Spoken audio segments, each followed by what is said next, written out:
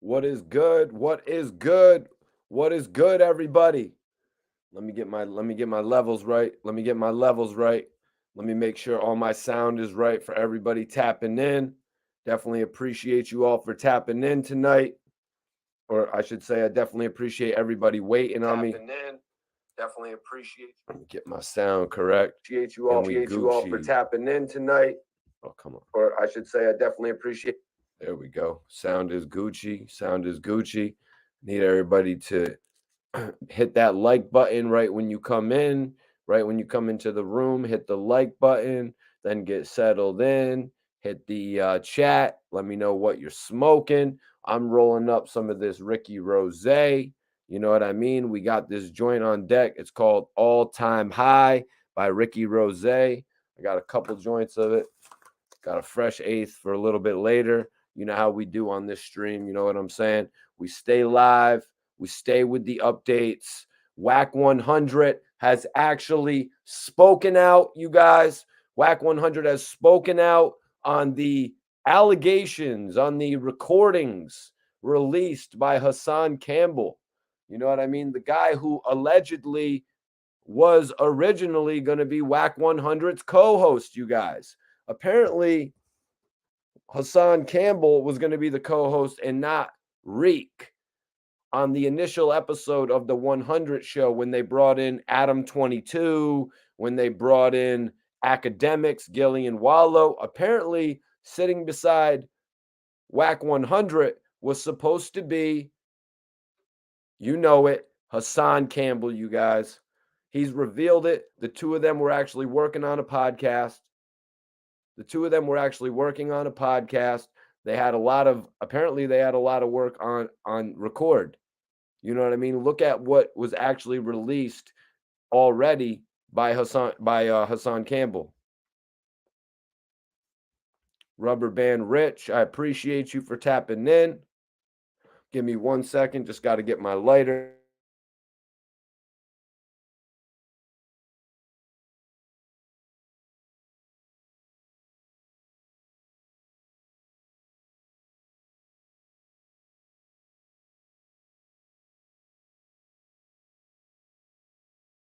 Okay, there we go. Appreciate everybody for tapping in tonight. We got a hell of a story for tonight. Couple things to cover. Uncensored show tonight. I appreciate everybody for watching my throwback interview with RJ Payne, one of the best artists that I've actually had the opportunity to work with. If you didn't get a chance to check that out, you know what I mean? You can go check it out on demand on the page. It's there right now. He actually spoke on, parting ways with Benny the Butcher. He spoke on getting that major cosign from Eminem. I put out a lot of work, you guys. So if you give it a chance, you know what I mean? I got an interview with Bizarre, interview with RJ Payne, Royce the 5'9", a lot of people, Sue Surf. Just give it a chance on the channel. Tell your friends about it. This is the mecca of hip hop news, though. This is where you're going to find the best hip hop news. And tonight, we got a hell of a story to report on because Wack 100 was actually speaking on Clubhouse again. It might look like this will be his last appearance on Clubhouse. Rumors are that Wack 100 is going to be quitting Clubhouse. I mean, that's one of the stories coming out of this. I think the bigger story is the fact that Wack 100 has gone on the record now and said that he repeated rumor that Nipsey Hussle was ratting. Now, let's be honest about this, man. Let's be honest. I mean, Nipsey Hussle, the rumors right now, they're just crazy. All the rumors surrounding Nipsey Hussle right now are absolutely crazy. And the fact that they're coming out based on these West Coast guys, it's like, these gatekeepers. Wack 100 went on an interview and said for the past 3 years, you know what I mean? He's been withholding this video footage from everybody, that he's made sure this video footage wasn't able to circulate on the internet the same way that all of us saw videos circulate from the likes of Jennifer Lopez or Eve back in the day. You know what I mean? All these tapes that came out that, they were taken back from the internet. People ended up getting sued. Any different type of shit like that went on. You know what I mean? Major salute Michael Ross on the tap in.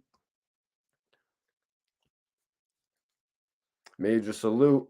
Major salute. Appreciate you for tapping in tonight. I appreciate everybody for tapping in. We got quite a bit to go over, you guys. This is going to actually go all the way back to Wack 100's original podcast, his first podcast, where he actually brought Gillie and Wallow on the show. Why did he bring them on the show? I'm wondering. Did he bring them on the show just to try and publicly embarrass them? Now everybody's asking the question, when is Gillie and Wallow going to respond? When is Gillie more so going to respond? Because Gillie just took Wiz Khalifa and put him through grade school, middle school, and high school again. You know what I mean? With all the commentary that he had coming his way from all of his videos of in his underwear and shit like that. Yeah. Let me get rolled up. Let me know what y'all are smoking. We have an epic episode for tonight. We got an epic episode for tonight. I'm smoking on some of Rick Ross's one of his best strains. He has a few. If you guys are familiar, you know Rick Ross has a few different strains. Lemon pepper. He's got Collins Ave, and he's actually got Pink Rosé. I guess it's all known as Collins Ave though, because that's pretty much the name brand, and they do a collaboration with Burners Cookies. So salute to Ricky Rosé. You know what I'm saying? Major salute to Rosé. Salute to my guy Dice, Maybach Dice, Lil Dice, Young Dice, very rich Dice, who used to mess with Rick Ross, and also salute my guys Finesse and Rico Diamonds, who they introduced me today.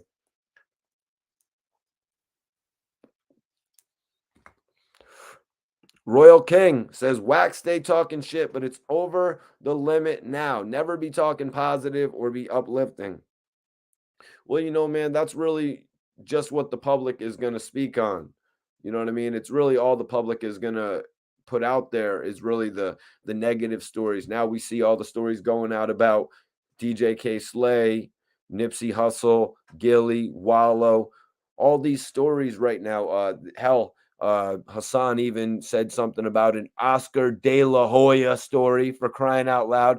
Oscar De La Hoya will be getting brought up today as well by Gillie, who spoke on Oscar during his interview on the 100 show. Need everybody to share this video as well. Let them know Mikey T, the movie star, is in here talking facts. You guys are only going to get facts on this channel, you guys. That's all you get on my channel, y'all. We keep it straight up. I interact with everybody in the chat. We're all smoking good. You know what I mean? And we're all talking real hip hop in here. Eric Spencer, I appreciate you for tapping in. For everyone just tuning in, don't worry. We're still on the pre-show. We are still on the pre-show, you guys. I'm your host, Mikey T, the movie star. Just getting a little smoke in me. You know what I'm saying? We got some good shit on deck, man. I don't know what them other bloggers are smoking, just to be real with you. I don't know what them other bloggers are smoking, but your homie is smoking the best out here. Maybach Mel is in the building. Major salute. What you smoking on? Everybody in the chat, let me know what city you're tapping in from. That's the protocol in here. I want to know what city you guys are tapping in from. I want to know what you guys are blazing tonight. That's the protocol, when we log up in here, you guys, because I interact with everybody. This is the people's channel, and I am the people's champ. I don't know about Paul Wall, but I'm the people's champ here on the internet. What's going on, Tiz Dollar? What's good? I'm smoking on that Obama Kush. That's what's up, man. I never was able to get my hands on anything Obama. I will tell you, though, one time at the dispensary, I saw on the website that they had the Obama Runts pen. You know what I mean? So they had the vape pen. I didn't make the trip just to go buy the vape pen. Trill1, what's popping with you, bro? I appreciate you for tapping in. Anybody just jumping in the live right now, don't worry. You haven't missed anything. We're still going to get going. Wack 100 had quite a bit to say. Co-signing allegations against Nipsey Hussle. I mean, come on. You can't just let this shit go. Wack just can't let this shit go, you guys. He really can't. So first, he gets exposed talking about a man behind his back who has passed on. It's like, all right, even if you're just talking to somebody You know what I mean? Even if you're just talking to somebody, building with somebody, why do you got to be bringing up these type of disgusting conversations? That type of conversation isn't even made for a podcast. What is this? Plug Talk with Adam 22 and Lena? You know what I mean? Let's be 100% real. Like, this type of conversation really isn't needed for Clubhouse. It isn't needed for podcasts. It's embarrassing. You know what I mean? It's embarrassing for the parties involved for their dirty laundry to be aired like that. So why do you got to have a conversation like that? Not even just behind somebody's back, but after they've passed on. Like, come on, like, that conversation shouldn't even make the freaking podcast, or if that's what he was doing, you know what I mean? Because Wack is talking to Hassan, and Hassan says that Wack 100 and him were in the middle of developing a podcast, right? So this conversation, in my mind, being a creator myself, you guys, in my mind, Wack 100 and Hassan are on the phone building about topics. They're on the phone building about what they could eventually talk about on their show, which I think we can all admit it would have been very interesting. Look at the dynamics that were on Wack 100's first podcast. Hassan said it was supposed to be him on there, not Reek, right? So the dynamics we would have had was the duo of Gillie and Wallow, the duo of Wack and Adam 22, although they're not partners. You know what I mean? They were sat up right there together.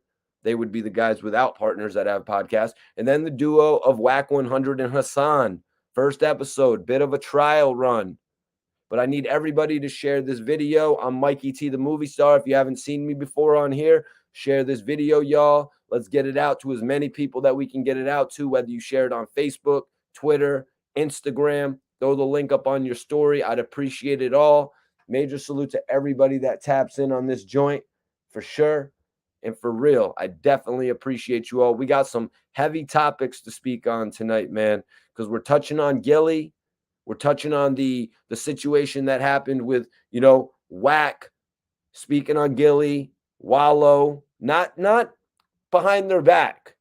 Wack 100 actually brought Gillie on his show. He legitimately brought Gillie on his show, you guys, and actually threatened to call Birdman right on the podcast, right in front of him. Now, let's be real. Gillie has reached a level of popularity. How about Wack 100 sets up a podcast? How about Wack 100 sets up a podcast with Gillie and Birdman? And never mind all the nonsense of just talking about buying his masters or buying his publishing back. How about we go get a real conversation rather than all this bullshit, you know what I mean, of ragging on him? Because now, in all honesty, I wouldn't be surprised. I would not be surprised if in Gillie's interview with Taxstone, a shot is taken at Wack 100. And if that happens, you guys, I will be back here tomorrow reporting on it. I'm letting you guys know that. We saw what happened when Gillie actually interviewed Suge Knight, right? We saw what happened when Gillie got his chance to interview the Death Row CEO, the most renowned CEO in most of our existence. You know what I mean? One of the most renowned, one of the most well-known, one of the most vicious when it comes to putting out those records. I mean, this guy, Tupac, was already signed to Interscope when he brought him over. Dr. Dre stayed with Interscope, but Suge kept the label.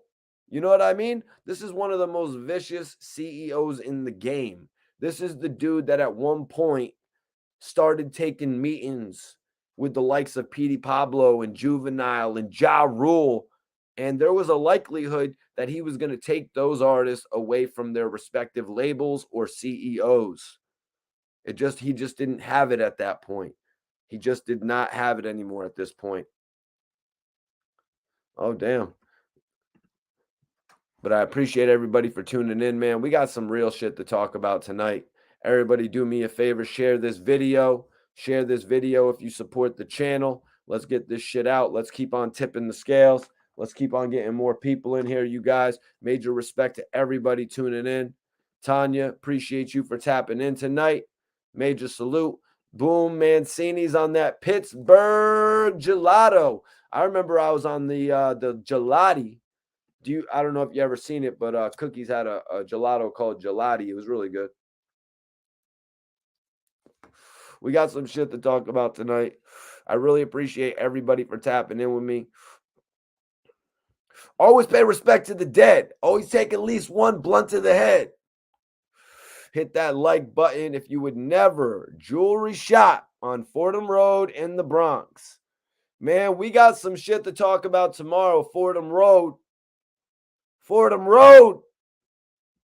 Jewelry shopping. We got some shit to talk about, man. You want a Pele and some VVS? You don't get that shit at the same spot. But we're going to address that shit tomorrow, man. What's up? What's up? We got St. Louis in this bitch. St. Louis in the house, without a doubt. Connecticut. Like I said, let me know what city you're from, what state you represent. I respect everybody that tunes in this live. Everybody in here has a voice. You can always just drop a comment. I will read that comment. I'm not like the other bloggers, you guys, who don't care about the people. I am for the people. This is the people's channel, and I am the people's champion. Point blank, period. I'm taking that title. We have The Rock, who was the people's champion in sports and entertainment. We had Paul Wall, who was the people's champion in hip-hop, and I'm the people's champion of these blogs. Everybody in here has a voice, and that's my word. That's my word. Jersey City's in the building. Major salute. Major salute to Jersey City. Major salute to Jersey City. Like, share, and subscribe. We got 513. We got Ohio in this bitch. Major salute to Ohio. Queens, New York. Queens get the money, baby. Queens get the money. You know how we do. DC. What up, DC? We got 716 Buffalo. Put where you're from in the chat. I'll shout that shit out right now. I show love to everybody that taps into these videos. We're about to get into the news, you guys. Because, just aside from touching the people, we actually educate. We actually conversate. You know what I'm saying?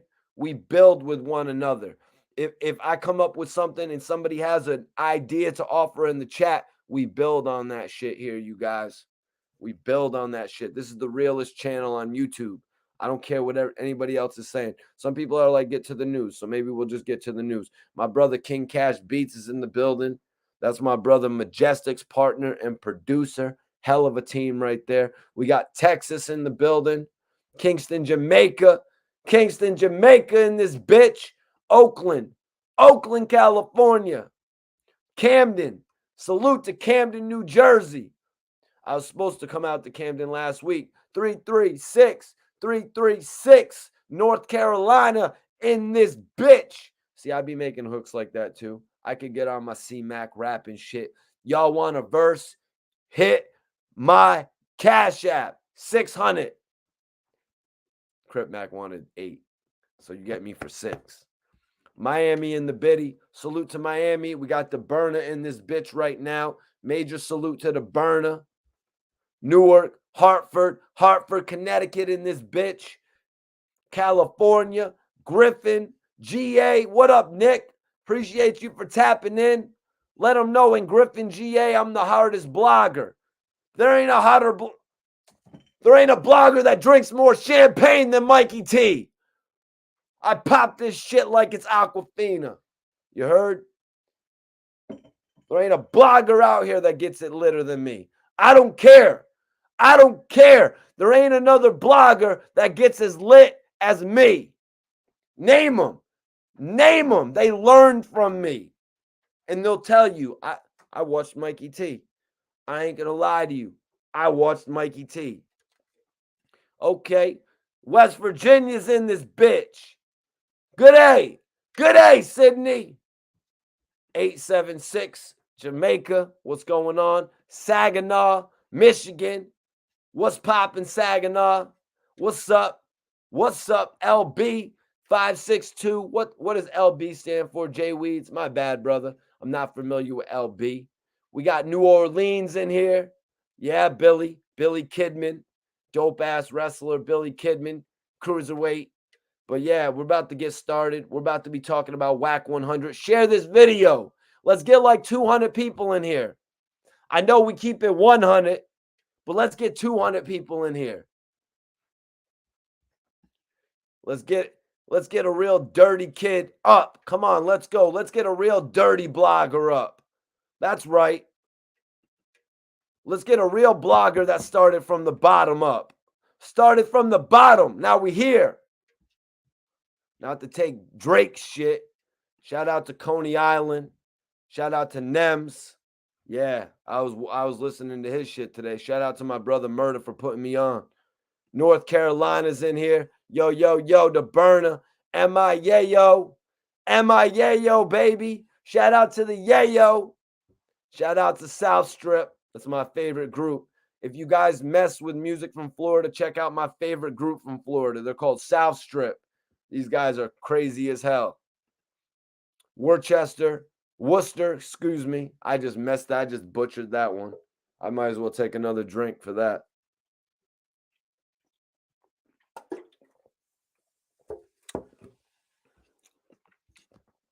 Yo, man, I'm putting up a poll right now.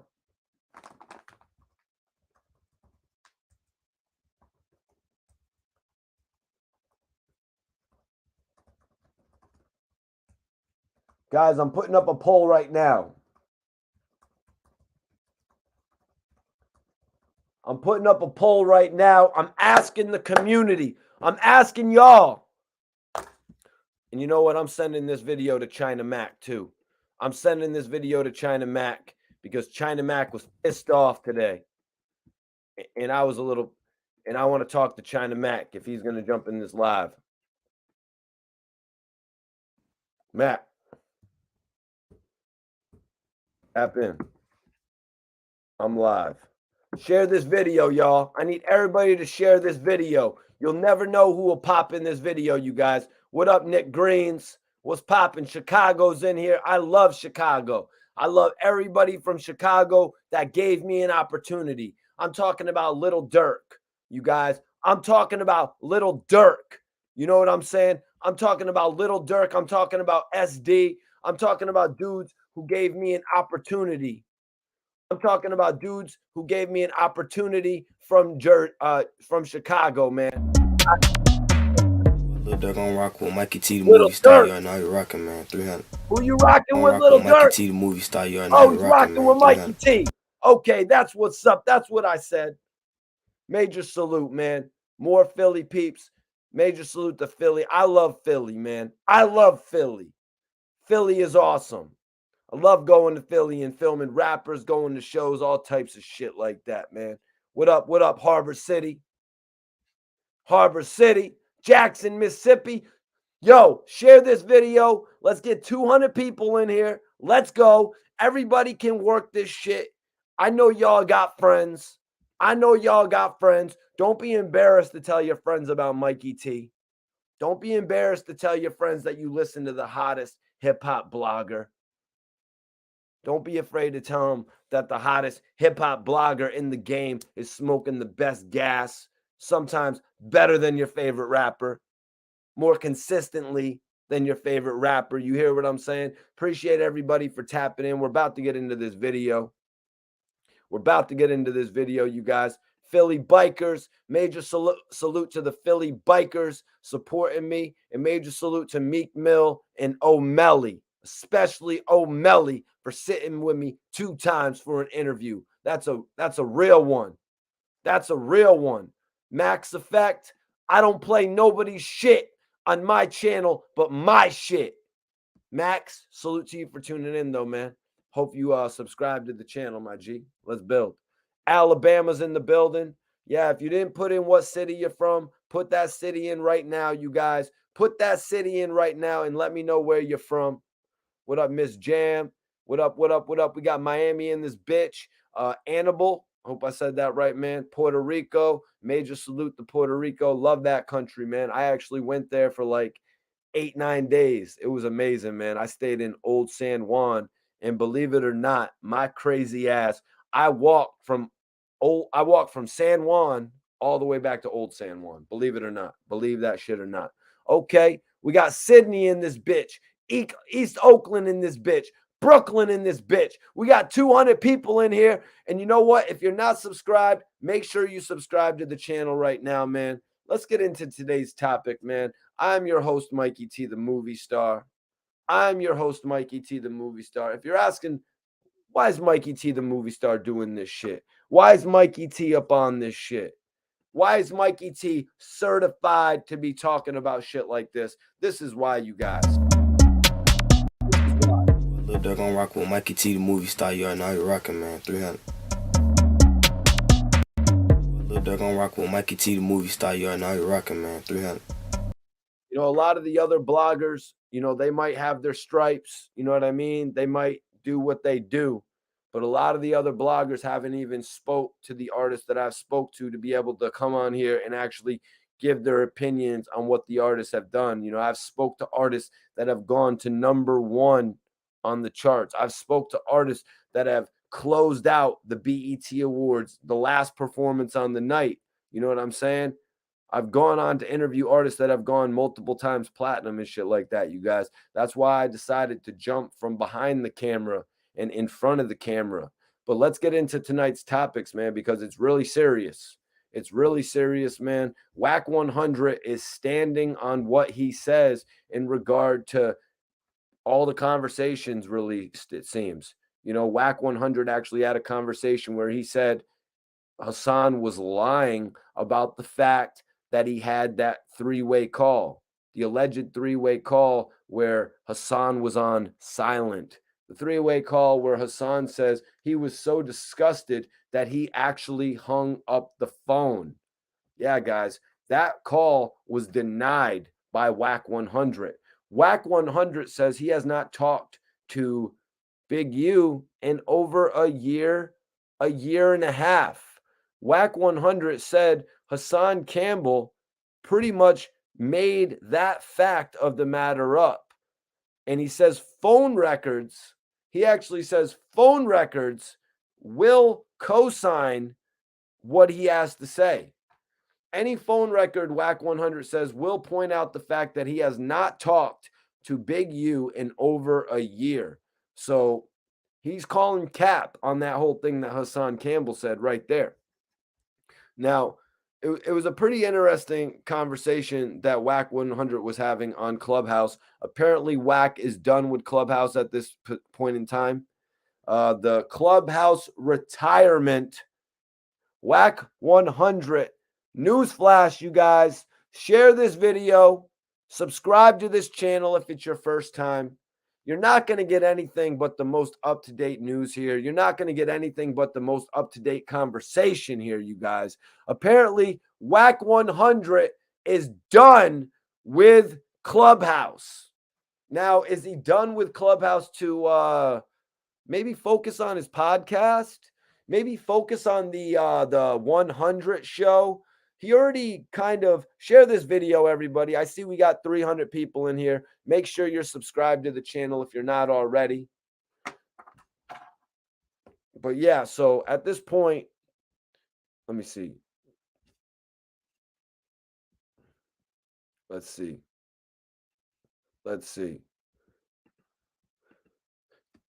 Can We Keep It Real podcast says Clubhouse is done without Wack. Well, you know, I think Wack 100 may be looking to actually focus on his podcast. You know, I think he might be looking at focusing on his podcast potentially, or maybe just taking Hassan Campbell's YouTube page. I really can't put my finger on it at this point in time, you guys, because if you look at the facts, Hassan Campbell said he was supposed to be on that first episode of the 100 show. He was replaced. Wack 100 was replaced by Reek. Wack 100 made a very, very fatal mistake to his podcasting career. Why? By not waiting a simple amount of time.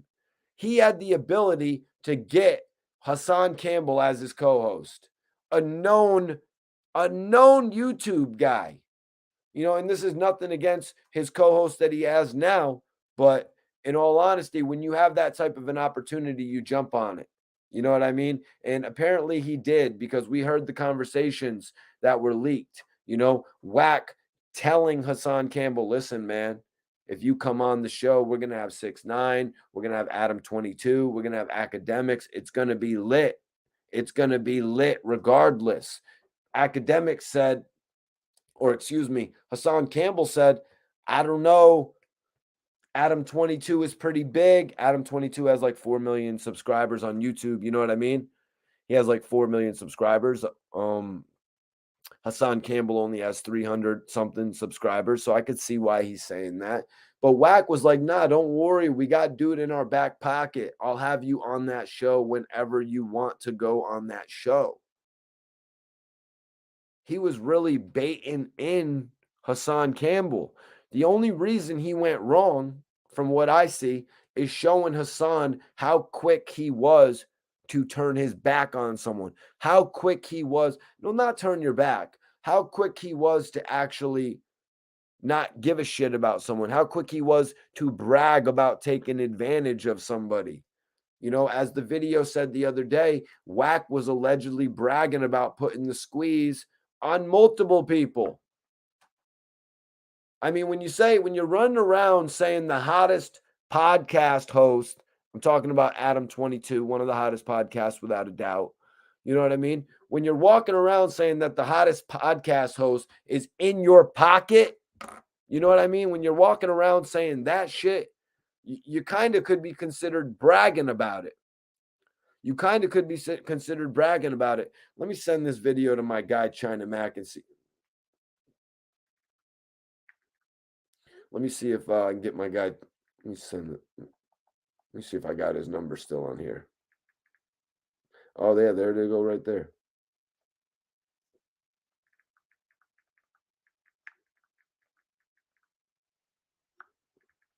Share this video, everybody. You never know who's going to pop up in here, man. You never know who's going to pop up in here, man.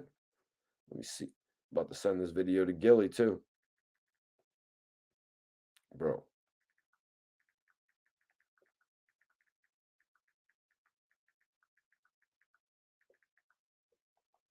Sending this video to Gillie. Sending this video to Gillie, the kid. So keep on sharing this video. Let's get the numbers up. You never know who's going to pop into this shit. Free Dark Low. We're going to be doing a video on Dark Low tomorrow, you guys. Just so everybody knows, I have an update on Dark Low. We're going live tomorrow night on Dark Low. So be sure to tap in, all right? Everybody be sure to tap in tomorrow night. All right. So let's get into this, you guys. Let's get into this shit.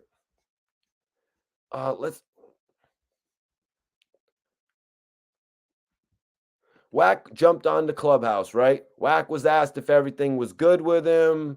Some shit about him remaining safe. He kind of flipped out about it. All the general conversation about him right now is kind of like, oh, you said all this shit about Nipsey, who is a West Coast legend. You're saying all this shit about Nori, who is one of the most popular TV guys.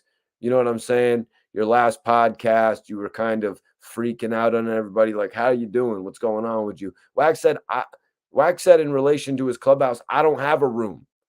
I'm doing y'all a favor. But just so y'all know, I'm going to give y'all some game.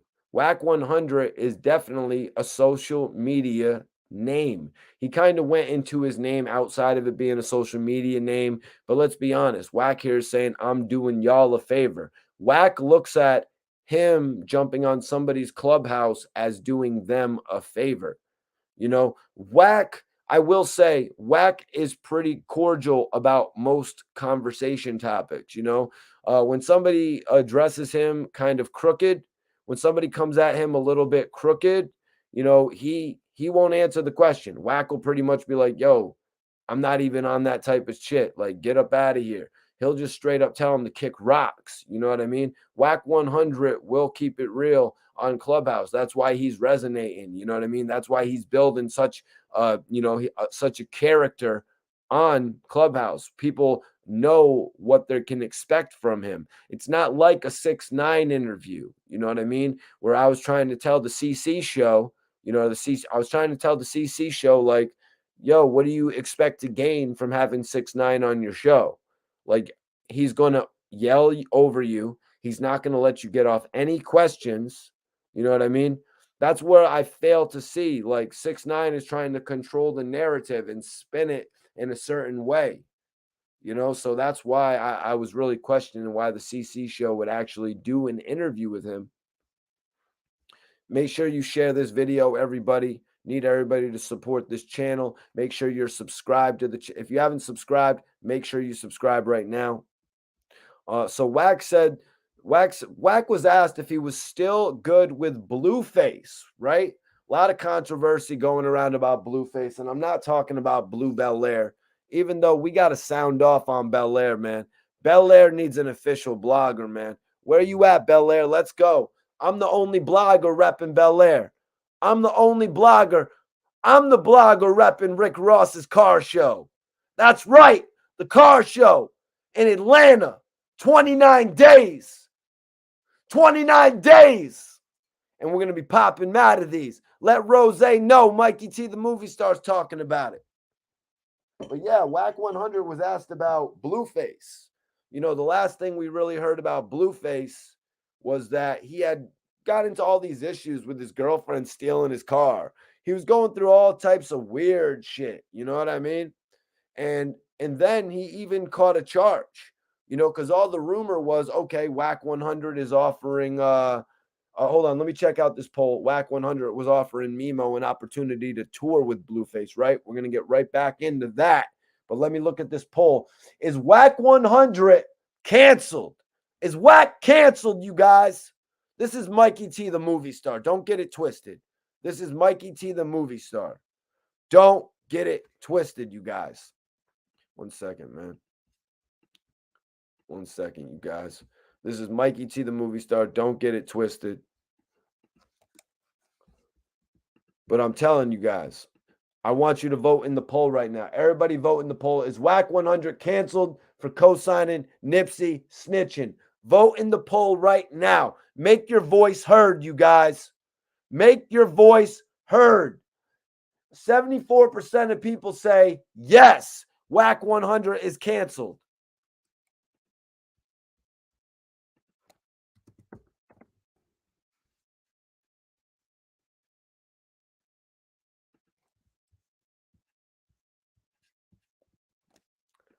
They're all saying Wack 1. Vote in the poll right now. I want to know, what does everybody think? What does everybody think? Is Wack 100 canceled for co-signing this bullshit about Nipsey? First we got to hear all these other crazy rumors, and now you're going on saying that nobody is disputing the fact that he's a rat? I know it's West Coast shit, man. I know it's West Coast shit. Yeah, George, you're 100% right. You're 100% right. I don't think so. That's just LA politics. You're right. It could be. You know what I mean? John Nedio, probably butchered that, bro. I'm sorry. He said, Wack, Hassan was asking him questions for an interview. Yeah. That is what Hassan Campbell contends. Hassan Campbell contends that it was just for an interview, you guys. Hassan Campbell contends that it was literally just for an interview. But the thing is, that was some really spicy shit. You know what I mean? That was some really spicy shit. But what do you expect?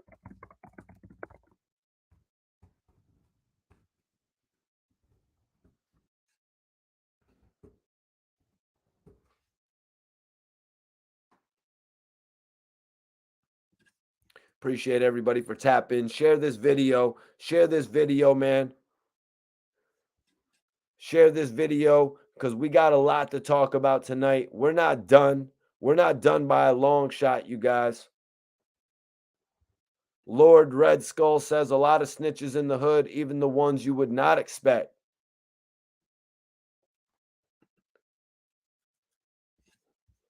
Shit's crazy. I need everybody to share this video. Let's get 400 people in here.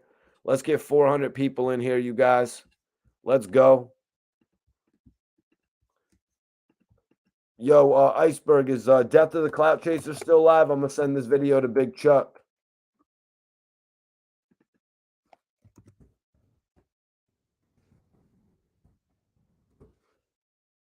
Need y'all to tap in. Jeremy Xavier says Wack played himself, but he got to keep it thorough now. So yeah, I was just talking about Wack was questioned about Blueface, right? They asked Wack if he was still cool with Blueface.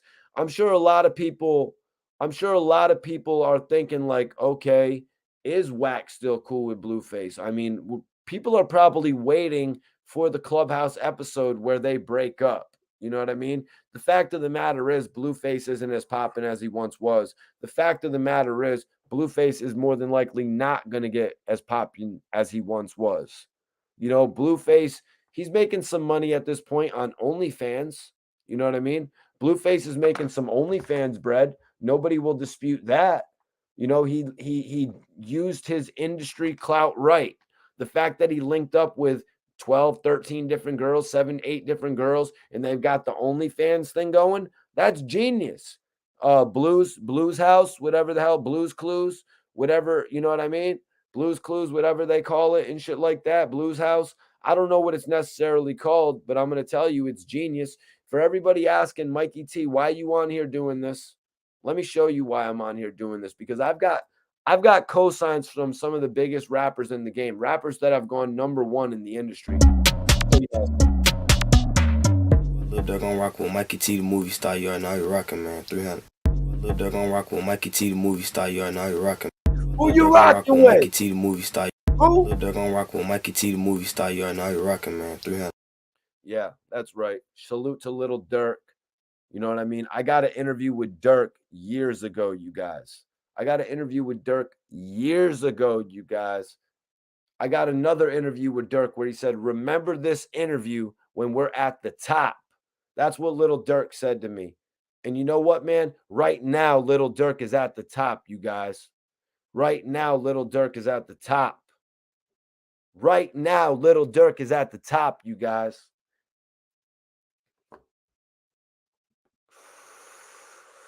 Blue who? Edwin, Blueface. You know, that was actually Wack 100's artist. They had actually came into the game together. They got a situation with Cash Money through Birdman, Cash Money West. You know what I'm saying? So that whole situation actually really didn't pan out. You know what I mean? Because Blueface really never had any records to follow up Tatiana. You know what I'm saying? But I need everybody to share this video. Let's go. Let's get 400 people in here, you guys. So Wack was asked about the, hold on one second. So he said, yeah, we are still good. In regard to Blueface, Wack 100 said we are still good. Wack was asked about going to the funeral of DJ K Slay. Wack said there are 2 dates. There's one for the people, obviously one for the fans, everybody that wants to go out and show love. And then there's going to be an additional date. There's one for the family that he says that he will attend the family one. You know what I mean? So for anybody out there thinking that Wack is going to be getting caught up in some melee that's going on, Wack is obviously thinking 2 steps ahead. Wack is planning on going to the more private of the engagements, which is respectable considering their friendship. I mean, I read out a message a few days ago that Wack 100, when K Slay had spoken of Wack 100. So he was asked how he didn't see the beef with Hassan coming.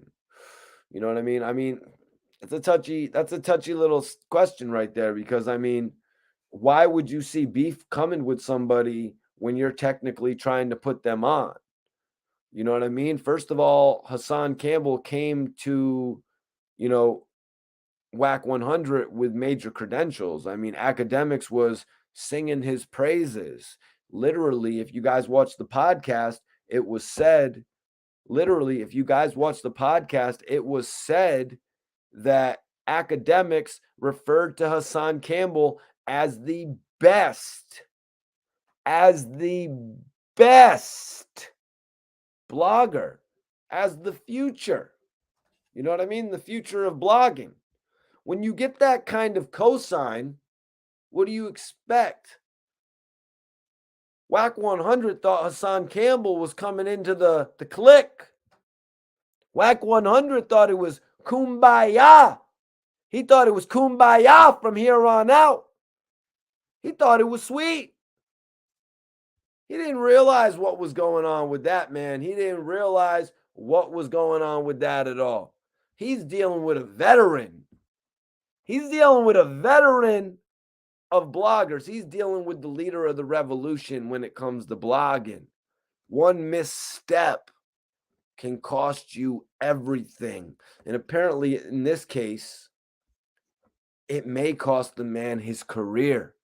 You know, he kind of stepped on the wrong one's toes. He had an opportunity to apologize.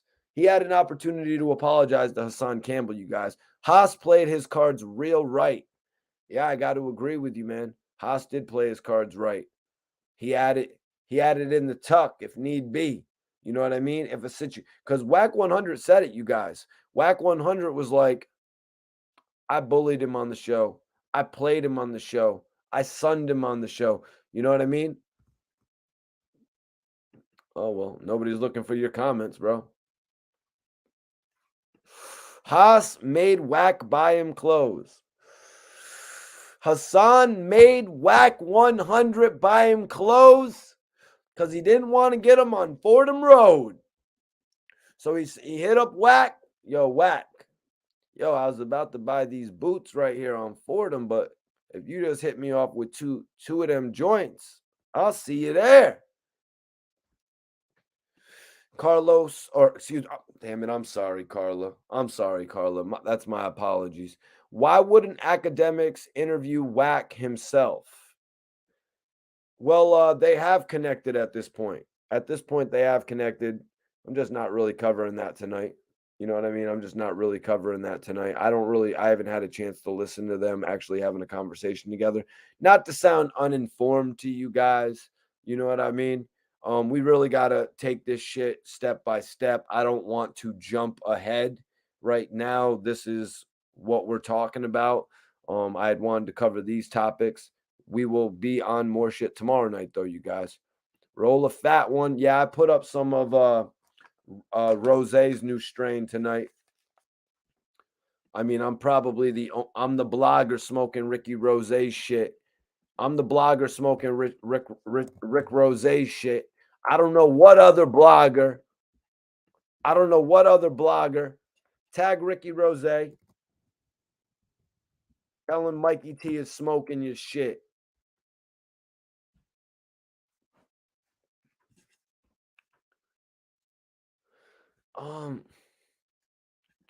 George says, do you think Ack is getting bullied by Wack at this point, Mikey? Man, you know, I think they have a genuine relationship, man. I think academics knows how to treat his relationship with Wack 100. You know what I mean? These guys have worked together on several podcasts. Rose, no way, Jose. Kind of rhymed. But so he was asked, like, if he didn't see the beef with Hassan coming. See what coming? You act like I'm worried about it, Wack 100 said. Wack 100 was like, you act like I'm worried about it. It is what it is. I'm not tripping. Wack 100 not tripping on so-called beef with Hassan Campbell. I don't think it's the beef he should be tripping on. You know what I mean? I don't think it's the beef that he should be tripping on. I think it's the fact that he lost out on his co-host. You know, the fact that Wack 100, what's going on, Harley? Appreciate you for tapping in tonight. V. Dot, appreciate you for tapping in, bro. I wish something to watch. I really been trying to burn that KK by Wiz Khalifa. You know what I mean? I really been trying to burn that KK, that Khalifa Kush. And I saw, actually, if you didn't know, that Khalifa Kush actually did a mix with cookies. They did a mix with Georgia Pie, and it's called Baby Powder. Don't know why that's called Baby Powder. I don't know why Khalifa Kush mixed with Georgia Pie would be called Baby Powder, but nonetheless, I'm intrigued to try it. If that's the first type of KK I can get my hands on, I'll take it. You know what I'm saying? What's up, Priest? Appreciate you for tapping in tonight. Major salute. Major salute.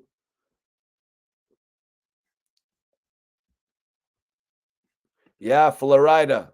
Florida Goon. Yeah, we're going to get into that in just a second, actually, man. He said he was helping him. Wack 100 said he was trying to help Hassan Campbell. But that's what I was saying. Thanks for reminding me, actually. I don't think Wack should be worried about the beef. You know what I'm saying, Iceberg? I don't think Wack should be worried about beef with Hassan Campbell. He's not worried about that beef. I mean, one guy lives in New York. One guy lives in Cali. These guys are further than hell away from each other. You know what I'm saying? I don't think they're worried about each other in that angle. I think Wack should be sick. I think he should be absolutely sick that he lost out on his co-host that was going to keep the ball rolling. When you're on Clubhouse, there is somebody there to keep that ball rolling for you. You know what I'm saying? There's somebody there to keep that ball spinning. You know what I mean? To keep that shit going.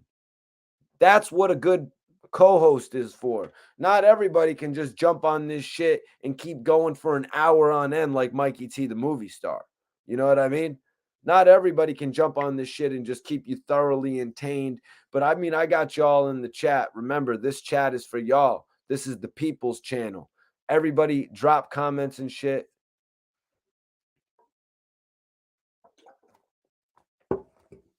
Let me take a look at the poll. I had my one dude in here who said he ain't into that cancel culture, which I respect. If you're still in here on the live, I respect that comment from earlier. Jamie says, Wack is not credible. That bull be lying. Well, according to Wack, hold on one second. Let me let Ricky Rose know we're promoting his show and shit. You know what I'm saying? Let me let Rose know.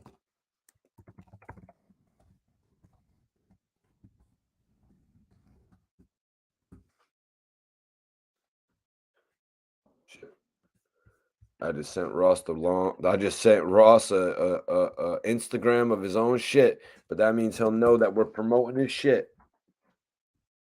It is what it is, man. You know what I'm saying? These big guys notice what I'm doing or not. I mean, shit, you know, you show love to people who have shown love to you in the past. You know what I'm saying? Rick Ross has actually said, I'm going to get really rich one time and have like a whole like big ass property with a horse stable and shit. Dude was showing me a whole lot of love. Lone Wolf TV, that's my guy right there. Yeah, my guy. We need to start a wrestling podcast, bro. We need to start a wrestling podcast, Lone Wolf TV. Plain and simple. Wack played himself. Facts. Love is for free. Appreciate you for tapping in, bro. Appreciate you for tapping in. Tanya says, my opinion, Wack will be okay. And remember, always send in your comments here, guys. I'm always interacting with the chat. Don't feel like you don't have a voice in here. Maybe on some of those other channels, everybody's not going to respond to all the comments. That's not the same on this channel. That's going to give you extra incentive to actually come back. The fact that your comments, the fact that your thoughts are actually being acknowledged. I mean, unless you just want to straight up hear, you know, me read the news, because, you know, I could do that all day like a dude on a television channel. You know what I'm saying? But I like to interact with the people. You damn right, Shaborn. You damn right. Appreciate you for tapping in regardless, but more so, I appreciate you for staying tapping. George asks, is Wack and Suge on good terms? Well, I think I'm going to have to tell you to go back and watch the interview with Gillie that Gillie and Wallow actually did with Suge Knight. I'm going to have to tell you to go back and watch that and then get back to me, George, and let me know.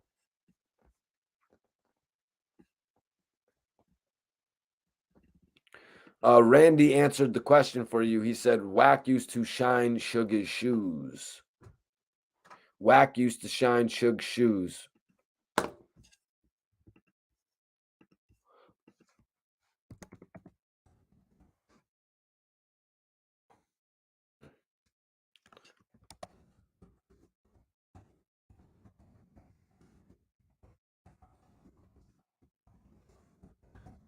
Vote in the chat. Vote in the poll, you guys.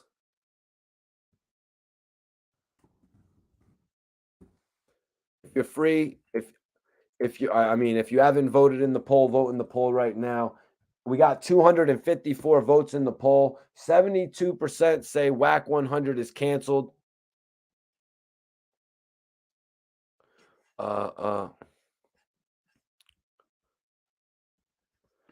These dudes not like you, Mikey T. You don't be siding with anybody because they are. That's why I rocks with you. Keep being 100, pimp. Major salute to you. You know, I appreciate everybody rocking with the channel for real, man. I appreciate y'all. We got some news to cover tonight, man. So let's get back into it. Wack 100 actually came out and talked about a lot of these situations. Wack actually talked about a lot of these situations, man. I just got your DM as well, Xavier. Let's work, bro. I'm going to hit you back.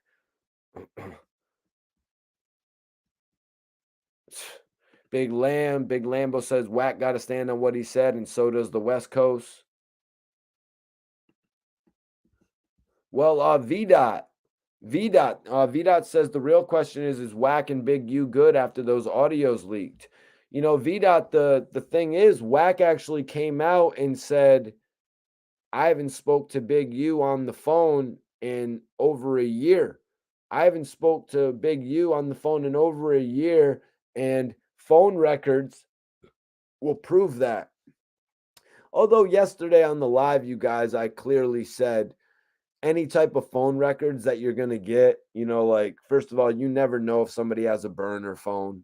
You never, I mean, a lot of people don't just have one phone, especially if you're in the industry. I'm just being real. You know what I mean? I'm still one of the guys who only has one phone, but a lot of people, like my guy Iceberg was just telling me the other day about getting a second phone. I think he had told me he had another phone and shit. A lot of people in general will have a second phone and shit like that, even a third and a fourth phone. So all this shit about, oh, you're not going to see our phone records, you know, that is a little bit played out in my opinion. First of all, why are you going to give somebody your phone records? You know what I mean? Like, what?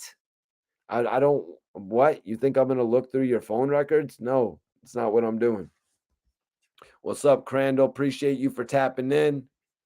Appreciate you for tapping in, man. Major salute. Max says, I don't believe in canceling people, but Wack really needs to fall back and get a handle on his mouth. Yeah, man. Yeah, Mac. Even, you know, the game said something like that. You know what I mean? He kind of said on the channel, he was like, yo, I don't really co-sign what Wack is doing. Wack does what he does. Wack does what he does on Clubhouse. And that doesn't necessarily have anything to do with the game. Now, other things that Wack is doing, like maybe if he's affiliated with the Kanye West connection or whatever's going on with the record label when it comes to promoting Drillmatic, maybe those things Wack 100 does have something to do with. But I mean, how is the game supposed to be able to work with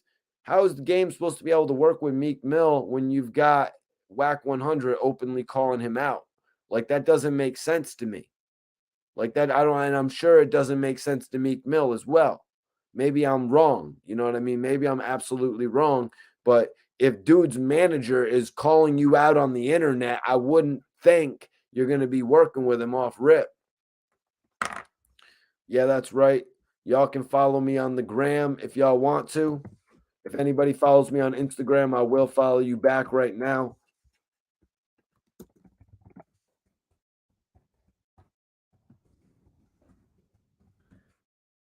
Want y'all to follow me. Whoever follows me, I'll follow back right now. Appreciate everybody, though. Ooh, Ooh, I like that, Florida. Hassan told Wack he's got it recorded with him and Big U on the phone. That's interesting as hell, man. That is interesting as hell. Major salute to everybody for tapping in, man. I'm going to pin it up. If anybody wants to follow me on Instagram, I'm going to follow y'all back as well. Let's get back into the news, though. So, because we're about to get into the whole thing about the page getting taken. I really don't see how Wack 100 could take all of Hassan's page over one post. That doesn't make any sense to me, but we'll get into that in just a second here. But Wack said he wasn't worried about, any beef coming with Hassan. Wack was asked about boxing. I'm going to put it up right now. We got a new poll. Alert! Alert! We've got a new poll, you guys. I'm putting it up right now. A new poll. Let's get it. This is a boxing poll, you guys. We're putting up a boxing poll. I need everybody to share this video. Let them know that the hottest blogger is on here talking his shit. That's right, the hottest blogger. I don't care what anybody says. I'm the hottest blogger out. I don't care what anybody says.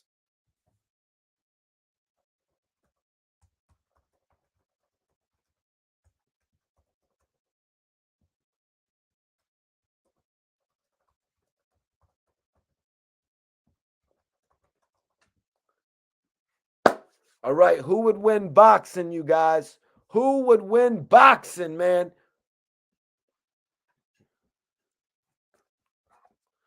Who would win boxing, you guys? Everybody vote in the poll. Vote in the poll right now because Wack was actually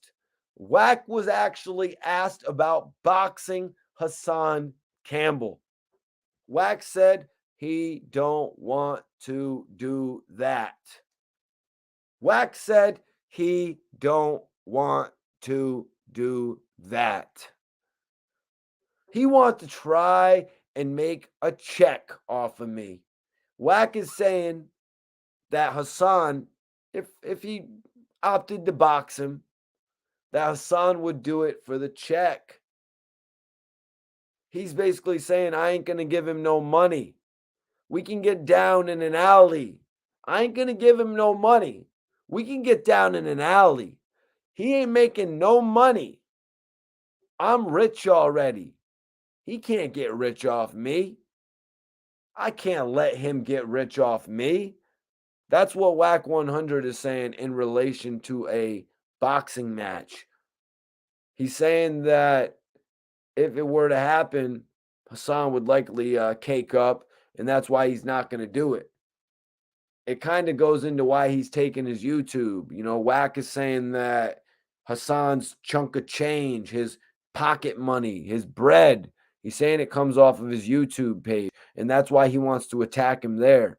You know what I mean? You always want to take, your ops, you want to take one of the greatest thing that they have away from them. You know what I mean? That's what you do to basically, bring them down to your size, however you want to look at it, man.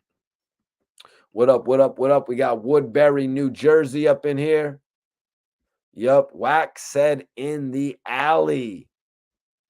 VDOT says Hassan would put the squeeze on. Guys, vote in the poll right now. I want to know what y'all think. Let's get these votes up. Come on, let's go. Let's get 200 votes. I want 200 votes. I want 200 votes in the chat right now. Marcus, no, this is Mikey T, the movie star, brother. Tap in. I do interviews with the dopest rappers. You know what I'm saying? Tap in.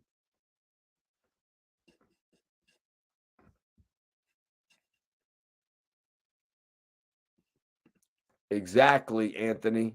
Exactly. Everybody get them votes in.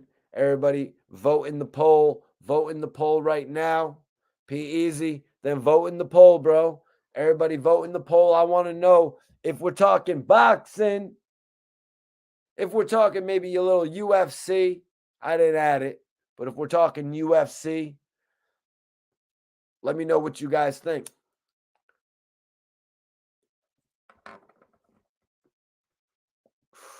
Major salute, Marcus. If you're not subscribed, I'd be appreciated if you did subscribe. Likewise with anybody else watching this video that's not. Sunshine, the real one. Major appreciate you tapping in. Ooh. Prime 2D is asking a very interesting question. He's saying, if you were in Wack's position, what's the next move? Blame Hassan or yourself? Keep it moving or get some back? Well, what Wack is doing is standing on what he said. You know, I think Wack really sat back and analyzed this whole situation pretty properly. You know what I mean? I think he actually analyzed it pretty properly, the way that he addressed the Nipsey Hussle alleged tape that's going out. But now with all this other shit where he's basically saying that people are saying that the homies are saying that Nipsey ratted, and he's basically saying that he's repeated it. Like, he's digging himself in a whole nother hole. Like, it really doesn't make sense to me, man.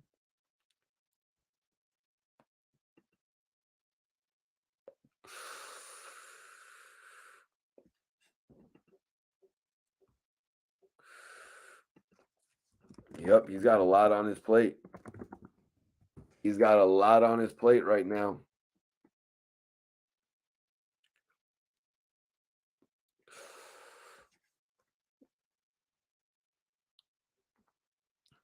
You did not miss the Gillie part, bro. Vote in the poll right now if you haven't voted. We only got 63 votes. We got 263 people in here.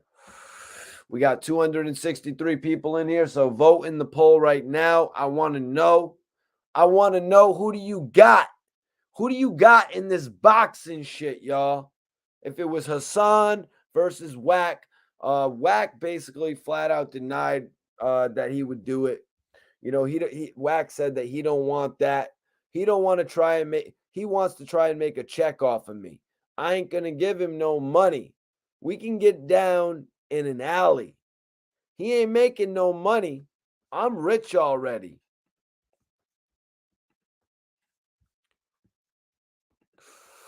So Wack 100 pretty much saying he's rich already. He doesn't want to do a.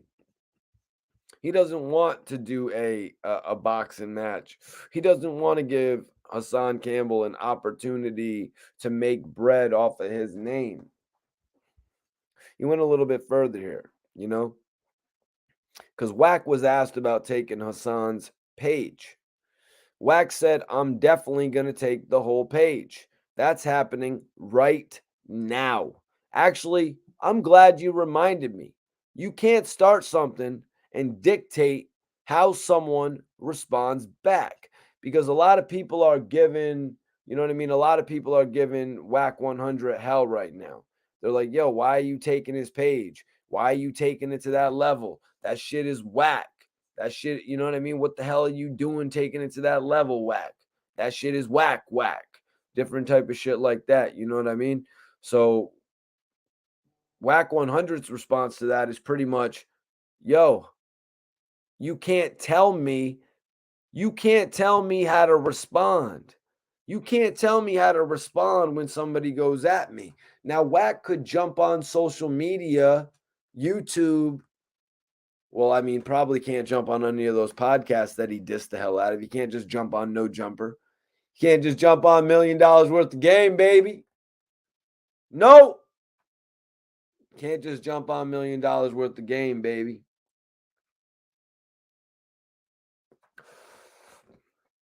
He can't do that at this point, you guys. So, what's he going to do? He's going to take it to the money. He's going to take it to the money, you guys. Look at what Hassan did on that video. Maybe, what's it at now? Somebody get me a number on that? 200,000 video views is what I saw it at a couple days ago. You know what I mean? But I guess there's something more added into it. The fact that there's a Patreon involved, where when you look at it, if somebody charges $4 or $5 for their Patreon, and then you look at the circumstance of, okay, he's got 200,000, 300,000, 400,000 views. You know what I mean? What if 30,000 people signed up for the Patreon at $5 a piece? You know what I'm saying? That's 30,000 times 5. You know what I mean? Wack wants a piece of that. rather than coming back with a podcast episode.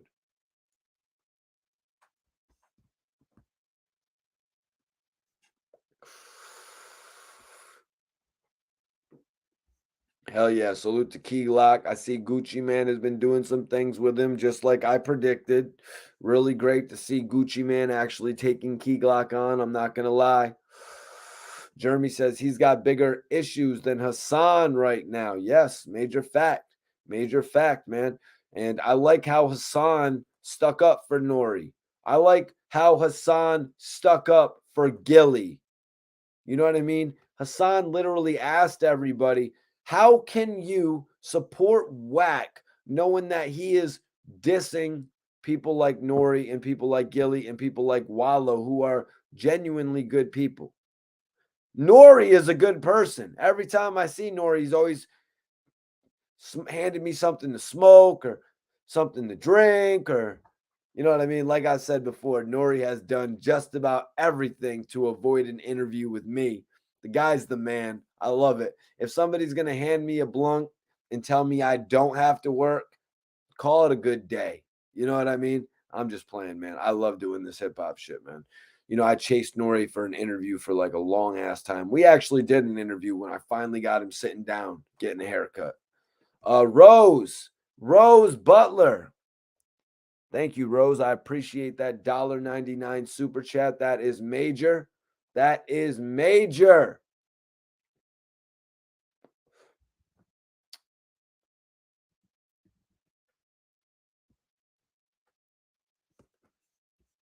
She said, Haas is going to make money with the tape. Yes, facts.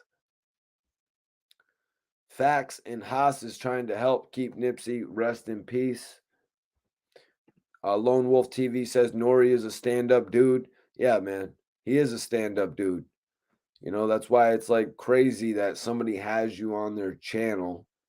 Somebody has you on their TV channel, not YouTube channel, TV channel.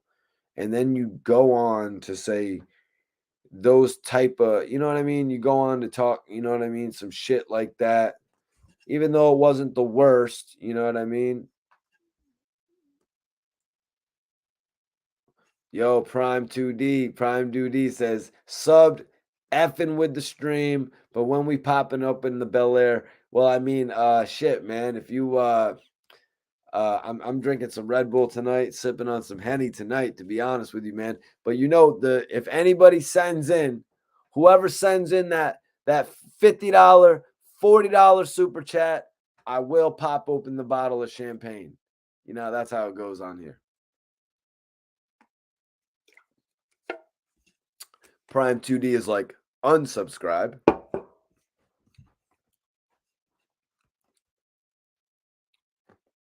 You're funny, the real G. Hilarious. C. Lloyd says, so should we all start recording people that we know for times like this? Well, according to Hassan, bro, they were preparing for a podcast, which I could buy. Maybe everybody can't buy that. But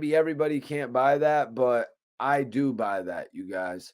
You know what I mean? To me, that sounded like a brainstorm session. You know what I mean? To me, it sounded like a brainstorm session. But also, it's just being said that was a conversation he had with Big U. So, I mean, I'm just kind of lost. You know what I mean? I'm just kind of lost, to be honest with you. Jeremy Xavier Collection. My man was just telling me that he actually does some clothes and shit like that. Okay, bro. Put up a little bit about your brand and I'll read it out if you want to, my dude. Tanya, Wack said squeezing is a figure of speech. Yeah, it is. Squeezing is a figure of speech. Iceberg, my man Iceberg was just telling me all about it. You know what I mean? About squeezing. You know, like when you go out to a new city and you meet some people who find out what they can do to use you for. You know what I mean? Yeah, it's the squeeze. You know what I mean? You got to be able to, you know, have your own voice. You have to be able to speak up for yourself, stand up for yourself. or you're going to get run over in this game. And that's just the facts of it, Tanya. You know? So squeezing, yeah, it is a term. Who the hell wants to be squeezed?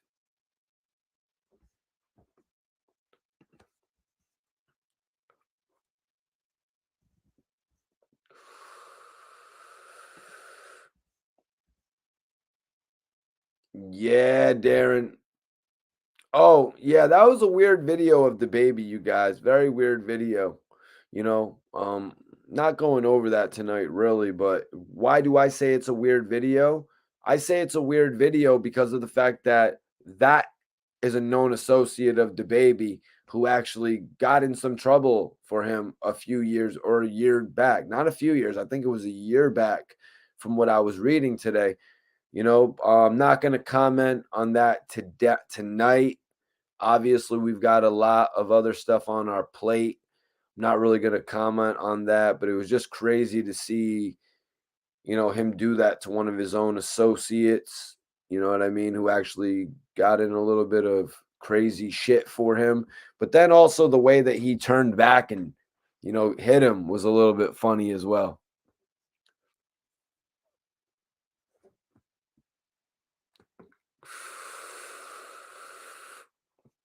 Prime 2D says, I get squeezed daily, but it isn't a negative thing in my case. My IG is actually plugged up at the top. If anybody wants to follow me, I will give you the follow back.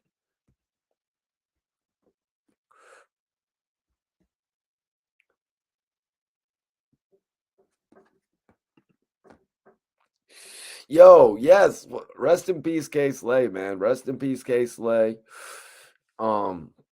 Yo, did you see when K Slay was about to kick Wack's ass in that interview? Yeah, I watched that interview so many years ago. I watched that interview when Wack really wasn't as big in the industry. You know what I mean? When Wack sort of did just look like somebody that was messing up DJ K Slay's interview. You know what I mean? That interview was with Safari, if I'm not mistaken.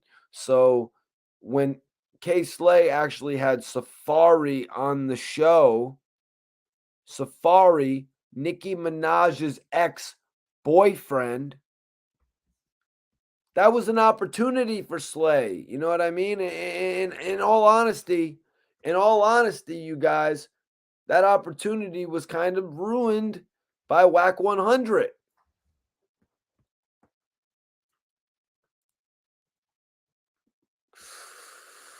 Yo, what up, Jason? Appreciate you for tapping in.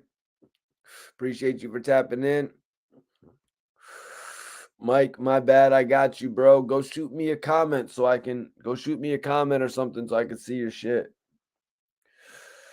My bad, bro. I usually follow everybody back. You know what I mean? I stay in tune with all the people that be following me. Let me see. Who do we got here?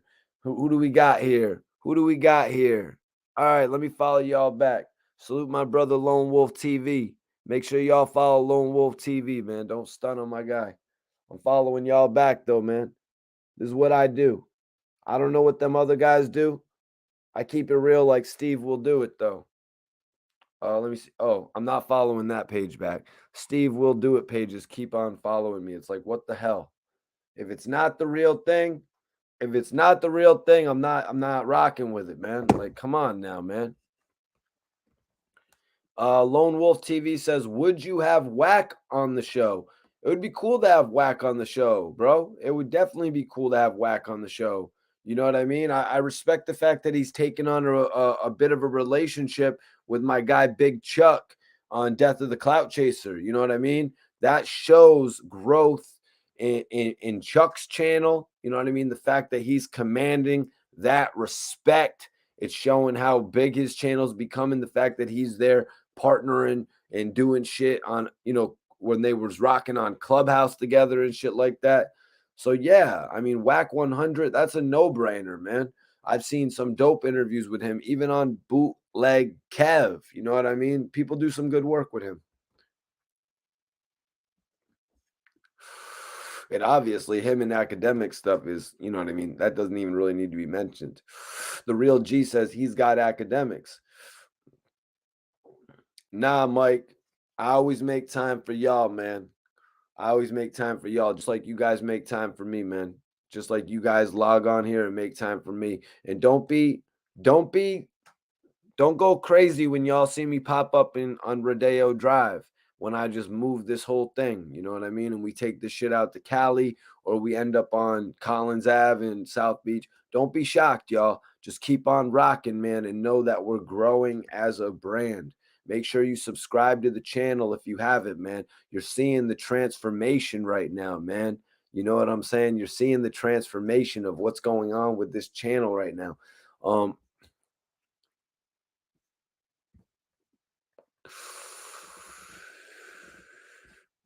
Dope.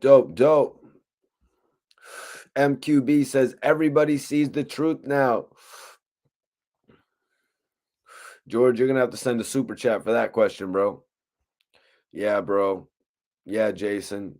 He had some albums, bro. He had some artists, bro. You know what I mean? And plus, just the radio shit. You know what I mean? The YouTube shit. You know what I mean? His voice in general, but also the music he put out, man. I've got those albums. I mean, I never was given the opportunity to get Papoose' album. It would have been dope. I would have got the Papoose album. I was watching as all those mixtapes were leading to something. You know what I mean? I was actually one of the people behind. I just don't get it. Like, I felt like everybody was behind Papoose or something. It felt like everybody was behind Papoose.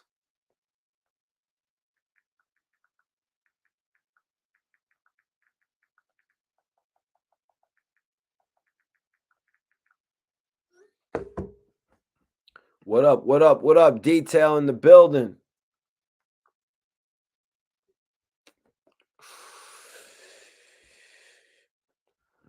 Major salute, Bella. Yo, I want everybody to follow Bella K. That's the only, she's the only person I would bump my Instagram from the pin section for. So I'm putting Bella. So that's what I'm saying. Since I'm bumping my joint from the pin section, I want y'all to follow Bella right now. And I'll tell you what, man. I'll tell you what. Everybody on here that follows Bella K, whoever follows Bella K and shows me proof that you followed Bella, I'm going to post something for you guys in my story. Whatever it is, if it's your music video trailer, if it's your freaking artwork, you know, if it's your new single that you want me to post on my Instagram, I'll put it in my story. Whoever follows Bella right now and then DMs me proof that you followed Bella, and don't get it tripping, Bella's a dope artist. I know a lot of you have probably seen that we posted her music in the joint before. So whoever follows Bella, shows me proof on a DM, I will post you in my story.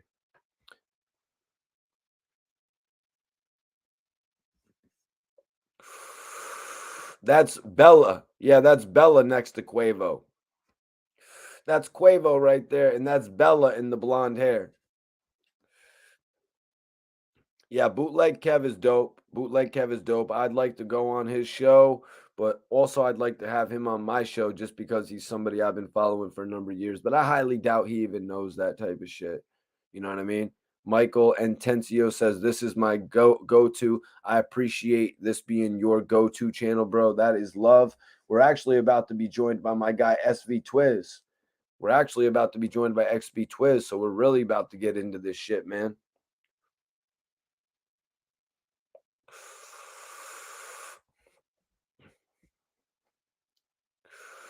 Yeah, V-Dot. I really don't know about much of the blackballing that was going on with Papoose. V-Dot says a lot of blackballing was going on against Pap and K. You know what I mean? Pap was good. DJK, the Drama King. Rest in peace. Rest in peace to the Drama King, man.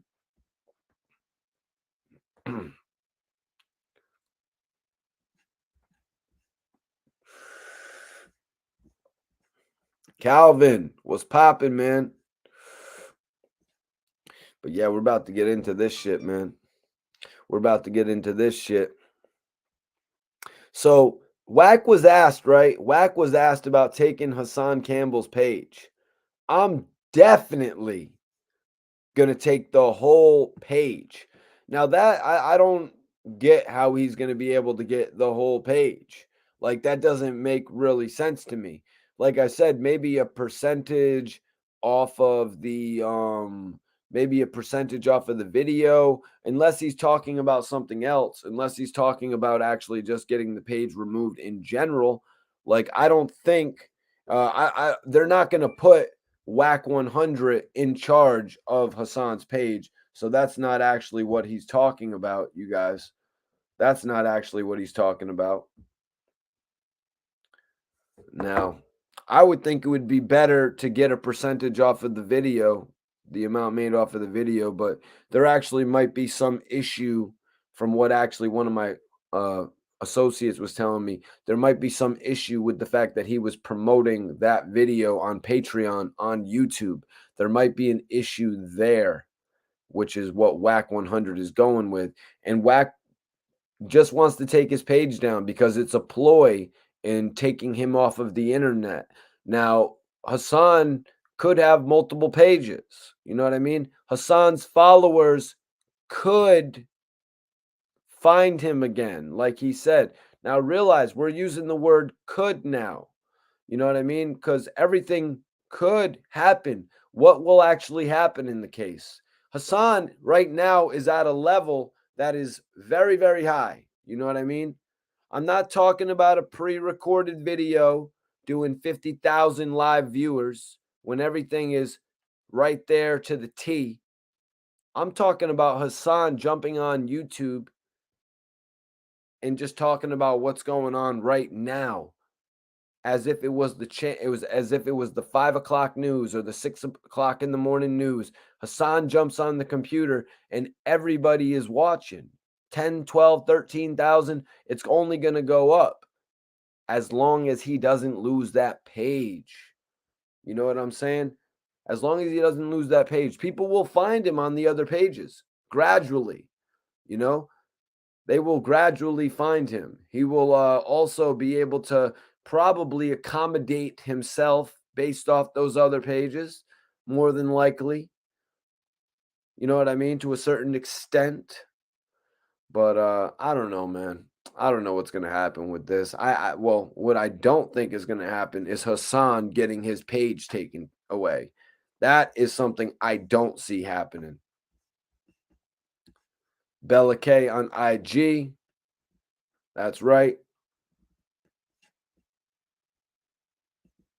It's Bama says Wack 100 is doing too much.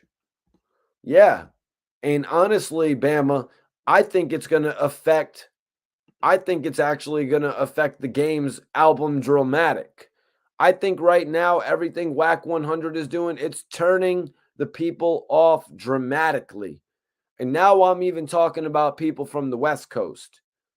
I got a feeling that this has got to be turning people off dramatically. Like, yo, man, we're good. We're good on that shit, man. We ain't trying to hear all that shit. And this could be bad publicity for Game's album, man. Sometimes all publicity isn't good publicity in a situation like this. Cancel publicity is not good publicity. You know what I mean? This is like remove your manager, exchange your manager publicity. Can somebody get L.A. Reid on the phone, for crying out loud? Why are we not getting an L.A. Reid collaboration with the Game? You know what I mean? Let's be real. Damn, I almost dropped my Red Bull. Oh, shit. There's that Bernie Hanna right there. There is that Bernie Hanna right there. I was wondering where that shit was. That's funny. Thought that I put it back in the, I thought I actually put it back in the Bernie Hanna bag. Let me get that back in there. Let me get that back in there. Share this video, everybody. You're rocking with the hottest blogger on the internet right now, man. You're rocking with the most uncensored blogger on the internet right now. Some people can chalk some shit up to you know, different things, but I just keep it real. I just let you know what it really is.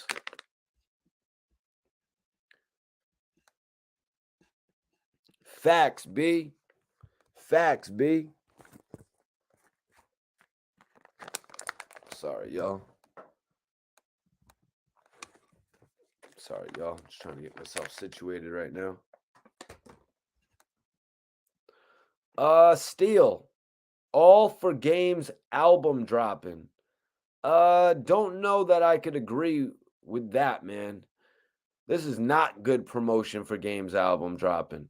This is that shit that makes you not want to listen to the album. You know what I mean? This is bad. This is bad heat. You know what I mean? This is what you call bad heat.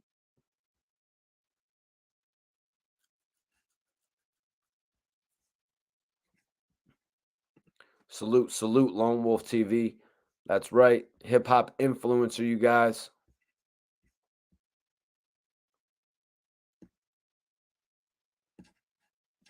Yep. Oh my God. Are you serious? Are you serious, Sweets? What's up, Sweets? I appreciate you for tapping in. Suge called from prison earlier. It's on a Clubhouse. He said Wack 100 straight. Wack 100 said he's quitting Clubhouse. News alert! News alert, you guys. Wack 100 quitting Clubhouse. But tomorrow he's coming back as CK. Very interesting. Very interesting right there. Barry says game is trash anyway. Kanye was trying to get him hot again. It's over for that now. Let me take a look at this poll. It's looking like 70% say Hassan Campbell over Wack 100. It's looking like 70% say Wack 100 will lose against Hassan Campbell. Hassan Campbell, 70%. Wack 100, 30% in the poll right now for who would win in a boxing match. If you haven't voted, vote right now. I'm giving you 1 more minute to vote before I change the poll. I'm going to change the poll to something related to the Games album, Drillmatic. I want to know in the chat, because my guy right here, Lone Wolf TV, actually said, game myself 60,000 or maybe 30,000 first week. I want to know who in here thinks the Games album will be a success. So I'm giving you all 1 minute to actually vote in the chat. I'm giving you guys 1 minute to vote in the chat now. And then I'm going to change the poll. CK, what up, Sweets? Do you run one of the clubhouses or something? Jordan Tower grew facial hair. Jordan Tower needs to come on the channel, man. Me and Jordan Tower need to talk hip hop. We can talk about some crazy different shit. You know what I mean? Between Dipset, G Unit, the Bang'em Smurf shit. We could talk about all types of shit. He worked with OBH as well. Man, we could have like 1,000 conversations. All right, y'all. I'm ending the poll. I'm ending the poll, and I've got a new poll going. Remember, right now, you guys, I've actually got Bella K. She's the songstress, you guys. She's beautiful. She does great music. She's the whole package pretty much. So follow her on Instagram right now. But I'm putting up another poll right now.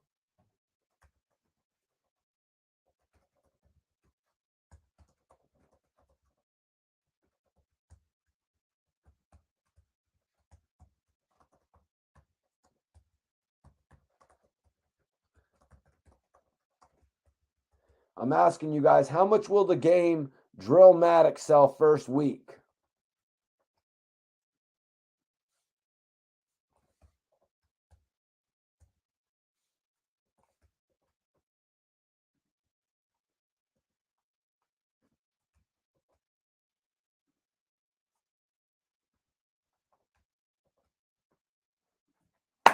How much will the game Drillmatic sell first week? I'm putting up a poll right now. I gave you guys a few options. Charlie Torres sells 30,000 the most. I put up a poll, you guys. I put up a poll. I want to know. Lone Wolf says Jordan Tower and Mikey T will be dope. Yeah, we'll see if we can put it together. I don't know if he'd be interested in it. Cardboard.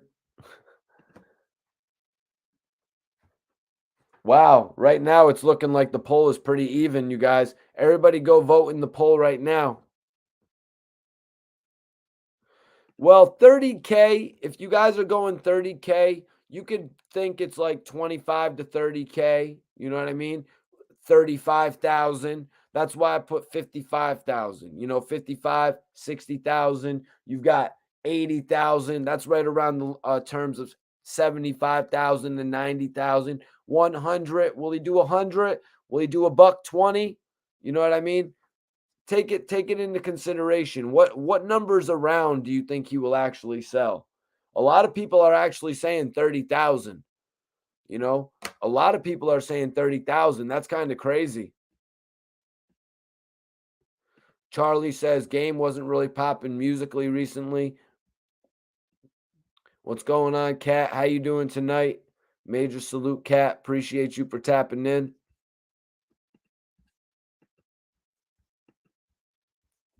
Definitely appreciate you for tapping in. Jeremy says 27,000, so he's right there at that 30,000 level. I don't think it's going to do 25,000, you guys. I don't think it's going to do 30,000. I think it's going to do higher numbers than those. I think maybe it'll do 55,000. I think it'll do maybe 60,000, 62, 65,000. You know what I'm saying? Maybe right around those older Little Dirk numbers from The Voice. You know what I'm saying? But I don't think he's going to do 100,000.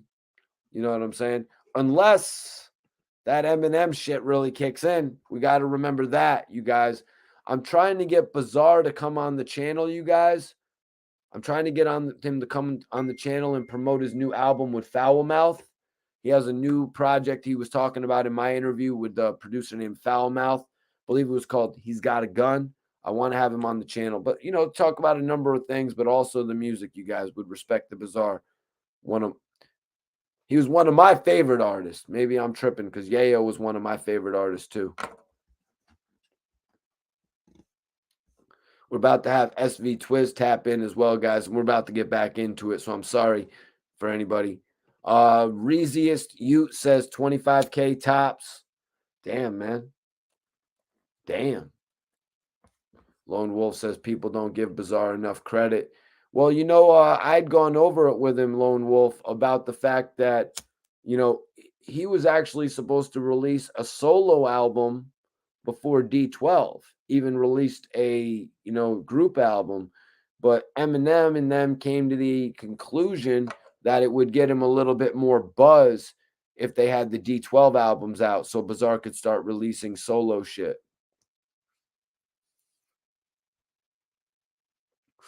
Hell yeah, Barry. Major salute, Barry. Tony Yayo's one of the dopest, man, even though he be tripping on me. You know what I mean? Tony Yayo be tripping on me on some bullshit. You know what I mean? Doesn't want to jump on the channel. Yayo doesn't want to show no love. You don't love Mike T. You're just watching him. You just playing him. Playing games with him. Tony Yayo don't love Mike T. What's up with that, Yayo? That shit ain't right. That shit ain't right, Yayo. I done bought the album with the orange thumbprint. All that shit, man. But you know what, man? Well, that's not you, Raheem.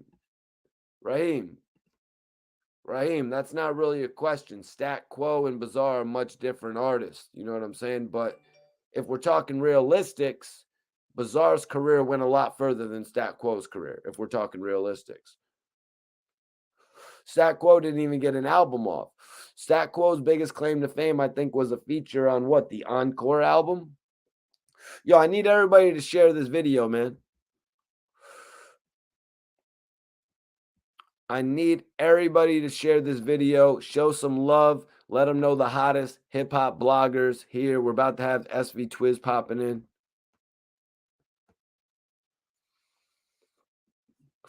Tony! $5 super sticker. Let me see what that sticker is, man. Let me see what that sticker is, man. What is that sticker, Tony? I can't even see what that is. Is it somebody flexing? Oh, boss. Boss shit. Only boss shit on this channel. Only boss shit on this channel. And so that's a great introduction. Only boss shit on this channel. And that's a great introduction for my guy, SV Twiz. What's poppin'? Salute, Mikey T, my brother. What's good, bro? What's good? Shout out to the chat. Sorry for being late, man. It's all good, Twiz. It is all good. I'm sure a lot of people would have loved to seen you earlier, but everyone who's got you here right now is happy you're here, my brother. Welcome back. Salute, for sure, man. What's good? Twiz, so I got a poll up right now before we get into all the Wack 100 shit. You know, Okay. Hassan Campbell actually posed a question about, Gillie the Kid, Wallow, and Nori, that I'm going to ask you in a second so you can give your thoughts on that. But I want to ask you, man, how much do you think the Game's album Drillmatic will sell first week? Now, I want you to take into consideration the record with Kanye, but also the potential that him and Eminem actually diss each other on record. The amounts that I have here, Twiz, I did something a little different. I put in 4 different amounts. Okay.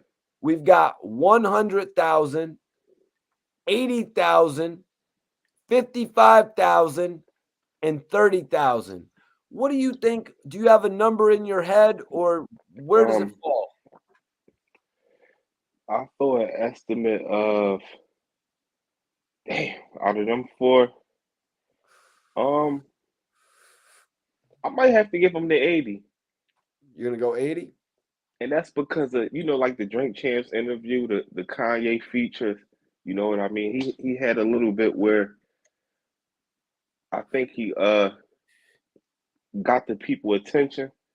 You know what I'm saying? And that's just a throw out there. It's, who knows? It might hit 50. You know what I mean? But that's what I was thinking, 55. But yeah.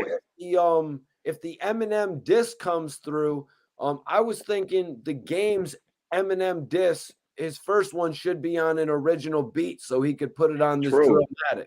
True, that would be genius. That could also be like how Pusha dropped his album right behind the Drake beef, like right around that time.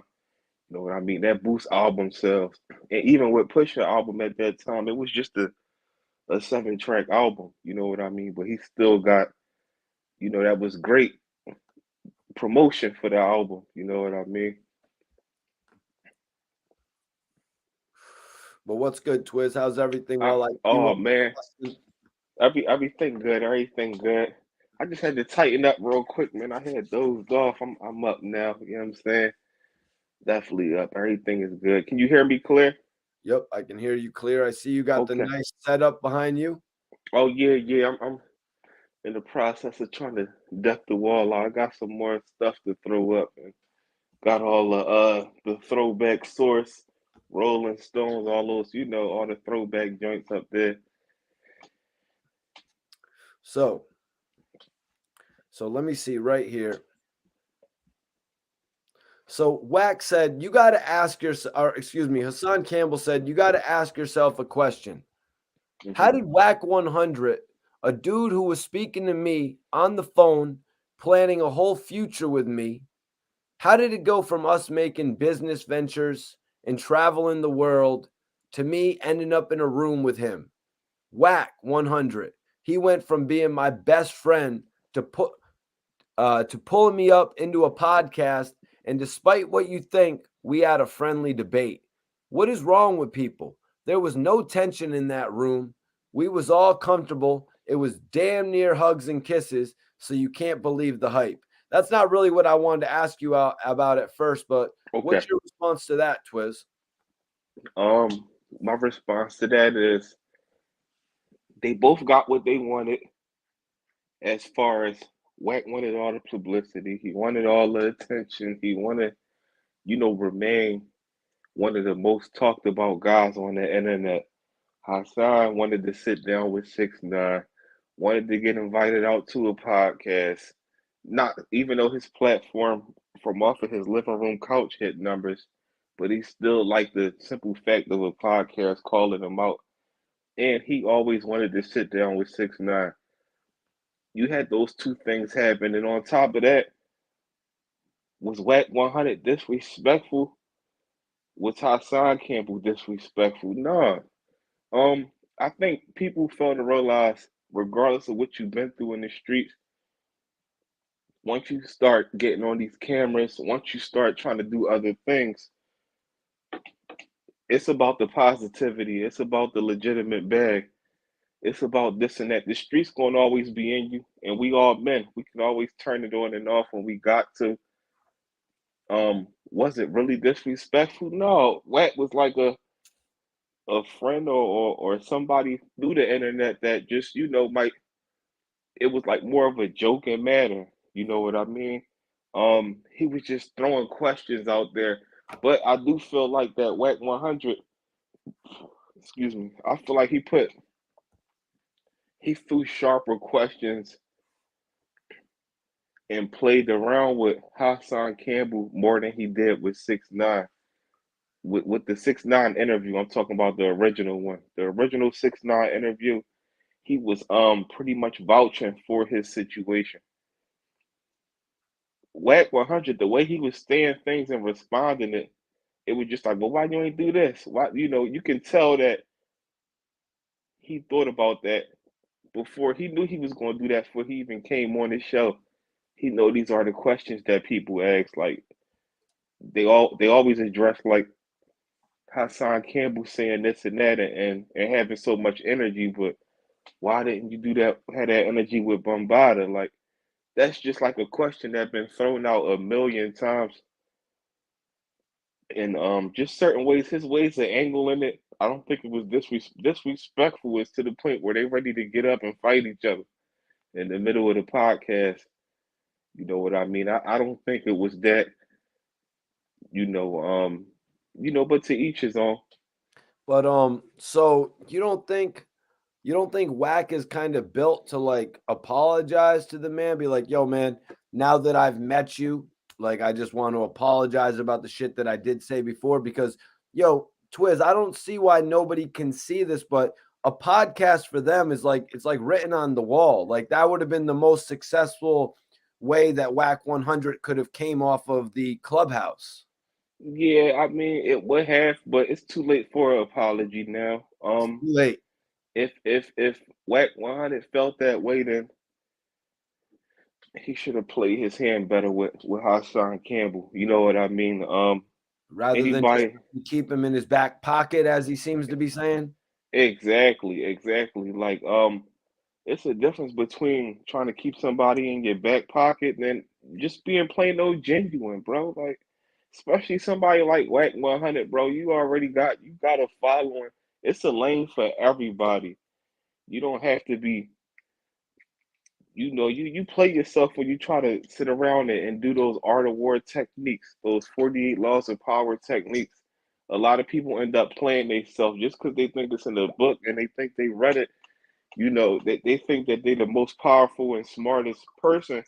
When you end up playing yourself when you that's why when people be like, life is a chess is a chess move. It's like at the end of the day, it's for your own decisions that you make in life. It don't mean you got to be out here trying to play everybody like they pieces, Yo, but it's about you making the right moves in life.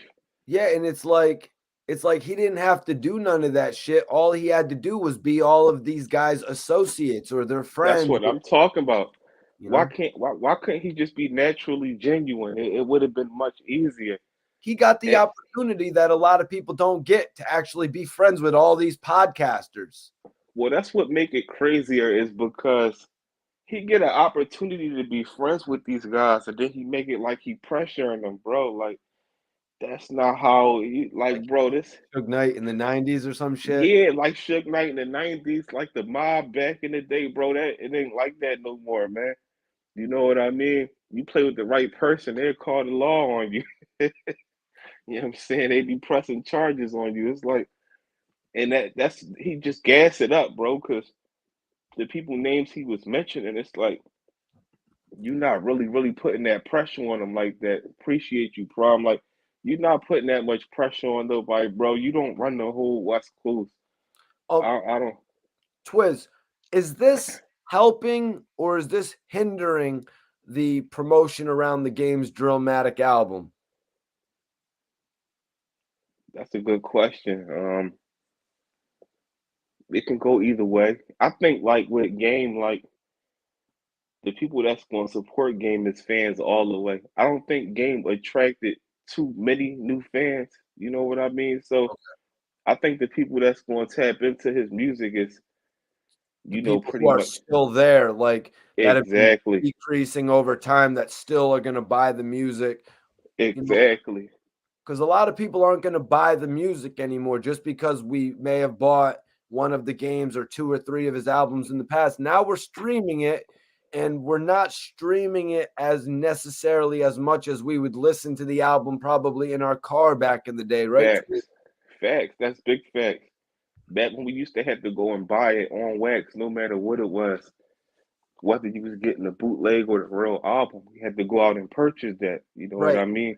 And it would make an impression. The fact that we purchased it, I don't know. Facts, I don't know if we're gonna stream. I don't know if Twiz or I are gonna stream enough Game in the next month or two to do facts. something for his album sales.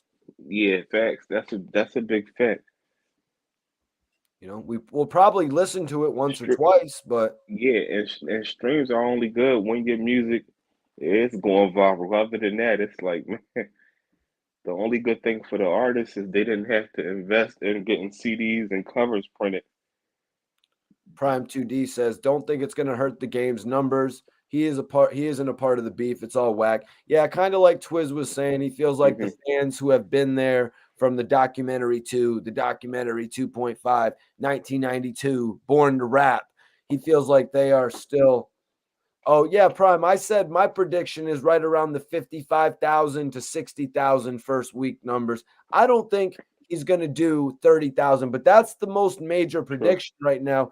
Vote in the true. poll right now because right now, Twiz, 57% of the chat says 30,000 is the number one option. Okay, maybe I threw a little too much on there.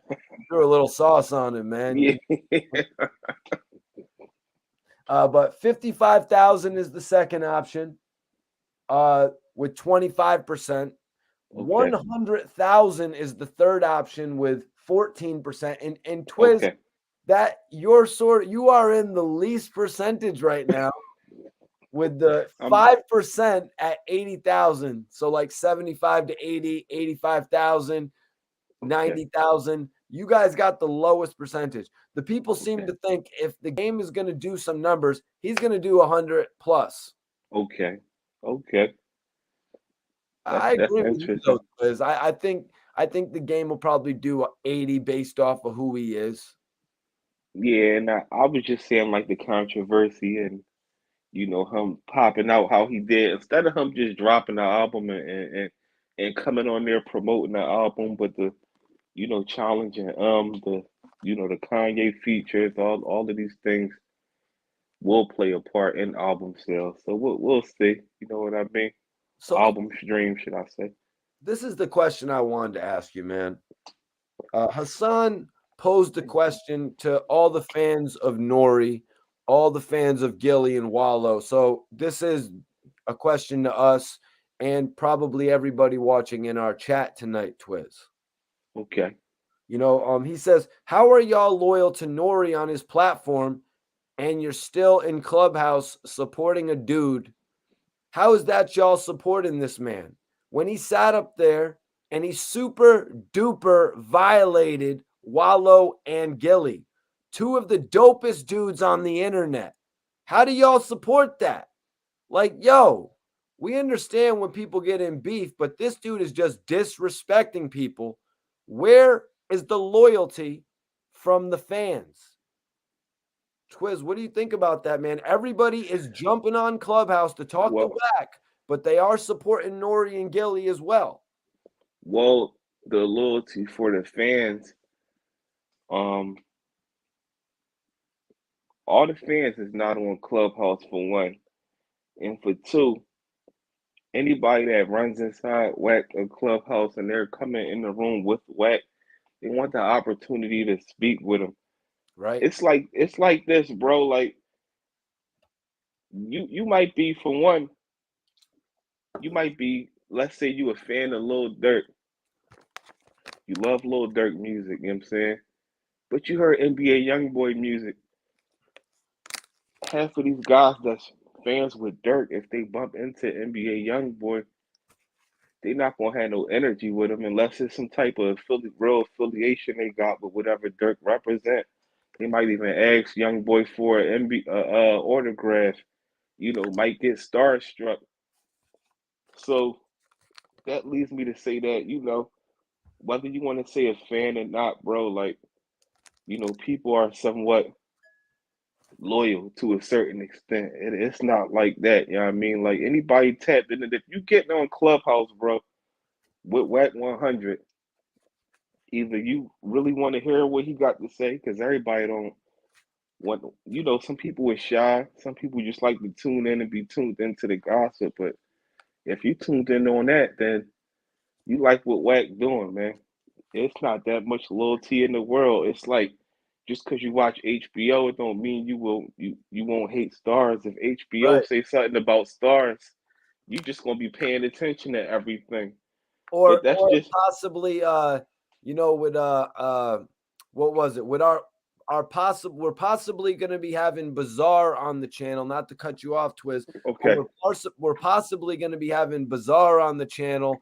Fire. So what was it? What was it? Pusha T did a McDonald's diss song for Arby's or something like that. Facts. I think Bazaar came back and saying something for Arby's or something like that. Oh, that's fire. That's fire. And exactly. It's like you're not going, you know, it's entertainment. And also one more thing I gotta add on is Yes, brother. the people that I'm more upset about is the ones that's on Clubhouse with Wack every day. That these I'm talking about, like they on the stage, they talk. He can't do no wrong, bro.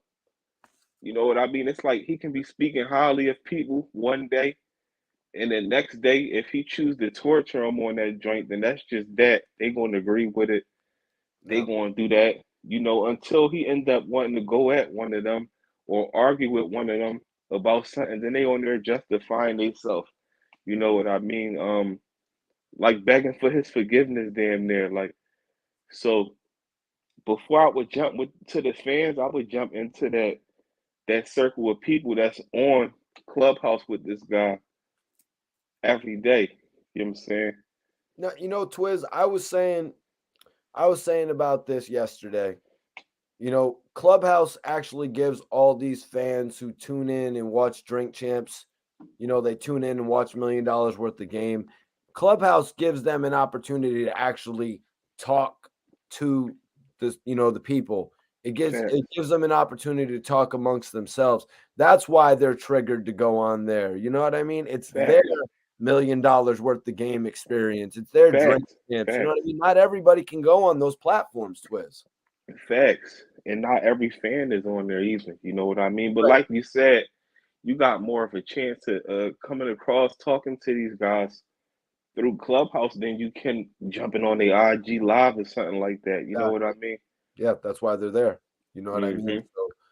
So you know, but so let's get back into this shit, man. We got to address a little bit more here from this statement. Okay. He sat up there and super duper violated Wallow and Gillie. This was actually on the first ever Wack 100 show podcast. Mm-hmm. Did you see when Wack 100 was basically calling Birdman right in front of Gillie and Wallow? And what was your take on that? At that time, it's like they play like that. They disrespect. You know, I'm calling Birdman was no different than I'm doing the interview with Suge and Gil asking Suge the questions about. Now I talked to Wack 100. It's like he already had the sarcasm in his voice. He trying to say he was this or that. Can you explain what Wack really was? He he knew him and Suge was on bad terms, even though Gil was laughing and things of that nature. Right. It was embarrassing to Wack because who is really speaking directly to Suge right now? He already throws shots at Suge whenever chance he can get. So for that to be exposed to the world, it's like he was nothing but a driver.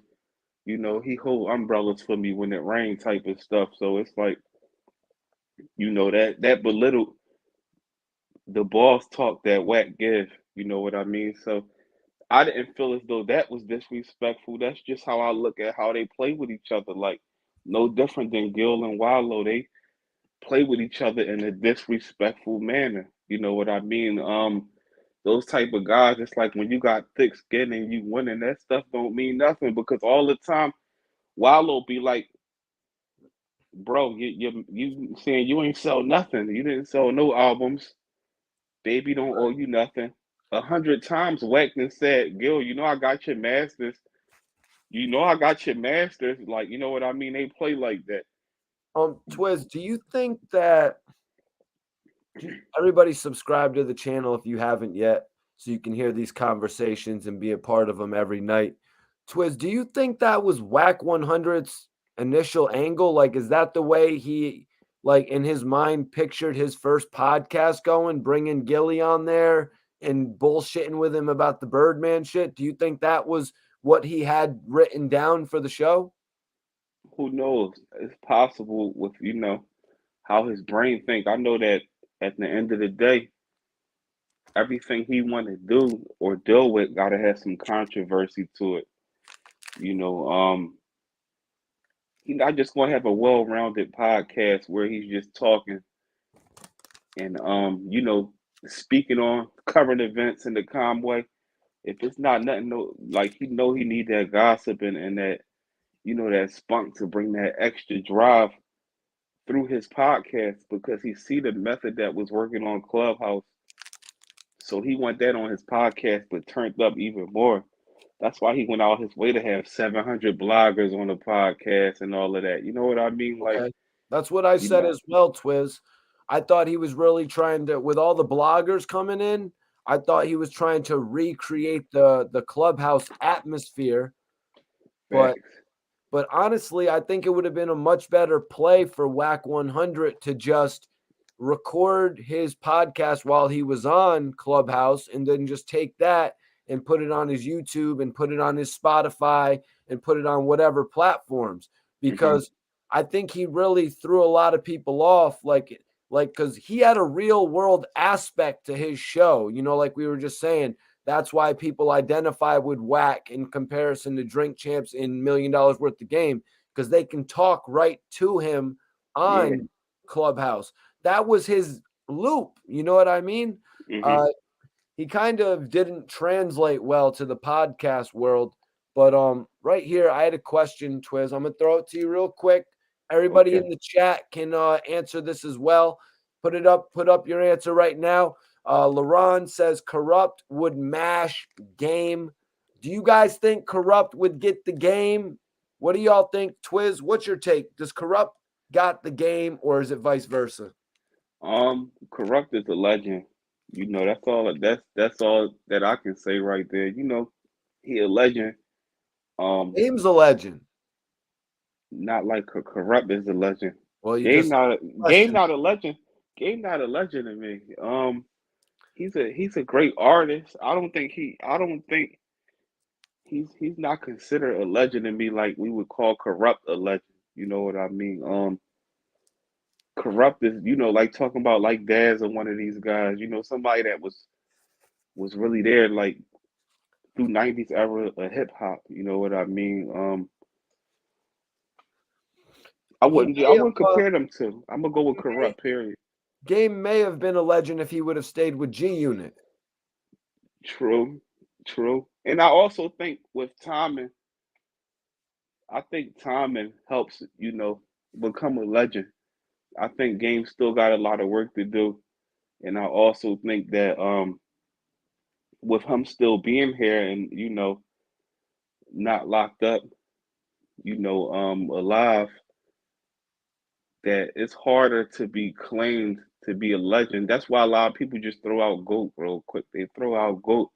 It's easier to throw GOAT out than to stamp yourself as a legend. Like, you know what I mean? Like, you know, yeah, Corrupt. I just see him, and he's like on a different galaxy than Game. You know what I mean? I could compare them.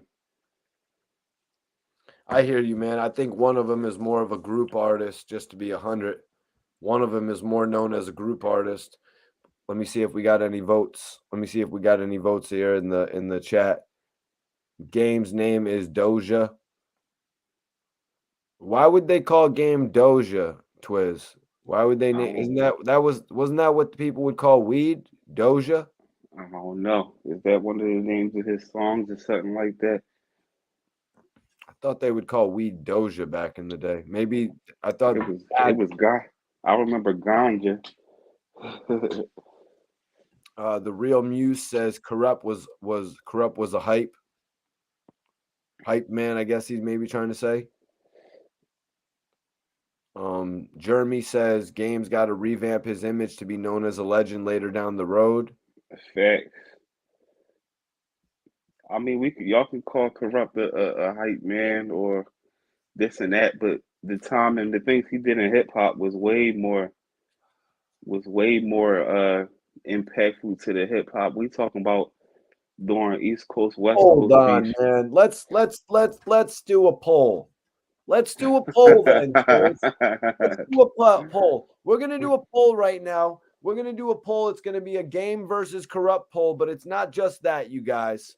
We're gonna do their two of their best songs. We're gonna do two of their best songs in this poll. Better song and artist. Better song and artist.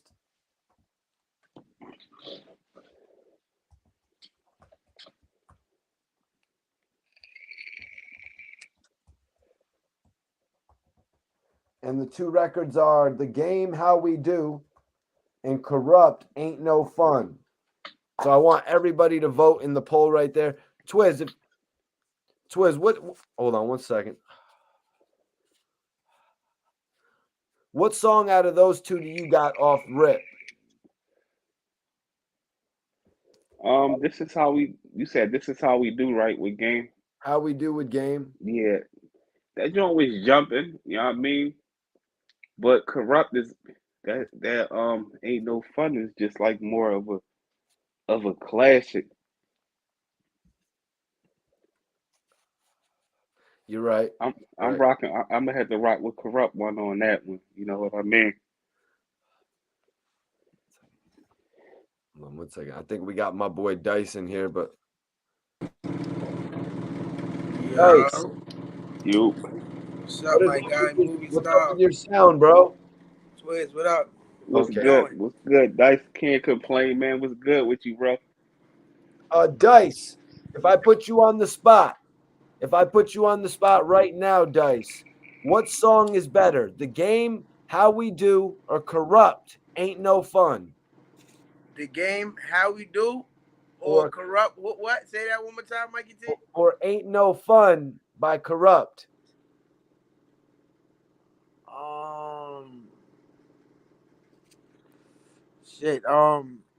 Ain't No Fun by Corrupt. It ain't no fun. Of course, Ain't No Fun by Corrupt, man. Facts. I don't even know why I had to think about that. Shout out to my big brother Corrupt, man. Definitely. What's up, everybody tapping in? Appreciate everybody Appreciate you. Dice, please make sure nobody plays no music in the background, bro. Nah, I ain't got no music playing. My man, appreciate you, bro. Oh yeah, but you know what? It's this fucking loud ass air conditioner. I'm trying to cut the fuck off. Okay. Well, that ain't Snoop Dogg. What's wrong with y'all? Detail says, but Ain't No Fun is a classic because of Snoop, Corrupt, or Nate Dogg. Both of them. Corrupt has the best verse on Ain't No Fun. Corrupt has the best verse on that one. Twiz or Snoop? I mean, they all did they think on it, but it just boiled down to this. I'm pretty sure if you ask Game, he's gonna He wouldn't even he wouldn't discredit. We talking about corrupt, y'all. Like we talking about 90s era hip hop. You know what I mean? It just was a lot different. But that's like saying This Is How We Do was hot because of Game of 50. We can both, we can ask that for both ways. You know what I mean?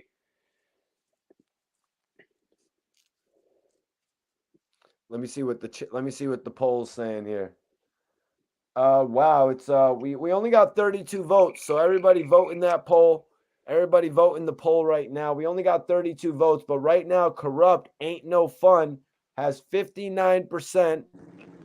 Ain't No Fun has 59%, while the game How We Do has 41%. I find that kind of crazy, man, because How We Do was such a big single. It was. Yeah. Fucking did it, guys. It definitely was. And the song had a lot of energy. You know what I'm saying? Is my phone messing up? Twiz, talk to me. Can you hear me now? Yeah, I can hear you. Yeah, I know it was just static. Yeah, I think it's Dice's phone. Dice, shut your phone off and come back in, bro. Dice, shut your phone off and come back in. I think All right. Does he have to restart his phone, Twiz, or just go back in and come back out? Yeah, he might have to disconnect to the Wi-Fi. It looked like he in the telly or something. Those hotels Wi-Fi, they be trash, bro. He might have to disconnect from the Wi-Fi and then come in. He shouldn't have to turn it all the way off unless he got to update his drain or something like that. Okay. Hopefully he does that real quick and gets back with us. But yeah, one thing I can say, all right, so it's like this, y'all. Corrupt, he was in the game when West Coast was still jumping. Like you had Snoop, you had these guys like Pac, and all these guys were still around. Nate Dogg, they had a strong army. When the game came out, it wasn't no big West Coast team, so Game definitely brought the West Coast back. You know what I mean? He definitely brought it back. And he didn't have much help from the West Coast. So not to discredit him, but you know what I'm saying? I think only time will tell, you know what I mean? All right. Yeah, I know what it was. But my phone was dying and the TV was on. I figured it out, guys. I'm back though. Back like good crack. Nope. Right. You are not back. You still sound staticky, Dice. Your joint still staticky. Tell him what to do real quick, Twiz. I got him on mute so you don't mess up. You might have to check for an update, Dice, or you might have to disconnect from the Wi-Fi. I don't know if you connected to that Wi-Fi.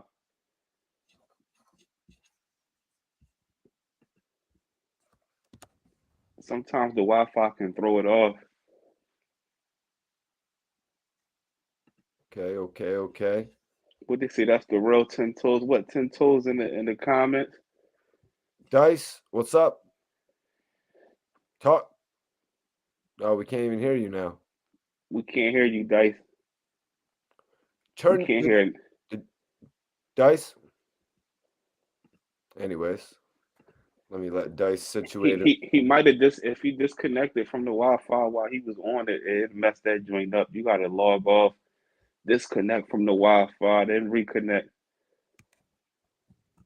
I'm putting up the StreamYard link for 10 Toes. Oh, 10 Toes.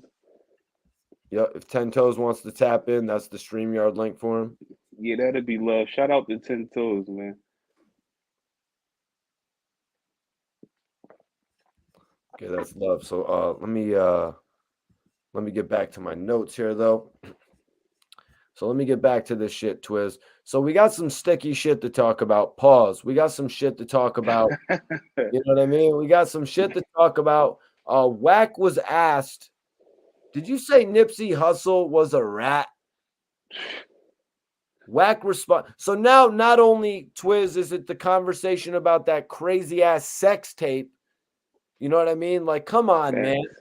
You know that bro, now we're talking about him being a rat. Like, when does this shit stop, man?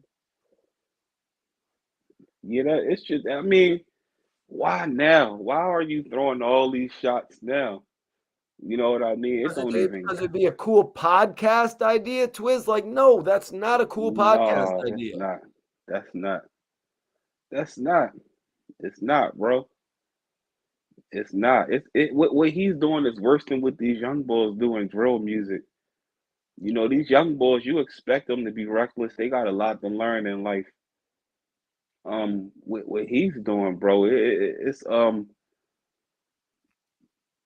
he playing. It's foul, very foul, bro. Very, very foul. You don't do that, bro. So let me get back into this, Twiz. Wack said his homies said that.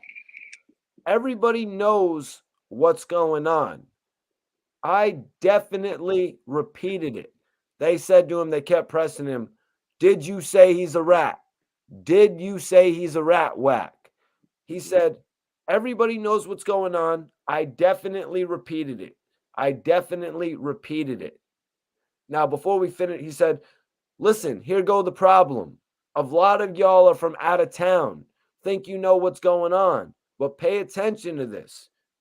Ain't nobody disputing what was said. That's all. I'm going to leave it at that. Twiz, what do you make of that when he's saying, I definitely repeated it? I didn't hear him say nothing about none of that until it hit the air, until Hassan Campbell dropped the footage. I never heard him speak on none of that. If that's the case, before he passed and when he passed, that would have been what he said. If he felt how he felt then it wouldn't have never had changed, bro. It would have never changed. And most importantly, if you had that much stuff on him, he tried to make it like Nip was a sucker. He tried to make it like Nip was this, Nip was that. Then why wasn't the tools that you had against him being used while he was alive? Game 808 was popping, man. Yo. Prime 2D says, what flavor of nicotine is that, Twiz? This the I didn't even notice you was on the vape tonight, bro. You was been smoking vape. I'm in. Yeah, I pulled it out. I had to charge it when I first tapped on. This that Cuban Gold joint. That Cuban Gold. Cuban Gold.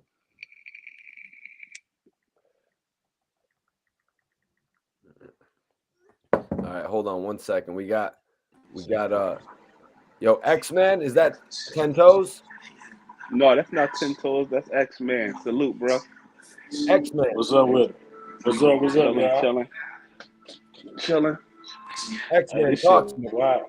This shit wild, man. What's good?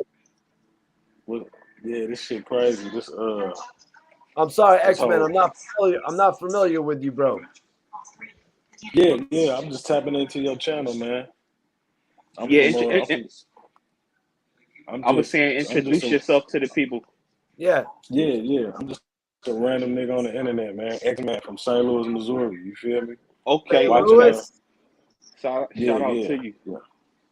Okay. Right on, all right, man. yo. Where y'all from? Connecticut and Philly, bro. Philly. I appreciate you for tapping in, bro. But that link was for 10 Toes. I thought when you said that was X-Men, you were like telling me that was like somebody named like X-Men or something, Twiz. You're like, yo, that's X-Men. I seen him in the Fight Club. I seen him in the Fight Club, Mikey. You know what I mean? I'm like, yo, Twiz, he's X-Men, dog. Oh. I should have known. There's nobody named X-Man besides DMX, really. Salute to X-Men, though, for tapping in, bro. St. Louis in this bitch. Definitely. Yeah, that's what I was saying. Can you tell me a little bit about 10 Toes, though? What do you know about 10 Toes? All right, so what I know about 10 Toes is, so I'm not so cut off next time we get someone tapping in.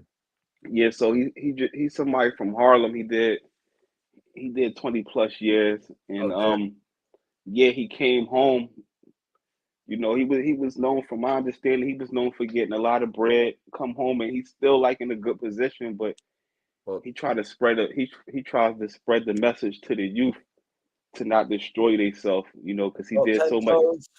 10 Yeah, toes, you are welcome on the channel for an interview. I think that would be great. definitely. Follow me, Mikey T _ the movie star, or I'll post this one more time. Please, guys, don't disrespect the link and just log in like that. You know what I mean? Oh If he damn. log if he log in, he would put 10 toes down in the title. I mean, in his Okay. name, and he would always go by that. Okay, so he wouldn't be tapping in as X-Man. Yeah, no. Yo, Dice, what up, bro? What's up? Can y'all hear me now?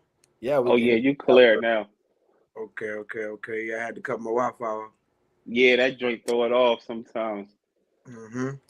So yo, Twiz, Wack was asked about messing with Hassan before all of this, you know, before all this beef popped up. He was like, I was trying to help him build. I was helping him build. I've had these conversations with several people. I'm not wrong. I'm gonna do what I want to do. It's my right, and I'm not, it's my right, and I'm gonna do what I want to do, is what Wack 100 basically said. So apparently he's just running around having these conversations with everybody, man. Yeah, and on top of that, like when he say he want to help him build, what do he mean? Like help him build his content? Wack Yeah. 100, Go into that, Twiz. like bro, Wack 100, you be around celebrities, but Hassan Campbell, like him or hate him, like it's hard to try to build him, bro. You better be somebody that got a YouTube channel and their upload better be hitting 1 million or more if you saying that you gonna build that man platform. Because at the end of the day, you know, he hit numbers, bro. Numbers is numbers, man. Yeah, You know that's what I'm saying? But ridiculous. You're right, Twiz. You know what I mean? And this guy, Wack is just like, Wack is always trying to manage people. You know what I mean? Like he's facts, telling him, like, yo, I'm gonna get you in on the Adam 22 interview.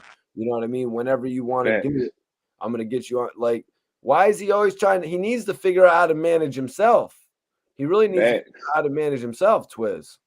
facts. You need to figure out how to and even on top of that, bro, like if you're doing business with somebody, you don't gotta everything that he said on the phone to him was uncalled for, um, and very unsmart for someone of his stature, because we know that Wack is the type of person where things can go left with him fast, and we know Hassan Campbell is the type of person where things can go left with him fast. So for him to be on there leaking all this out, like why are you telling him this? You know what I'm saying? Like why are you telling him these things? One thing that Wack always say is when he on Clubhouse, if he get like in an issue or argument or talking about somebody from West Coast, he tell people to stay out of them politics. You don't know nothing about these West Coast politics, so why are you bringing those West Coast politics to somebody else that's not even asking you, bro? Like for you to be supposed to be a G or OG and all of that. You and Hassan was y'all can have a conversation, a grown man conversation without saying, "Oh, and we got this, I got this on lip." I'm telling you, like it's like you trying to Well, prove Twiz, tomorrow night we're gonna have to review their quote unquote grown man conversation because I'm pretty sure facts, academics got them together for a conversation, Twiz. facts. But I think even before Act got them together for the convo, Wack was reaching for it. Wack spoke about Hassan before Hassan was even paying him attention. He was on Clubhouse giving him props before they ever. Do you think that was before academics told him that Hassan was the next biggest blogger? Do you Yeah, think that it was was before. before that or do you think it was after that? Because we don't know when that happened. Well, I know when he was on Clubhouse speaking highly of Hassan Campbell, this was like a month ago. Something had to, Um, yeah. So yeah, it was. It was academics telling him this is the next hottest blogger. And okay, yo, Twiz, I I would have to say, if you noticed that when Gillie and Wallow left the 100 show, that podcast, Academics said to them, "Yo, y'all need to holler at me about a deal." I wouldn't Facts. I wouldn't find it too far off if Academics was going to do a product of Wack 100 and Hassan Campbell. I think Academics would do a lot of that because he's going to get a cut out of that. It's going to Exactly. be more. It's going to be more than him just introducing them and setting them up. You know, he gonna get a piece of the pie because it's like we getting more people on our team. It's like having an agent or something like that, and you bringing more entertainment to that agent. Wack talks too much, but I mean, shit. You know what I mean? Like, listen, Twiz, 2 weeks ago, Wack 100 was talking about the game dissing Eminem. He had all the blogs, all the clubhouses in a frenzy, right? And now he's doing it again. Now it's way worse though. It's way worse and way more touchy. With Elman game, it's more hip hop. You know what I mean? And he also gave his flowers before even mentioning Game and Now it's like um. tabloids. Now it's like that tabloid National Enquirer type shit. Facts. Yeah. Facts. Now it's getting messy. Now it's getting messy like back when the lady spoke on Kobe after him passing, you know, bringing up his alleged charges and things. It's getting messy like that. You know what I mean? To the point where other people was like, "Whoa," like, you know what I mean? It's not the time for that now, even if those things are true. Now, Tony says that Wack tried to make him look soft to the people, and that's why Hassan made sure that he had some ammo on him. Wack says that as well, Twitch. You know, the way Wack spoke about it, I wouldn't see how he would create a podcast with Hassan Campbell because Wack spoke about it like if you watch the interview, you would see how I pressed him about this situation. You would see how I pushed him on this situation and disagreed with him there. You know, from Wack's perspective, I wouldn't see how they were going to work together. As far as Wack pressing him, Wack didn't really press him. Hassan wasn't even coming on there focus for him, We're bro. going to get Like, into it. You can address it yeah, in a second, Twiz. We're going to get into it, but Wack says he did. All right, so let's get back into it here. So Wack said this. Wack said Hassan he met me for the first time face to face. He knows I play his coast and he don't know what I know about him. He let me know that he's scared. He said, I will never come to California. Do you remember that quote, Twiz? Hassan Campbell said, I will never go to California, but I think it was more in the mhm. connotation of like, I will never go to California and mess with these dirty ass type of people with their business tactics. Facts. That's how I looked at it. It was like, why would I go out over colleagues? See how y'all treating each other? You know what I mean? It's too much thing. It's too much other things going on. But at the end of the day, Hassan Campbell is not a rapper.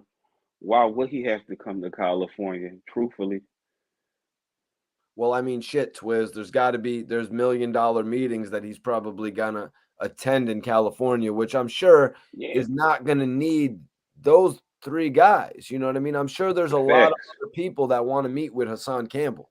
Facts. It's a difference between coming to sit to a meeting and just coming to Cali for no reason. Yep. You know, Wack don't want run the whole Cali, bro. So Wack said this, man. He said, but I don't respect that you had something on your mind about me. I was face to face with you, gaslighting you. Every time you had something to say, I'm going against him. Listen, I checked his little play out. He said he was on a three-way with me and Big U. I can shut his page down because you can't record someone illegal. Phone records is a mother. I haven't spoken to Big U in a year. He legitimately said he hadn't spoke to Big U in a year. But also, as far as the phone recording goes, Hassan contends that they were actually discussing a podcast, Twiz. I thought this Mhm. audio was a little bit too clear, man. It sounded podcast worthy to me. Yeah, that's Hassan argument. I know they wasn't recording the podcast because he wouldn't have been talking like that on there. You know what I mean? But he gave Wack 100. Brainstorming. No, I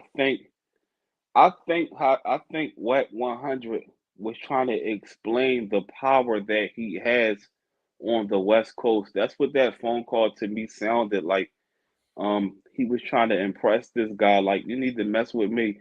You got New York on smash, you controlling the East Coast. I got the West on lock.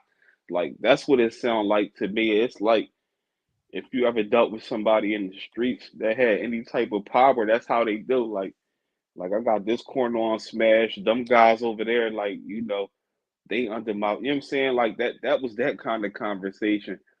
Um, as far as him getting the page taken down or even mentioning that, that's a sucker move. Stand what you say, bro. The tongue is sharper than the sword. Um, Wack 100, you did the same thing to Beans. You recorded his phone call. We've seen it done plenty of times. 50 did it. That's just what falls in the internet. That's why, even if you saying stuff over the phone, you better be prepared to stand on it if it do get leaked somehow, some way. You know what I mean? So he can't do nothing but be like, yeah, I said it. You know what I'm saying? Like he was been saying, people been knew about it. If that's how you feel, that's what it is. But don't be like you can get his page taken down and this. Don't take that route now, because it don't matter what you do. A lot of that stuff is out there now. You got to live with that, Yeah, and you and gonna look.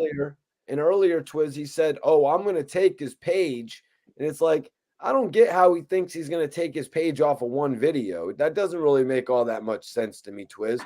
Maybe they would Facts. take that one video down.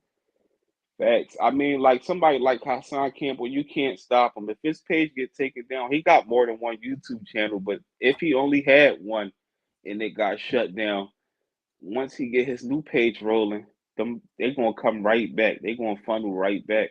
You Yeah, know, it's going to take a little bit of time, though, Twiz. It's it not going to be as easy as you would think, man. We've seen others struggle with it, man, and I think they would agree. Like, you don't just get those numbers back, man.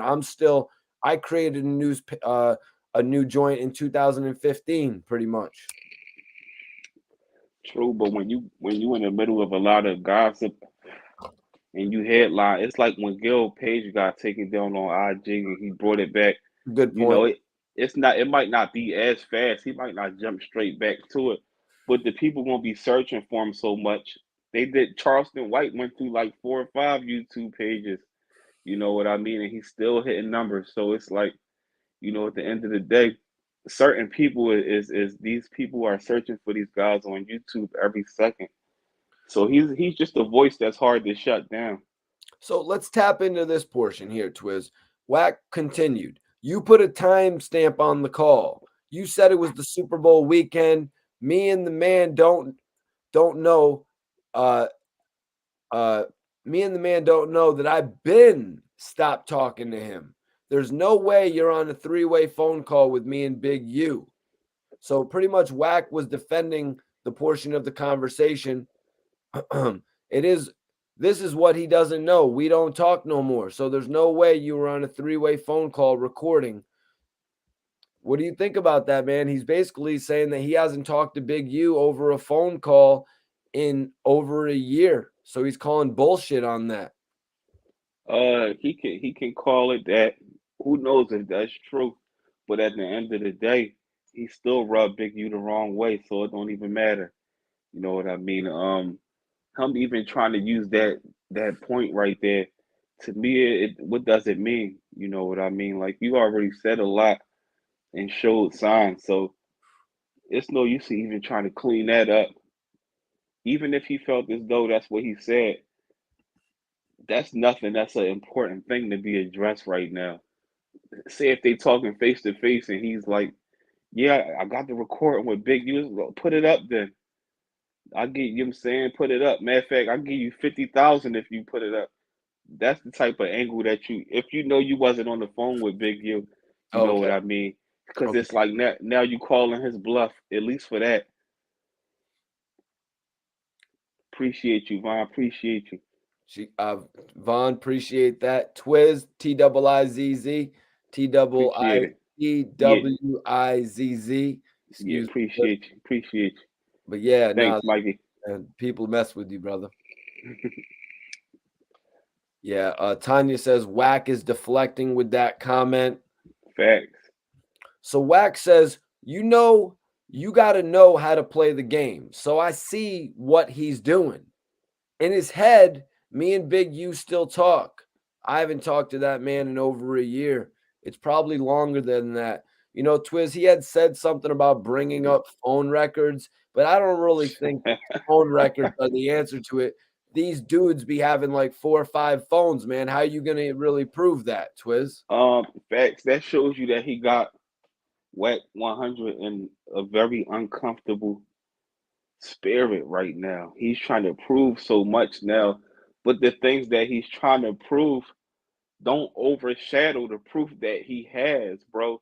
You know what I mean? He already dropped a few clips and they was all haymakers. So right now, Wack 100 knows everything that he said on that conversation. And it's like, damn, I can't do nothing about it. It's like, damn, I played myself because let's keep it real. Wack says he pressed Hassan. Hassan wasn't giving him that energy. And not only on the podcast, after the podcast, regardless of how Wack felt, Hassan still looked at us at being respectable because Hassan was even posting clips of the podcast. Where it went downfield is when Wack got on Clubhouse after that and start talking crazy. That's where it went down, that he got him on there with his fan club, you know, where he sit in the middle of the clubhouse and, you know, people clipping his nails, you know what I'm saying? People grooming his hair. Yeah, the clubhouse he on, like he just come sit in the middle of him. That one. He come out, people clipping his nails, grooming his hair, massaging his feet, lighting his cigar for him.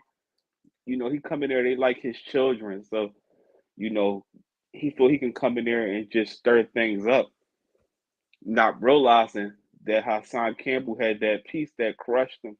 Without that piece right there, it would have looked crazier for Hassan Campbell without him having that recording. Because that was Wack whole plot. When he got him on the podcast, that was Wack whole plot, bro. I mean, from what Wack was saying right there, Twiz, you know, like he didn't seem like he wanted to do a podcast with Hassan. He was saying he was taking jabs at him throughout. He was trying to push him a little bit. Yeah, he was, but he didn't even push 6ix9ine. What's the purpose of trying to? Well, I mean, Twiz, that is somebody that he has a vested interest in. From what Hassan was saying, when Hassan rolled up, Wack didn't really understand what was going on. Wack was kind of like, yo, I don't know who's the manager. I don't know who's, you know. So Wack couldn't really get a gauge on it from what Hassan was saying. True. Appreciate you tapping in, Wizard Kelly Jr. Major salute to you. Salute to everybody in the chat too. Y'all know how we carry it, man. Yes, share this video, man. Everybody share this video. We get 400 people in here. We're about to crack 300 again, Twiz. We get 400 people in here, you guys. We're going to do some live call-ins, y'all. So we get everybody share this video, man. Everybody share this video, man. Don't let your friends know. Don't be afraid to let your friends know that you're rocking with Mikey T and SV Twiz, man. First of all, SV Twiz is one of the coolest dudes in Philly. You know what I'm saying? First of all. Appreciate it. Twiz be carrying it. I'm not trying to give Twiz any extra cool points, but he was locked up with Meek Mill. Definitely a handful of rappers, man, from the city of Philly. You know what I'm saying? And cross paths with a lot of them. So, but and Twiz was also locked up with Meek Mill. I'm going to be saying that all the time when we're on podcasts and shit. People are going to be like, holy shit, what did Meek like to eat? Do you know what he like? Did you ever see him in the mess hall? No, I'm just kidding. Lee Murray says it's truly over for Wack now. Do you agree with that, Twiz, or do you say no? I don't think it's over for him through the internet. I think it's over for him with a lot of relationships. I think it's more dangerous for him when he steps foot in California. In California himself, I think now he got to move more strategically in real life. But truthfully, with that being funneled, the smartest thing that he should do is him being Game in the over. him being in the shoes that he's in. I think he should just start probably airing out what he feels as though Hassan Campbell already got. He might as well air it out himself. He might as well speak on it himself and stand on it. Because right now, he getting extorted for his phone call recording. Yo, You know, maybe what this maybe that's what all this snitching shit is about, Twiz, with Wack 100 saying, "Oh, his homies said he was ratting, but none of the streets dispute it." You know what I mean? Maybe that plays into a little bit of what you're saying, Twiz, as far as what else is recorded. Because I really wasn't thinking about that, Twiz. But a lot of people in the clubhouse were asking Wack if he was kind of scared of what Hassan might have up his sleeve. exactly. And that's exactly why, like I said, Wack better off saying it out his own mouth instead of letting Hassan Campbell hold on to it and drop it bomb for bomb. Because you're not going to be able to stop Hassan Campbell, bro. Like, you ain't going to be able to, you know what I'm saying? Salute to the He says, old era. Y'all out of Nah, I think that's a group. That's actually a group, bro. oh, all right. Okay. Yeah, Okay. from out Cali. Y'all Oh, is all out right. in Cali, right? With my boy Matt B. Right? I need to get out there in Cali and see y'all, man. I'm pretty sure that's y'all. Cause yeah, my boy actually has a group. They had been tapped in with us for years now, Twiz, the opioid era. Yeah, they've Okay. been Okay. following them on the gram and shit like that. They're out in Cali, man, doing it real big too, bro. That's fire. I love it Fire. when our people tap in, y'all. Stay tapped in with us, bro. You know we doing this shit. Yep. Yeah, Ben says he knows exactly what he has up his sleeve because he's the one who put it up there. So, like Twiz is saying, that's why I said that. That's why me and Twiz are saying that. You know what I mean? We're kind of connecting like a couple podcast co-hosts should. You know what I mean? Facts. Facts. Unlike kind of like Wack 100 who missed out on his dream podcast co-host, Twiz. Well, that's what make it different is, theirs was trying to be, oh, I can do these views, I can do these numbers. We was more genuine and we built, you know what I'm saying? We built, like, our art is different, like, you know what I mean? Yeah. Without the podcast, we can still chop it up and whatever, like Yeah, we having have a barbecue, from a come couple to the different crib. eras. Yeah, we've been Facts, chopping it up from facts, a couple different eras, man. But it's facts. all about transitioning with the, you know what I mean? It's all about being able to transition in the game. Wack 100 was trying to transition into this platform that we're doing right now, but he was finding a lot more success on Clubhouse, Twiz. Now I want to ask you this, Mikey, and everybody in the chat, y'all. Just because Wack is allegedly a millionaire, he's connected with celebrities. Do he get disqualified for being labeled as a clout chaser? Is what he was doing clout chasing? I mean, from the Hassan Campbell, from even the 6ix9ine, do we consider that clout chasing, or do we just consider JoJo No Name the clout chaser because he come out with a YouTube video and he's talking about every rapper, or like, do he get disqualified for making a clout chase move and playing himself? Because I look at it as clout chasing if you go out your way, yeah, to do what he did, to talk how he did behind scenes, to try to force these things or to stir up certain topics. I consider that clout chasing, bro. No matter how rich you are, how many celebrities you rub shoulders with. That was clout chasing moves, bro. Yeah, Twiz, I would disagree with you if some of the things he was doing, like with what he's doing with 6ix9ine, you know what I mean? Behind it all, there's he's trying to manage him and make money off of that. You know what I mean? Facts. But with this whole situation, what he's doing right here, what is this doing? This is just as mismanaged as his debut podcast was. Facts. This is just as mismanaged as what I believe was supposed to be his second podcast. You know what I'm saying? Facts. It was actually Academics, 6ix9ine, Hassan, and Wack. I think that was literally supposed to be the second episode of the 100 show, but Wack Facts. just doesn't have his podcast together, and for the record, just fell into play to take the episode. Now, Facts. I mean, Hassan said that him and Wack were on the phone, and Wack is all like, "Yo, we got you on the show, we got 6ix9ine, we've got Academics, we've got Adam 22, who obviously wasn't there for that episode."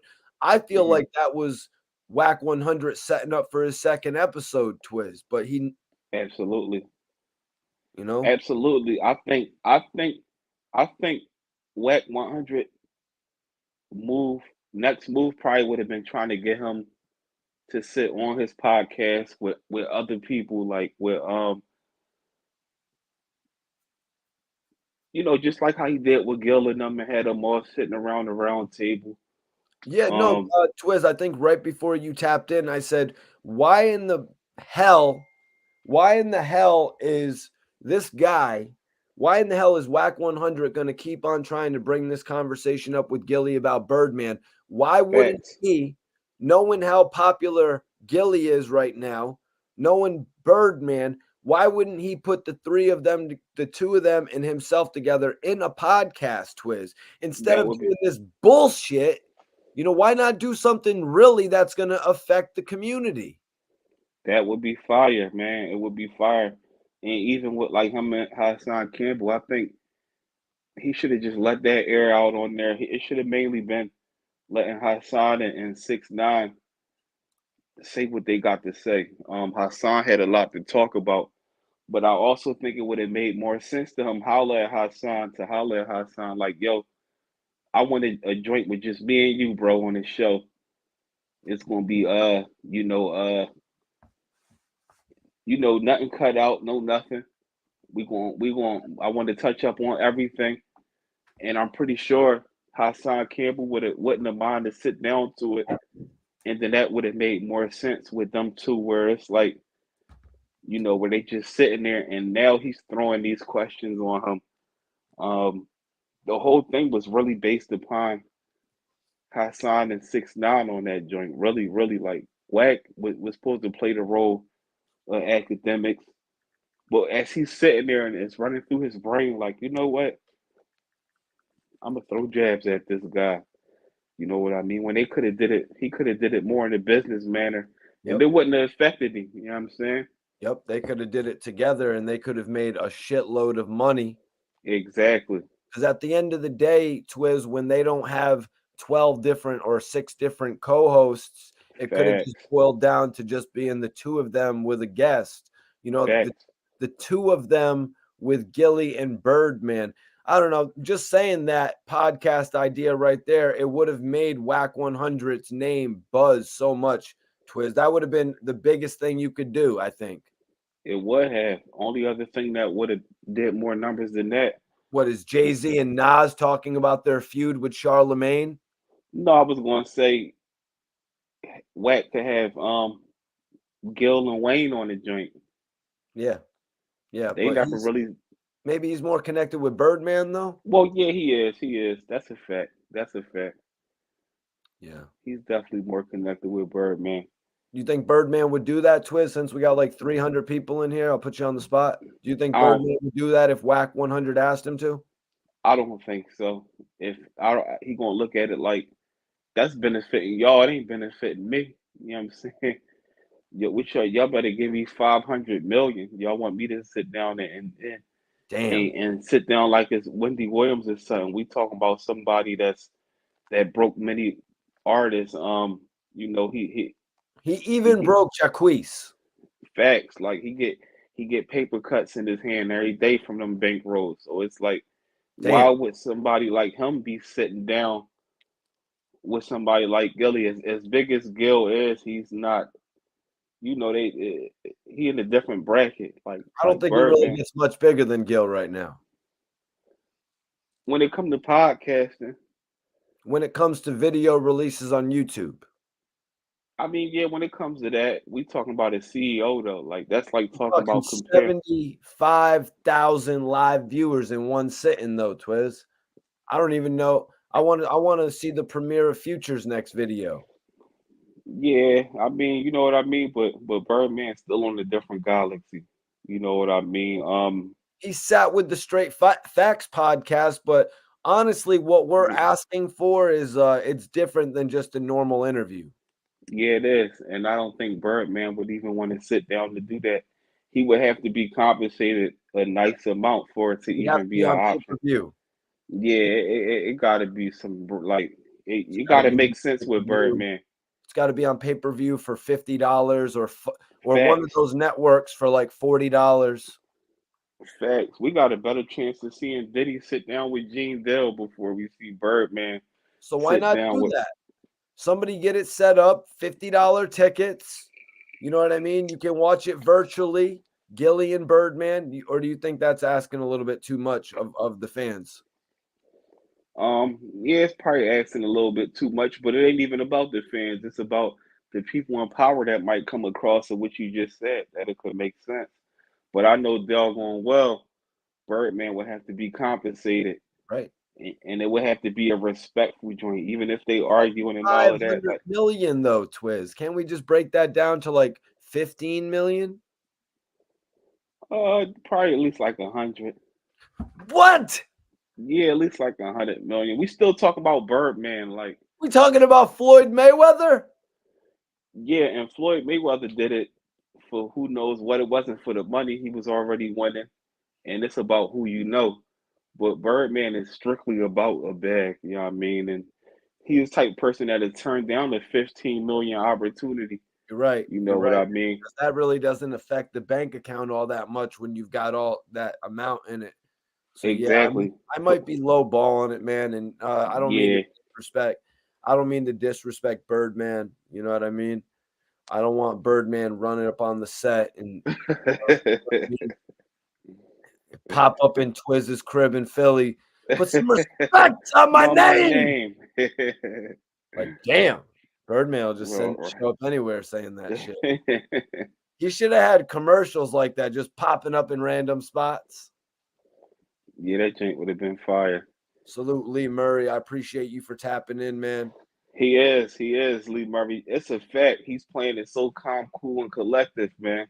When you know who you are and what you did, you don't gotta carry that OG super tough role to the grave with you, because that's the destruction to a lot of people. So he playing it properly. Yeah, Birdman rubs off on a lot of his artists, Prime 2D. You know, I've actually witnessed it firsthand. I actually witnessed it firsthand when, you know, Birdman was working with Young Scooter and bringing him around to some of the nightclubs.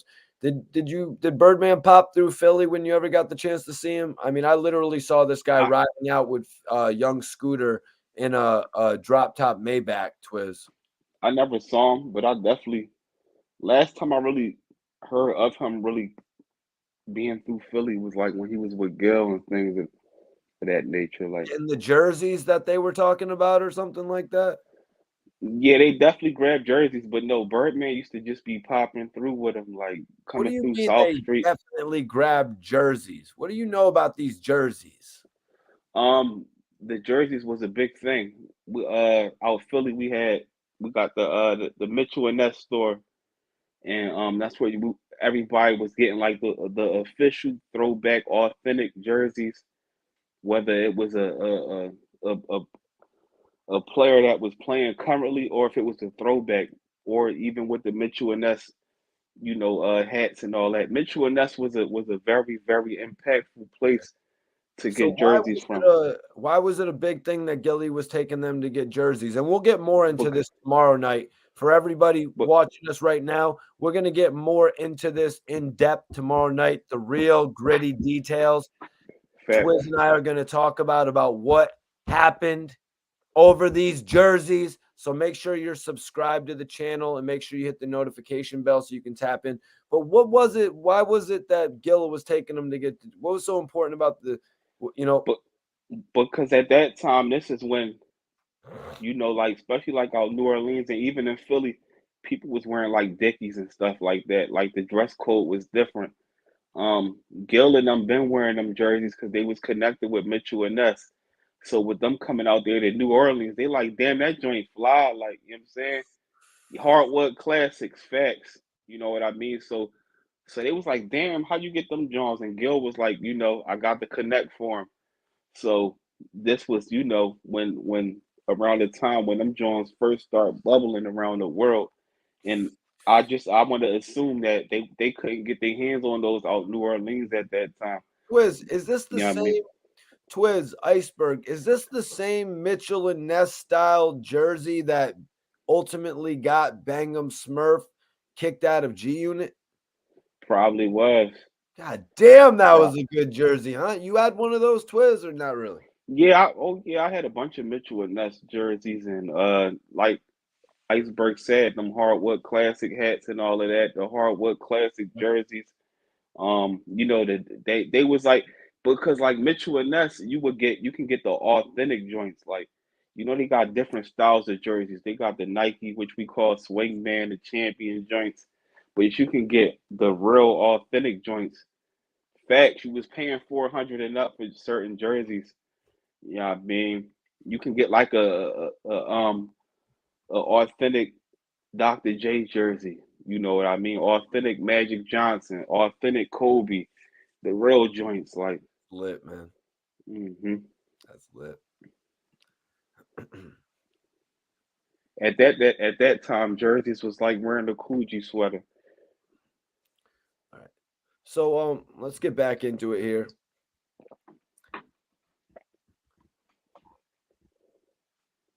So Wack said, "Here go the thing. I didn't come to have a room about it. The dude recorded a private conversation. He got mad. Why did he get mad? He went and watched the academics footage and said, read the comments. He really had me looking bad. I need to do something to redeem myself. What I don't respect is," Wack said, "my first attempt to gaslight him was when he asked 6ix9ine to take care of the Ish dude." Now, this is where I was telling you, Twiz, we were going to talk about it. The itch. I think it's itch, not ish, itch. Iceberg, please correct me on that as soon as you can before I say it 5 more times. So my first attempt to gaslight him was when he asked 6ix9ine to take care of the itch dude that he already told on. So 6ix9ine had already told on this dude, Twiz. This is a big part of it. Even 40 Cal commented on this. I'd really like to have 40 Cal on the channel to speak with us on this. You know what I'm saying? But so he's saying my first attempt to gaslight him is when he asked 6ix9ine to take care of Ish, the Ish dude. I guess it is Ish. He already told on. I said, is Ish a part of them other circles? Yeah. Well, no, that's not happening. Wack called that shot about a dude that had been ratted on by 6ix9ine. This dude took his time without saying anything, but then apparently, allegedly, he reached out to 6ix9ine and said, hey, man, I didn't say anything or whatever. Can you make sure my family is taken care of? He had reached out to 6ix9ine after he already snitched on him, Twiz. Doesn't make much sense to me personally. The guy already snitched on you. Yeah, so that's crazy. I mean, and 6ix9ine snitched on this guy, right? 6ix9ine snitched on him. He didn't talk and he just took his time. Well, that was him being strategic. Yeah, I mean, I feel like some people, you got some people that wouldn't have wanted to deal with him, period. Like me, I wouldn't have wanted to deal with him, period. It would have made me sick to my stomach even hearing his name or seeing him on TV after he done told on you. Out to him for money. Exactly, but who knows? His family was probably, obviously not probably, his family was in a tight situation, And he was like, man, you told on me, you got my freedom taken. I'm just asking you, can you at least send my family a check? Because at the end of the day, you took me from being able to provide for them. All I'm gonna right. sit for this time and we keep it like that, but can you send my people a check?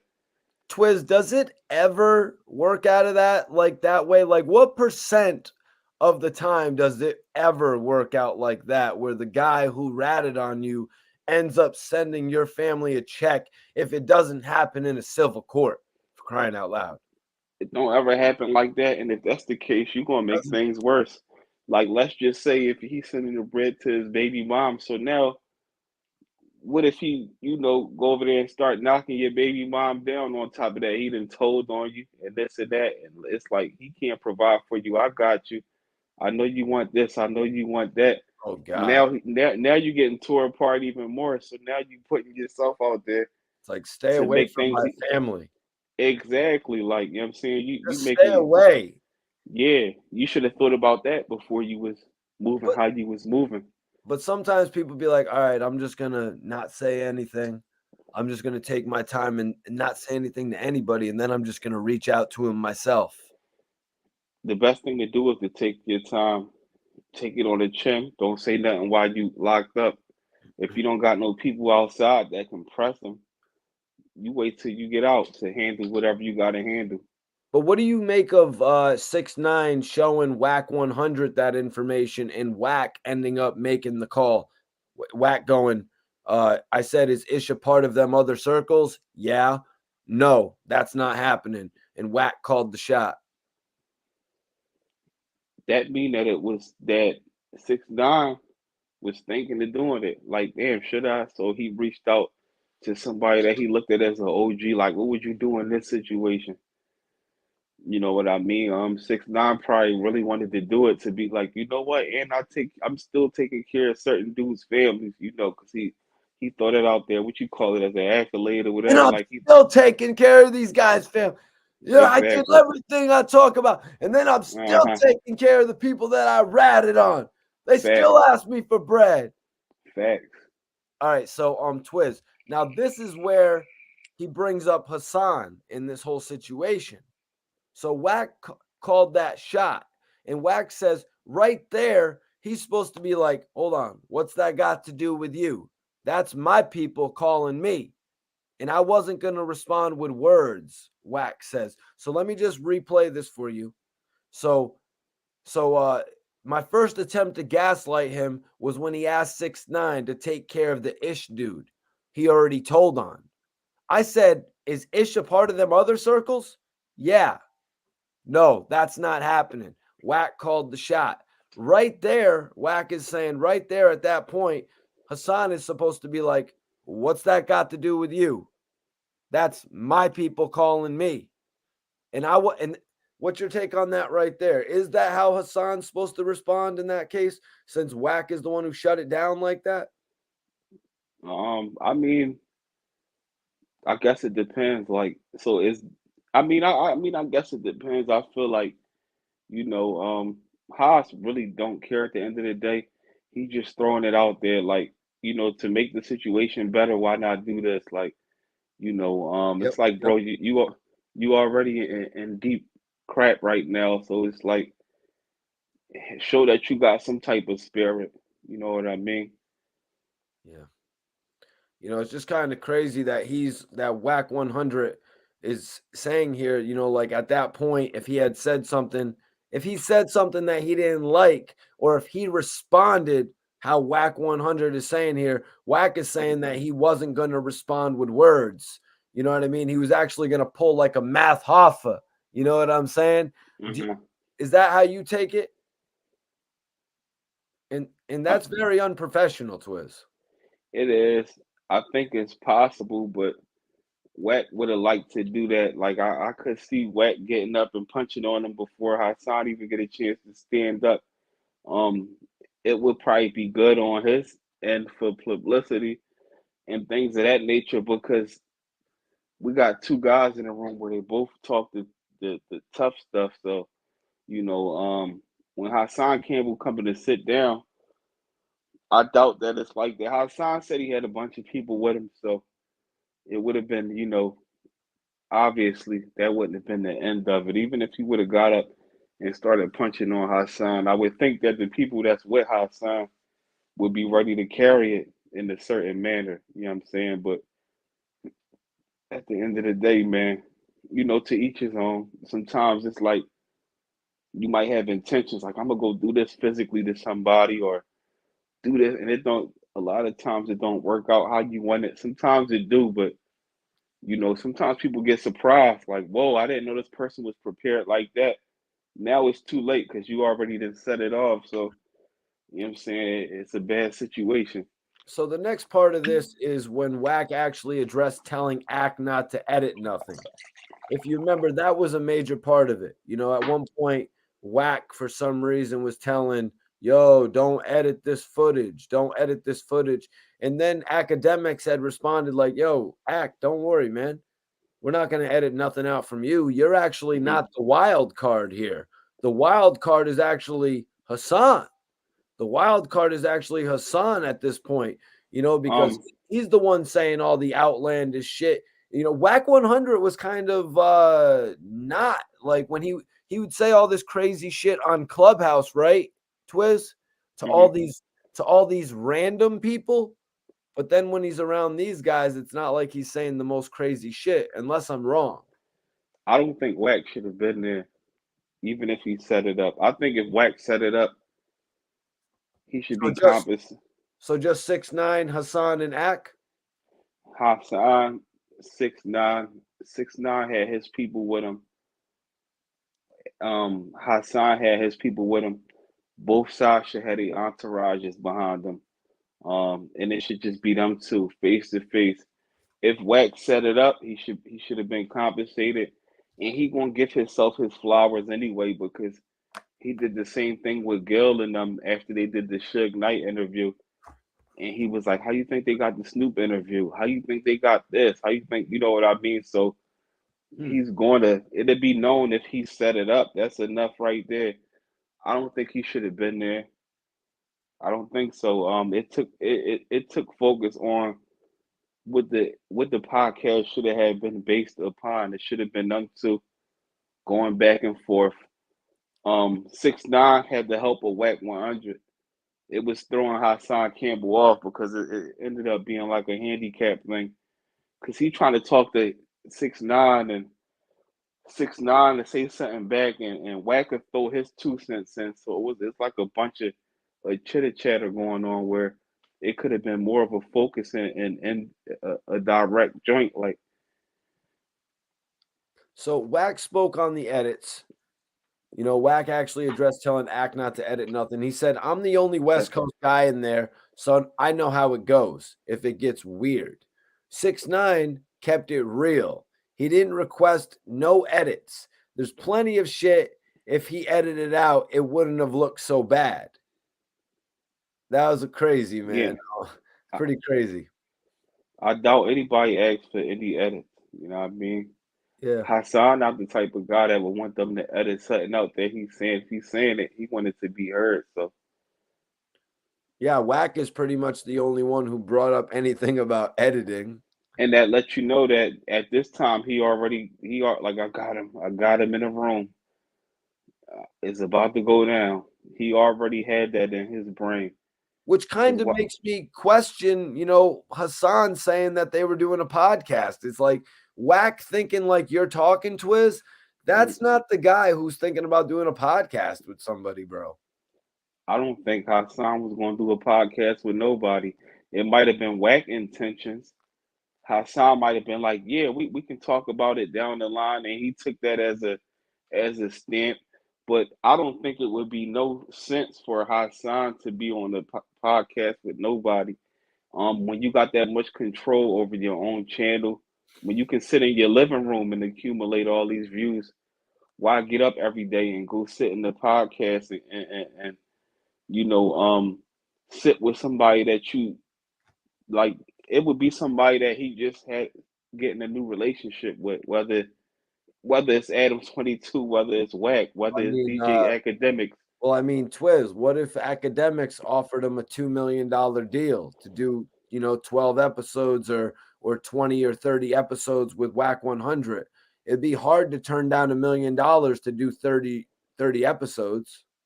Yeah, it would be, but longest, yeah, I mean, it would be. I think I know that would make sense, but at the same time, the views that he bringing over time, he's seen over 1 million from YouTube. Definitely, like Well, you got that residual, you know what I'm saying, income. Like his channels is I know really his rolling like channel that. is growing, Uh-huh. and it's growing.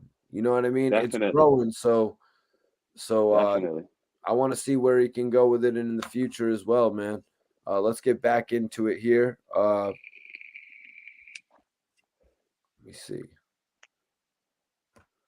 So Wack addressed security, the security that was there. He said, I didn't see none of them, just little dudes. If he's talking about dudes down the street, down the corner, all I saw was the dudes jumping out of 2 sprinters, referring to 6'9" dudes. Hassan Hmm. came up there with security. They were like 7 to 8 deep. So why would he refer to Hassan's people as his security, but then he just says 6'9" dudes jump out of a whip, Twiz? Yeah, 6'9", and nobody 6'9" hopped out with was a friend. They was security. If they wasn't being compensated or getting nothing out of it, you think they would be standing next to him? You can look, you know what I'm saying? The people that Hassan brought, he really knew them 9 times. You know what I'm saying? He probably came out with 6, 7 old heads. You know what I'm saying? So they probably said security because they old heads. You know what I'm saying? But People just that Hass want to make sure he's good. You know, he's going to one of the biggest opportunities. exactly. Hassan said that he went and did the academics interview at first solo, Twiz, with a driver. Simple as that. But for Hmm. this occasion, with 6'9" and with Wack there and academics, that's why he wanted to come with his friends. Yeah, exactly. But He came with people he really knew, like everybody as around anybody, six nine. shit, as anybody would. I mean, I'm sure we would as well. We would bring all the people that we're closely associated with to a certain extent. Like, I mean, Facts. that's respectful bringing 5, 6, 7 guys. You know what I mean? I don't think that's anything out of norm. 5, 6 guys that love you is more powerful than 15 people that's there for the money. So, Twiz, this is where Hassan says it went left. He says he says I can't tell you where Wack 100 went left actually. So he said all I can do is give you my theory. Here's one of my theories. I get into the building with Wack 100 and everything was all good when we was face to face. Wack gave me an idea that something was foul about him when I went, an indication that something was foul about him when I went into the clubhouse and I saw that he muted me. So I couldn't speak. And then he said, I'll see you on Friday. When I get in the building, I say, Wack, why did you mute me? Now, Twiz, I remember at one point in time, Wack 100 was going to interview C-Mac. Mm-hmm. I think Hassan misunderstood this from the jump, Twiz. From this statement right here. I think he misunderstood this shit from the jump, bro. Wack 100 said, I'll see you Friday. Now, I don't know if you remember, Twiz, or if we covered this portion of it, but Wack 100 was going to interview Crip Mac, Mm-hmm. and he was going to do it on his podcast, right? So Mm-hmm. Crip Mac, at one point, Wack 100 was in a clubhouse, and then Crip Mac was about to come in. They were like, oh, Crip Mac's about to be in here. And then Wack 100 was like, I'm going to get out of here because I'm about to interview him this weekend. Do you remember that, Twiz? Yeah, I remember that. Absolutely. So that was a good point. Wack 100 didn't want to waste the content. I say waste because he was going to go record it for his own show. I think we were all under the impression. So I feel like he didn't want to waste the conversation there on Clubhouse. I feel like it's the same thing in this case, Twiz. I think that's why he put him on mute and he said, yo, I'll see you on Friday. Like, because they were going to do the podcast on Friday. He didn't want to give it away on Clubhouse. It's like giving away free pay-per-view. Facts, and that's exactly why he shouldn't have carried it like that on that podcast with 6 9 was there. Even if he gonna sit there, he could have sat there. It would have looked better on his behalf just to play it as like that's what I like about how academics run that is he don't really say too much when you got two people on there. Let them go ahead, let them rock out, let them vent. Don't throw too many of your 2 cents in. It waters it down. It causes confusion. He should have let that. He should have let that been that. He could have had his face behind it, and then with Hassan Campbell being on your podcast, that's when it could be showtime. And also, I'm pretty sure Hassan Campbell wouldn't have been. He saw Wack from that just shows you like Hassan Campbell done seen Wack from miles away for him to even record the phone call like that. He knew that this guy is a strategist. Like, so at the end of the day, he should have just saved it for the podcast. Did the podcast, and after the podcast, had like a mutual respect for the guy. Like, it's no different than him having a mutual respect for 6 9. Even though, like you said, he probably felt as though he was more invested in 6 9, but having that connect with Hassan Campbell, even to bring him out, bro, like it's like that's a good connect to have too over the internet. We all know Hassan Campbell, he don't got no filter, you know what I'm saying? And you don't never know what you're gonna hear from him. So at the end of the day, it's like you should play your cards right, man. Dealing with that type of, you know what I'm saying? You got to play the hand you dealt, bro. I think he jumped out the window because he couldn't wait. Like he couldn't wait, bro. He couldn't wait to. We just hit 300 live viewers, and I put up a Okay. new poll. You guys. Best podcast. We've got Drink Champs. We've got $1 million worth of game. We got DJ Academics, For the Record. And I've also added in my expert opinion from Math Hoffa. Did I miss anything? Did I miss anything? No, that's about it. Other than that, what you got? No jumper. That's about it. You got No Jumper. You got Joe Budden, the Joe Budden podcast, but you can only do about 4 options.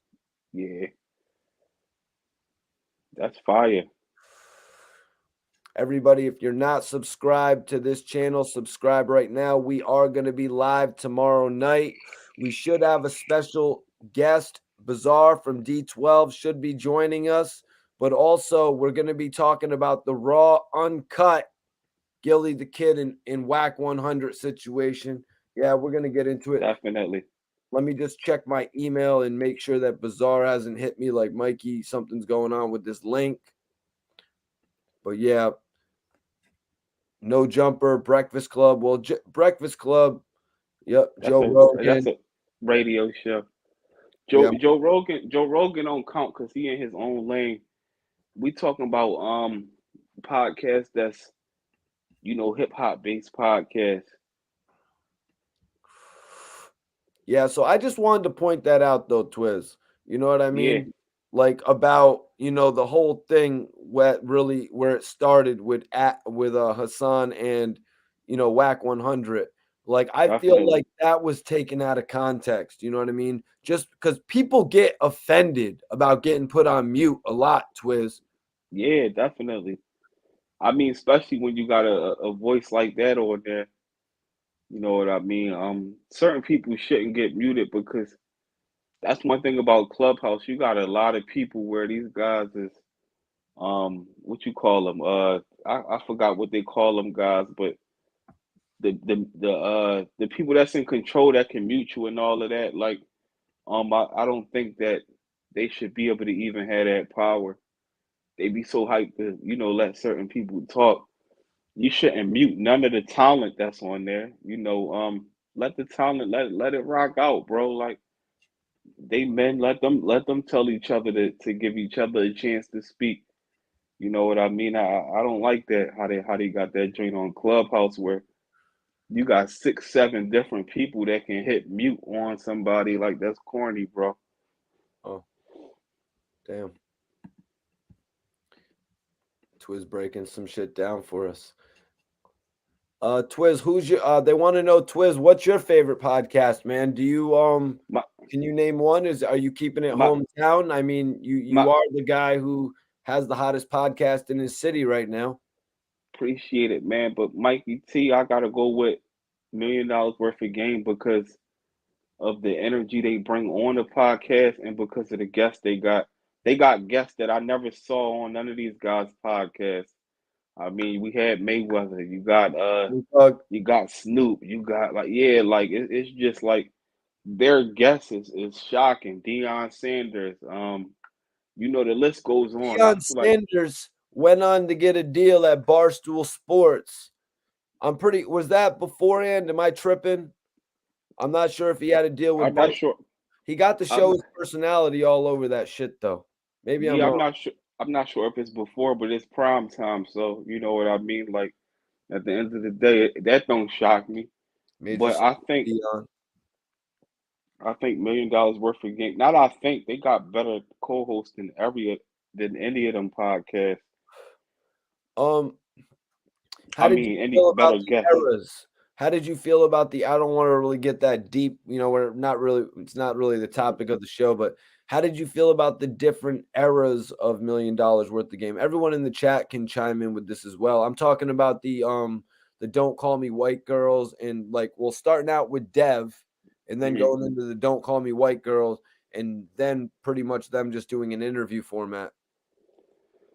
The eras was crazy, but it shows you they was still relevant in every era they had. They constantly showed growth. It never dried out.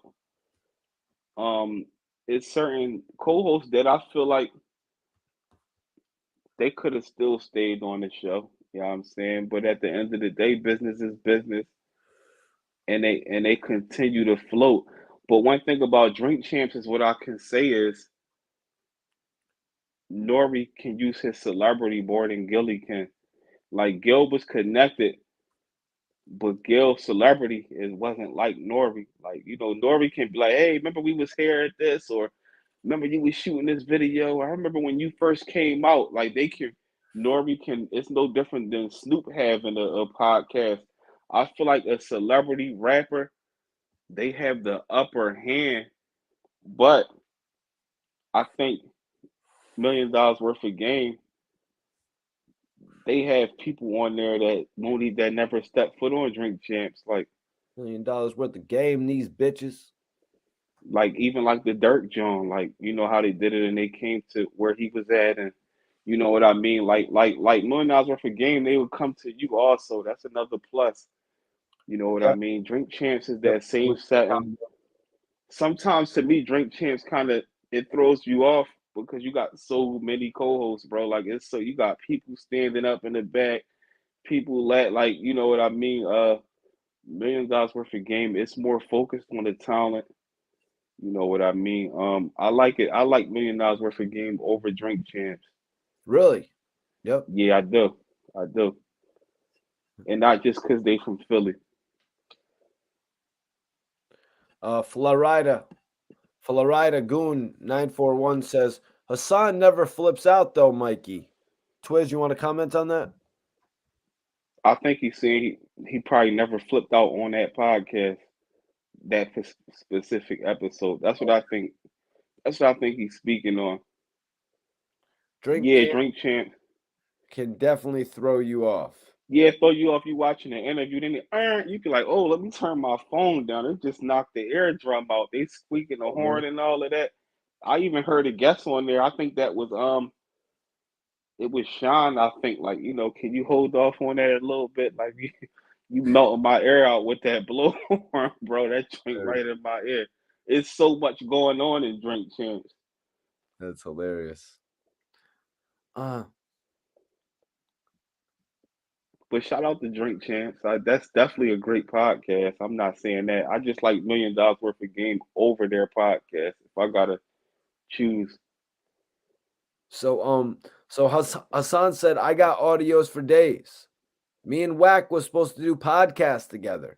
You couldn't figure out how to squeeze me, so you went back to Clubhouse, madder than a mother, and violated and disrespected me. I guess somewhere you bumped your head. You didn't think Haas was coming out like Wolverine. Did Haas come out like Wolverine, Twiz? I mean, if you want to label it that, I think he You a came more out. Wolverine? I, Are you a I Wolverine think guy? I'm a Wolverine guy. I think he came more out like Cyclops. Really? You're gonna have to break that down. Cyclops was for instance, Cyclops. If we gonna talk about the X-Men, you know what I'm saying? Appreciate it, Randy. So Cyclops is a guy where you talk to him, it's cool. You know what I'm saying? He's more calm. You know what I'm talking about? Like, but then you get him upset and he left them glasses and he zipped. Wolverine is already, He's already pissed somebody. off half the time. Exactly. So you gotta approach him like, you know what? Like Wack 100 wasn't approaching him like Wolverine. He was approaching him like Cyclops. Like, I know you got superpowers, but we could be you're a talkable DMX. guy too. DMX was more of a Wolverine. Rest in peace. DMX is more of a Wolverine, definitely. Walking around amped up, but don't get him turned up because he'll turn up on you like Wolverine. He'll turn up on you, but if you on your side, you good. You know what I'm talking about. I think you're right, man. I think you're right. More like the Cyclops there than the Wolverine. Facts. That's crazy, man. That's absolutely crazy.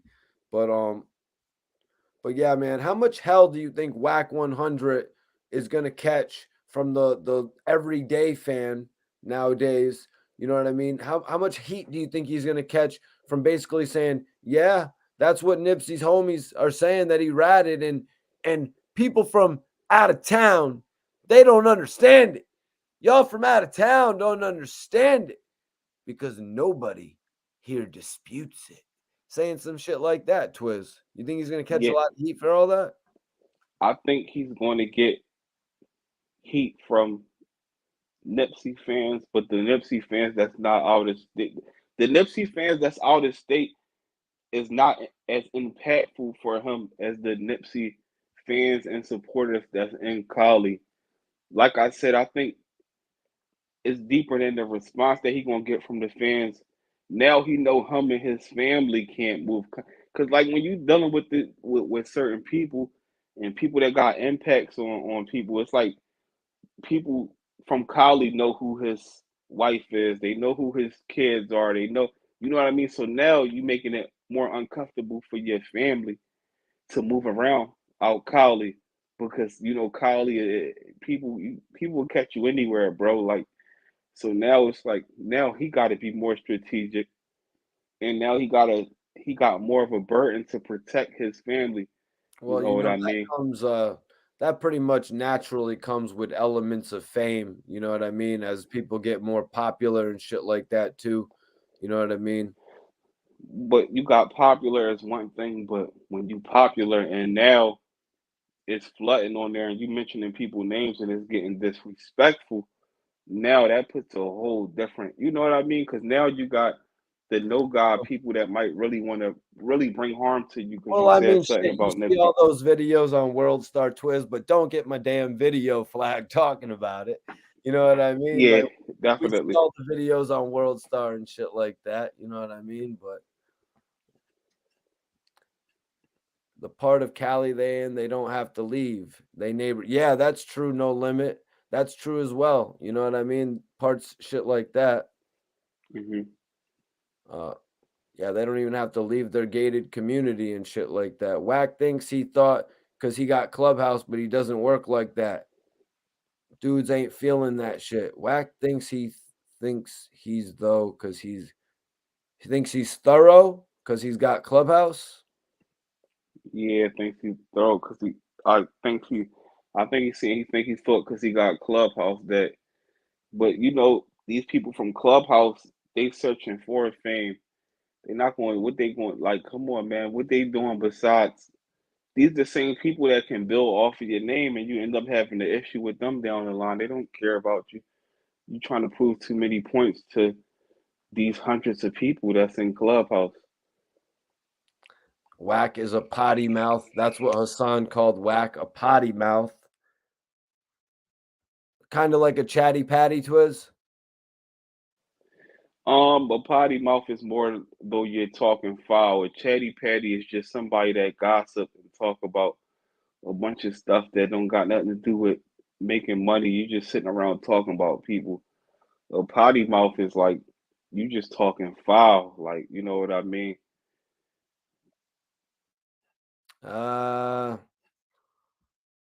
I don't know if I agree with this right here. $1 Million War says $1 million worth of game fell off to me after Dev left and they got that deal. I wouldn't agree with that whatsoever, man. I think they actually got a whole They hell of a did lot better. more popular after Dev left. Twiz? Yeah, they got a lot more popular. They got a lot more popular. You know what I mean? Let the people know, Mikey, before it was Dev, it was gonna be you. You know what I mean? You was the original, supposed Yeah. to be original part of $1 million worth of game. Yeah, But I don't know why everybody like I was the original third co-host of $1 Million worth of game, but then facts. Dev actually got in position because I don't actually know how he got in position. But Facts. yeah, I was But actually supposed to be the third co-host if anybody doesn't know that shit. facts. And I just feel as though with Dev, um, they grew. You know what I'm saying? They grew after, like they still continuing to grow. You know what I mean? They continue to grow. Like salute Nicole, much respect, much Yeah. respect. Yeah, they're continuing to grow, Twiz. Like you can just tell from the setup that they had back then. It was cool. You know what I mean? It was Facts. a cool setup, but I mean it was a little too I don't know, it was just a little too bit looked too much like a set. Now their shit looks a little bit Hmm. more realistic. Yeah, and like I said, they got it to where they can travel now. You know what I mean? They got it to where you know what I mean, and they still got a sense of humor. You know, with each other on top of the podcast. So I don't think they fell off. Let me see. Omar says Hassan sounds like an upset girl. I don't agree with that. Hassan, I think, is just reacting. I think Hassan is reacting to this in the best way that he could. Something that I wanted to point out was like Twiz after Hassan left from the For the Record show, like he had another hit ready to go on his channel. Facts. Hassan Campbell, he just he's a broken man, bro. Like somebody that's could be very dangerous, man. So it's like you know, he got a lot on his. He got a heavy chip on his shoulders. So Who does? Hassan Campbell, like it's to the point where like you could be on good terms with him, but his guard is all the way up. Just think of like people he dealt with in the past throughout the internet, people he collabed with, and they end up falling out, and then it's like like you say, the gloves is off. You know what I mean? He better off to just let's let him vent, leave him alone. He not nobody that's. I mean, even though sometimes people do it for views, where they would try to befriend them or get them on the platform just to stir it up. If you're doing it for that, that's one thing. But Wack was trying to make it like he was trying to befriend him, and then it was like he get him to the neighborhood, bring him around his friends, and then try to humiliate him. That's not good, really, to Right. do to no man, let alone somebody like him. Yeah, trying to actually clown him when you get him around all your friends and shit. Exactly. Mon says, easy to get views if you're interviewing top rappers. Every podcast can do that. But Mon, that's exactly the opposite of how Gillie and Wallow actually started. You know, Well, they actually started just by themselves, Twiz. well, we can say that about every podcast. You compare we no, we gotta think we comparing Gillie and Wallow to most people that got podcasts are rappers that can't sell music like that no more. It's like that's like the retirement plan right there, bro. It's like, they jump in and they get on these podcasts and they suck up jobs for people that that got potential to just have a podcast that never rap or nothing like that.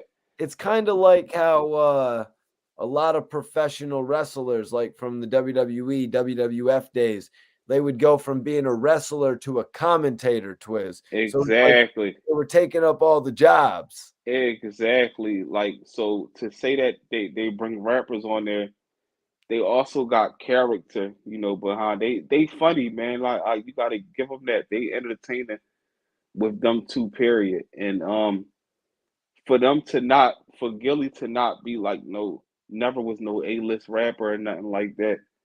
It's the reason why they were even chosen for a podcast. Everybody vote in the poll right now. We only got 71 votes in the poll. Guys, we only got 71 votes in the poll. Vote in the poll right now. We got 280 people in here. I like Math Hoffa, but I don't think Math Hoffa's joint not better. His joint not better than Drink Champs or $1 Million Worth of Game. But I like Math Hoffa's joint. I like the vibes with the barbershop and all of that. And I like who Math Hoffa has became. He's matured. Math Hoffa was the same guy that'll punch you in your face in the middle of the battle. So for him to set that up like did that once or twice. He did it a few times. Yeah, he did. But I salute him for becoming who he came, and he does a great job. But oh yeah, go subscribe to Math Hoffa if you're not. Math Hoffa is on the way to 1 million subscribers this year. Definitely. I like Math Hoffa joint, but I don't. To me, it's not better than Drink Champs or $1 Million Worth of Game. You're just being real, Twiz. You know what I mean? But it Facts. is. But when I asked Twiz, what's up with these 4 podcasts that I listed, he said, "No, you got it right." Well, look, another thing about $1 Million Worth of Game. Salute Emrek, Spooky Hours. Yeah, salute Emrek on the channel. We need to have Emrek on the channel for sure. Emrek a pioneer at it, but one thing about $1 Million Worth of Game is another thing I can say is it's like their joints come out like a series. They dropping every Sunday. With the other ones, I don't really know it. Like it just like they just tend to just drop them. I don't even think Drink Champs have.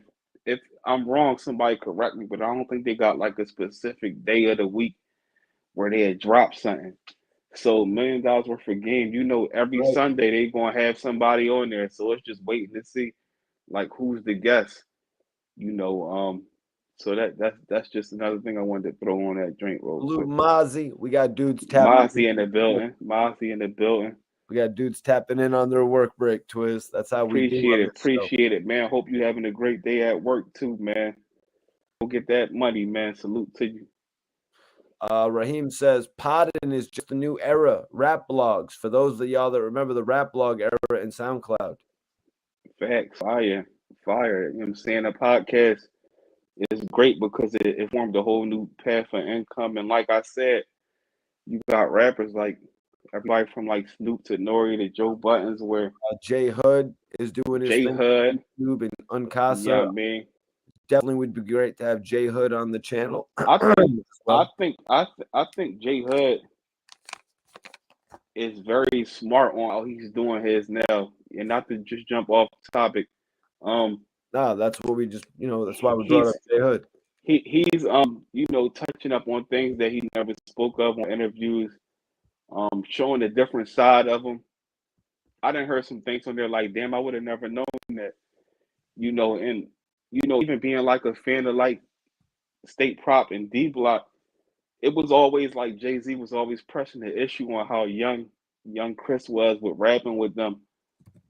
We knew Hood was young, but come to think of it, it's like he was the same age as Chris. He was just as young as Chris rapping with the Locks. So it's like, bro, it's a lot of things that, he speak of. So shout out the Hood, man. If y'all ain't check his channel out, check that joint out. He be speaking on how things was, him even getting signed with the Locks and all of that. Like, he talk about everything. Oh yeah, you got Mano Kitchen Talk as well. Yeah. Everybody's doing it, man. Everybody's doing Yeah. it. Everybody's caking. Bro, right. I'm surprised Mano joint don't come on in the intro. I'm surprised his intro ain't high either. You know what I mean? When that joint come on, like, you know what I mean? So you can't forget about Mano. Oh my. You know what I mean? We might see Bow Wow doing the joint within the next year. I mean, that's what it is. Like, I'm surprised Master P ain't got one. That was Master P. Oh man, don't give him any ideas, bro. I hear he's making a series though, man. I hear he's Okay. making a series though, King of the South. Oh, Because it was supposed to be a movie at first. fire. But Twiz, I know it's getting late, man. I don't want to hold you up, bro. If you want to Definitely. get going, bro. I'm gonna see you Yeah. tomorrow night though. Definitely, man. It's SV Twist, man, the Hood Blogger, man. Shout out to everybody that was in the chat. Make sure y'all check out the YouTube channel at the Hood Blogger. Follow me on the gram _Twiz215. Y'all tuned in to Report Card Radio Live Familiar, SV Twiz, Mikey T, the movie star. And y'all know how we carry it, man. All right, Twiz. I appreciate you tapping in. I'm gonna put You Twiz. already. I'm putting your Instagram up right now, bro. But I'm gonna see you tomorrow night, bro. I just don't want to keep you too late. You already, bro. I appreciate you, man. All right, salute. That's the Hood Blogger right there, you guys. SV Twiz, I appreciate you for tapping in, bro. I just didn't want to hold him up too late. I know it's getting late. We probably got some people from the West Coast tapping in. Yeah, Star's cool. Star's cool. I think he's might have reported on a couple of my things. I'm not really sure though. Not really sure though. I want to take some open questions. Now that we've gotten through the topics, I'm glad Twiz joined us to speak on the Nipsey Hussle shit. It's pretty crazy. You know what I mean? It's actually pretty crazy. You know, Wack 100 basically speaking on Nipsey like that in two different ways. In two different ways. You know what I'm saying? He basically spoke on Nip in two different ways in basically the last week. Pretty crazy. Star shouted out AR Rab and said that he's the realest ever. That's what's up, man. Star's a real one. Star is a real one for sure.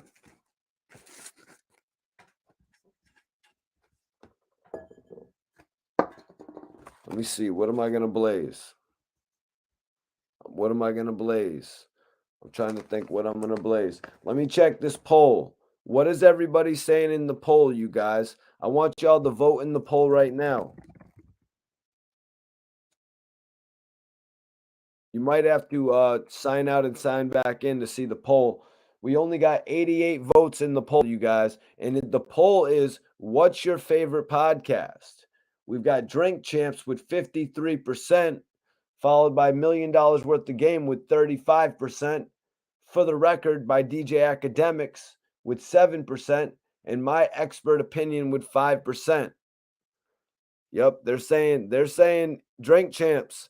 We need everybody to vote in the poll right now, you guys. You might need to refresh, my boy Iceberg was telling me. That's hilarious, Omar. Low Pressure, what up? What up? Joe Budden. Yeah, salute to Joe Budden. One of the dopest podcasts out for sure. Joe Budden. Joe Budden definitely has one of the dopest podcasts out.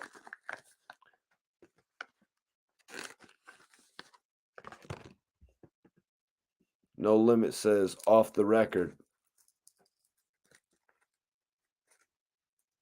Yeah, I'm about to roll up some of this.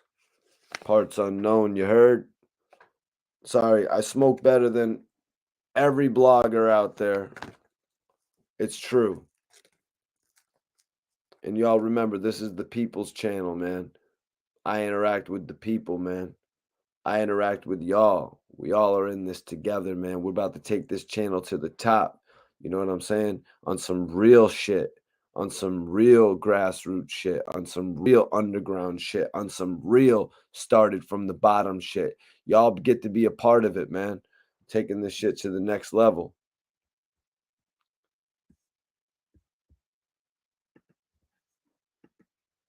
Oh, word. Ha! Did I write did I write academics podcast wrong? My bad about that. Did I mess up my own poll? Everybody vote in the poll right now. We only got 96 votes in the poll. We got 260 people in here. Y'all can vote right now. That's academics podcast. For some reason, I wrote it as for the record. Did I mess that one up? My bad.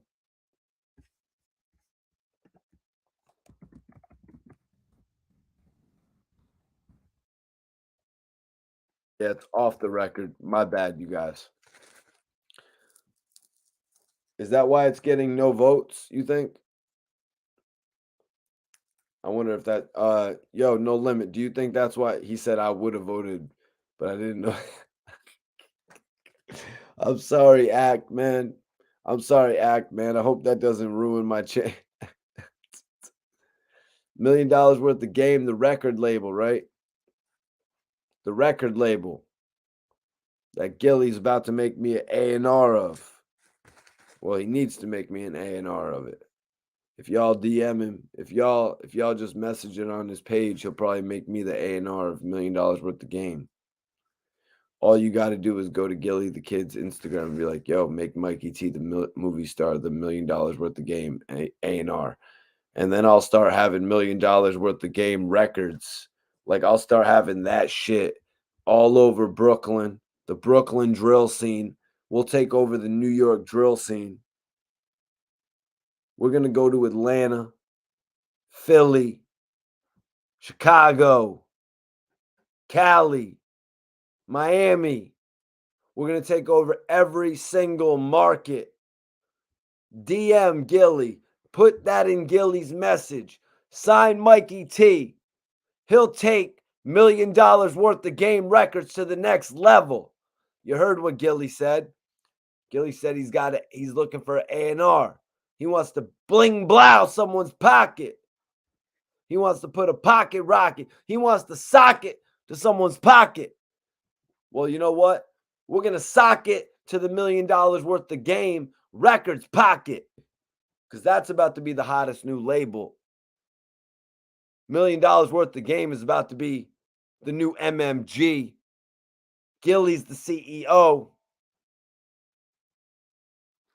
Gillie's the new boss of this shit, you guys. I'm saying it right now.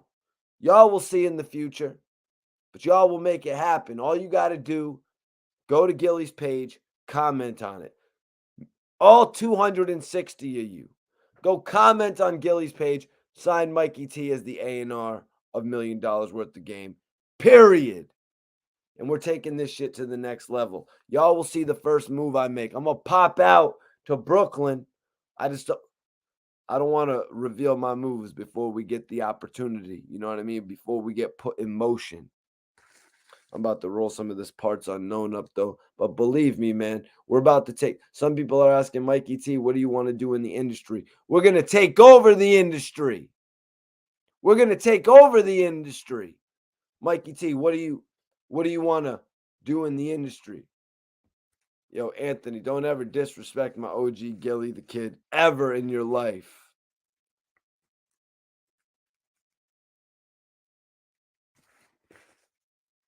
Sorry, y'all, I'm rolling up. But vote in the poll, y'all. Okay, we got 105 votes in the poll, so that means we got room for 100 more. We got room for 100 more votes in the poll, you guys. The new MMG. Oh, man. Yeah, let me see.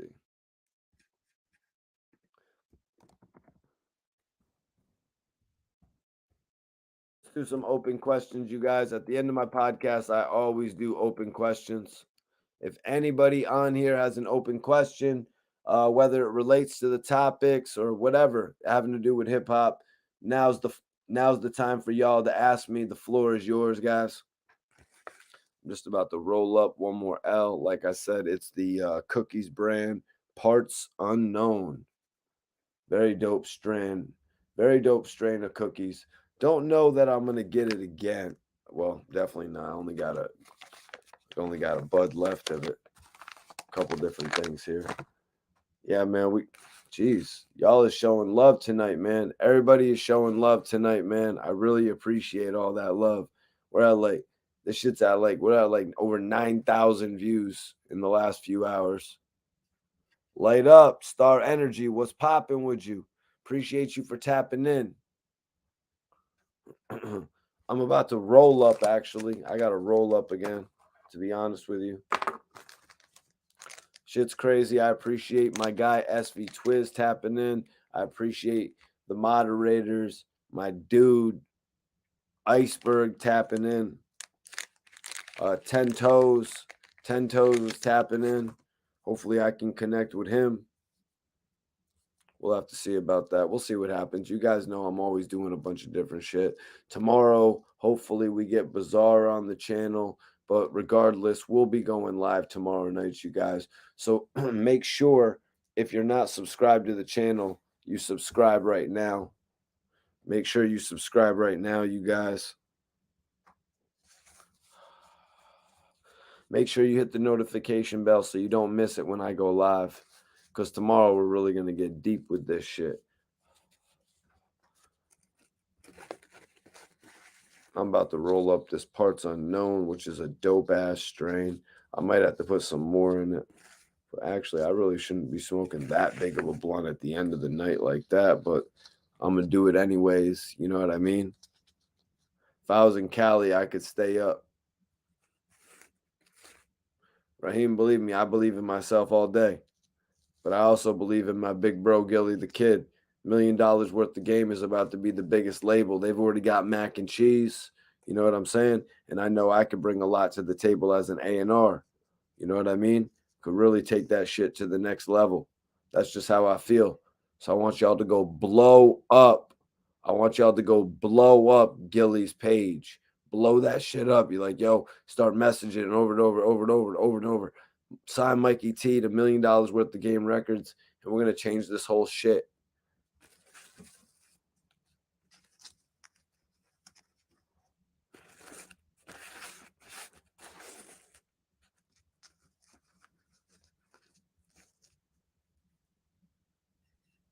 Anybody got any open questions, though?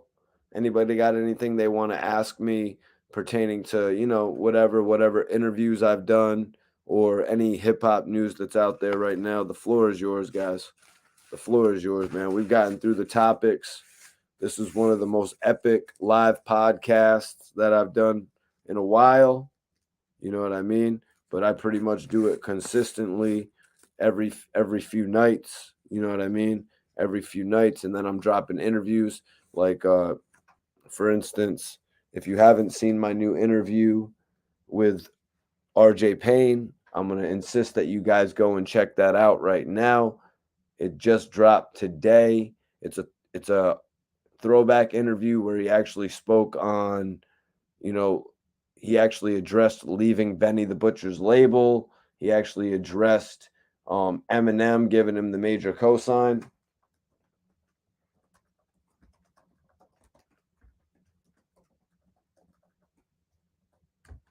Yeah, if you guys want to go check out something from me, y'all can go check that shit out right now. Let me see. Yep, there it is right there. My RJ Payne interview, one of my best pieces of work.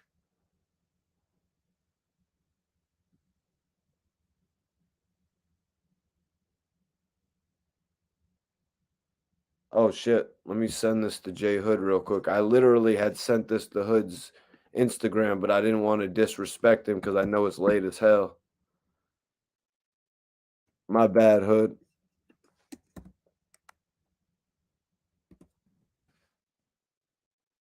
I'm DMing you right now the link, Hood. My bad, J Hood.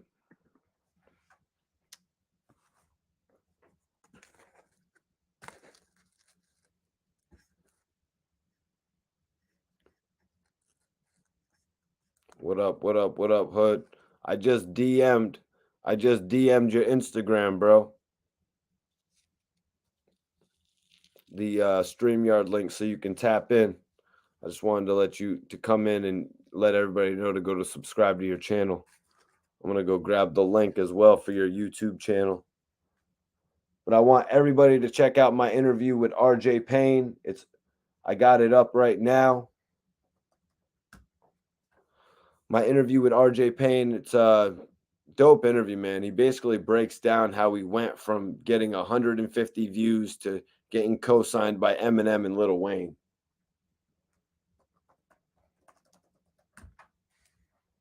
Let me see. There's J Hood's YouTube right there. He's got a dope YouTube page. Let me see.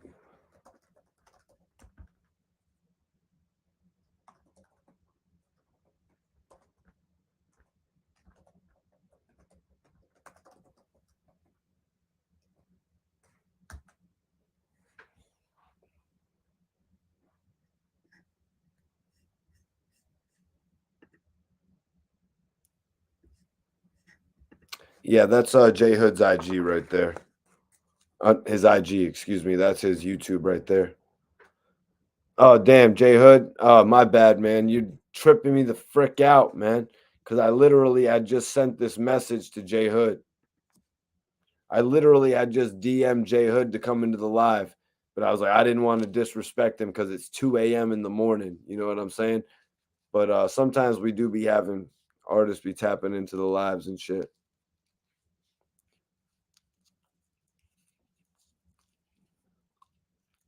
But my moderator knew that wasn't J Hood. My guy Iceberg, he's pretty official. He be knowing shit. But due to the fact that I DM'd him, Iceberg was like, oh shit, it might be J Hood. Hopefully J Hood will come on the channel for an exclusive interview. His YouTube page is lit as hell. Now that is J Hood's YouTube page though, you guys.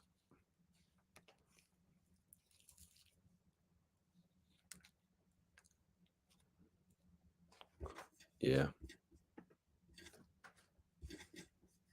I feel like some of the people in this video, didn't see this earlier. Lil Durk on rock with Mikey T, the movie star. You already know you're rocking, man. 300. Lil Durk on rock with Mikey T, the movie star. You already know you're rocking, man. 300.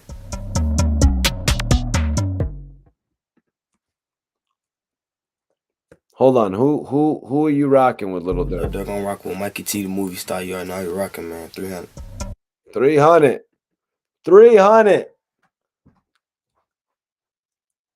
I don't know about these other bloggers, but I'm 300. I'm definitely 300, you guys. But yo, I appreciate everybody for tapping in on the live tonight. Real shit. Listen, I want y'all to check out my interview. Hold on, what's that? Oh, what the hell?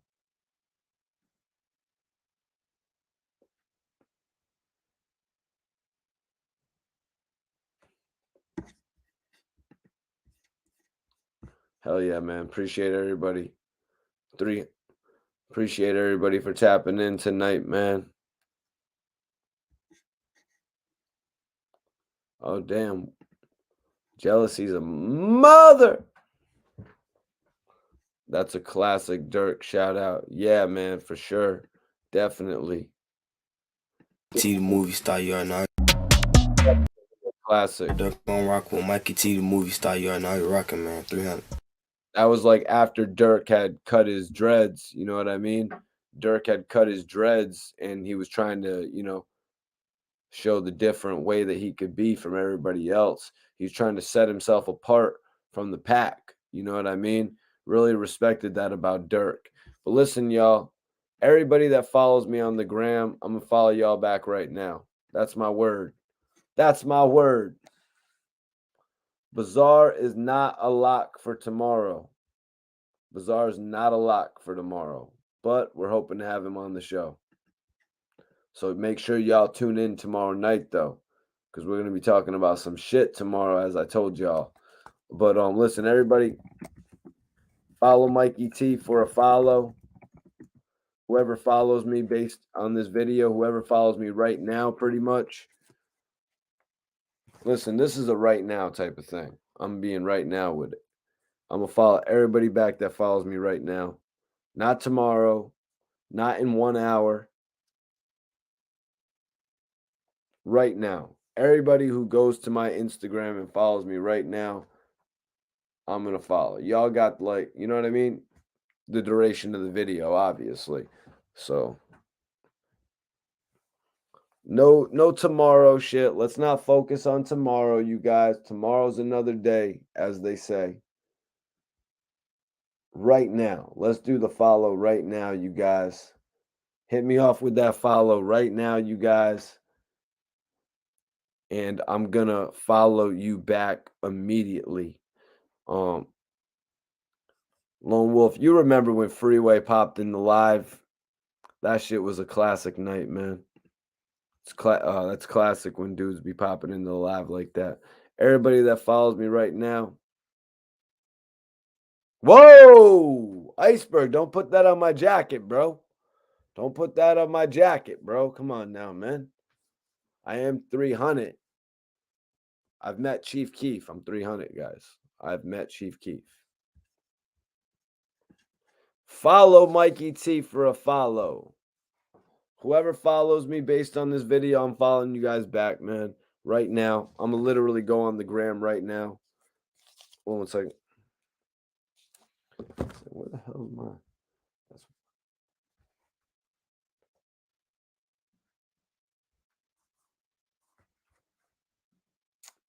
Y'all need to go check out my interview with RJ Payne. Classic shit. Yeah, man. That shit was classic that night, man.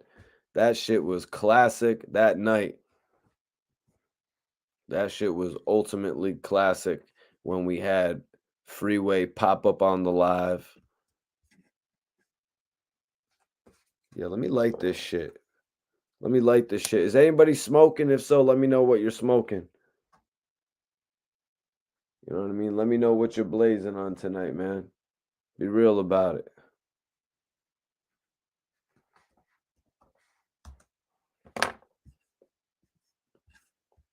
Oh, what's weird? Is this weird? Is this weird? Lil Duck on rock with Mikey T, the movie star. You already know you're rocking, man. 300. Lil Duck on rock with Mikey T, the movie star. You already know you're rocking, man. 300. Nothing is weird about anybody being in this video. Nothing is weird about anybody being in this live video. Let me tell you that. If anything, you guys watching me on live talk my shit, talk hip-hop facts, interact with all of you. This is the realest shit. You know what I'm saying? We all come from knowledge of the game. We all know what we listen to.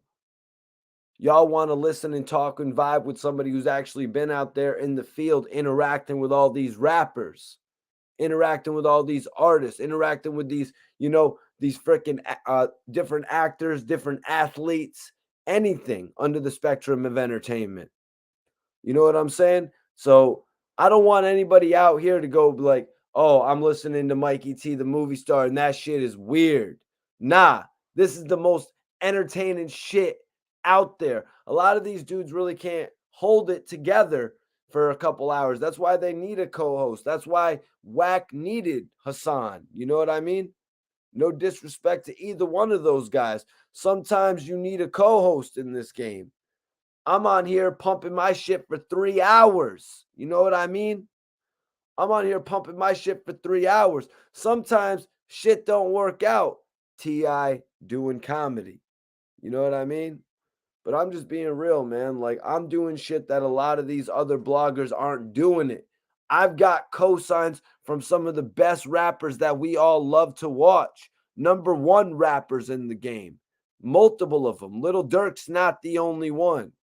So I just don't want any of you guys to think, anybody watching this right now, I don't want anybody to think that you can't tell one of your friends, one of your family members, any groups that you're involved in, if you're involved in an athletic group like football, basketball, lacrosse, anything like that, you guys, don't be afraid to tell them that you mess with Mikey T, the movie star. Don't be afraid to tell them that Mikey T, the movie star, is leading the next generation of bloggers. Don't be afraid to tell them that, man. I need y'all to endorse what I'm doing. I need y'all to support what I'm doing. And believe me, it's appreciated and it's gonna be reciprocated. I like to show love to those that show love to me, you guys. That's why I'm saying I got my Instagram pinned up for anybody that wants to follow me and stay in contact with me, whether you got clothing brands, whether you do music production, whether you rock with your own record label. It doesn't matter what part of the country you are in. We can network, man. Definitely. Yeah, man. Mike Larry, shots fired. Shots fired, man. I don't need anybody out there thinking it's not anything but thorough rocking on this channel. I don't know what them other channels are talking about that haven't actually sat with the celebrities. You're watching somebody that sat with Young Dolph. I've sat with Yo Gotti. You know what I'm saying? That rest in peace. And that's why I say, man, I never try to play, you know what I mean, one side of the fence. You know what I mean? You really got to stay at it, man. If you're not working on both sides of that shit, you know what I mean? You're not really going to go anywhere in this game. If you're just focused on one thing, you can't put all of your eggs in one basket. That's what one of my best friends told me. That was my homie Caesar CeeLo. He was like, yo, don't ever put all of your eggs in one basket. You got to make sure you don't ever do that. I've done that a time or two. You know what I mean? I've had a lot of points of my career where I was supposed to blow up. You know what I'm saying? Through deals with different labels or deals with different celebrities. You know what I'm saying? But at the end of the day, man, I always bet on myself. I always bet on Mikey T, the movie star. This is what I've been doing for the last 12 years. I've been building myself, you guys. I appreciate everybody for tapping in on this video tonight, man. Really do. Let me see what we're looking like right now because I was just about to bring something up. Definitely appreciate all 194 of you guys in here right now. That shit's lit.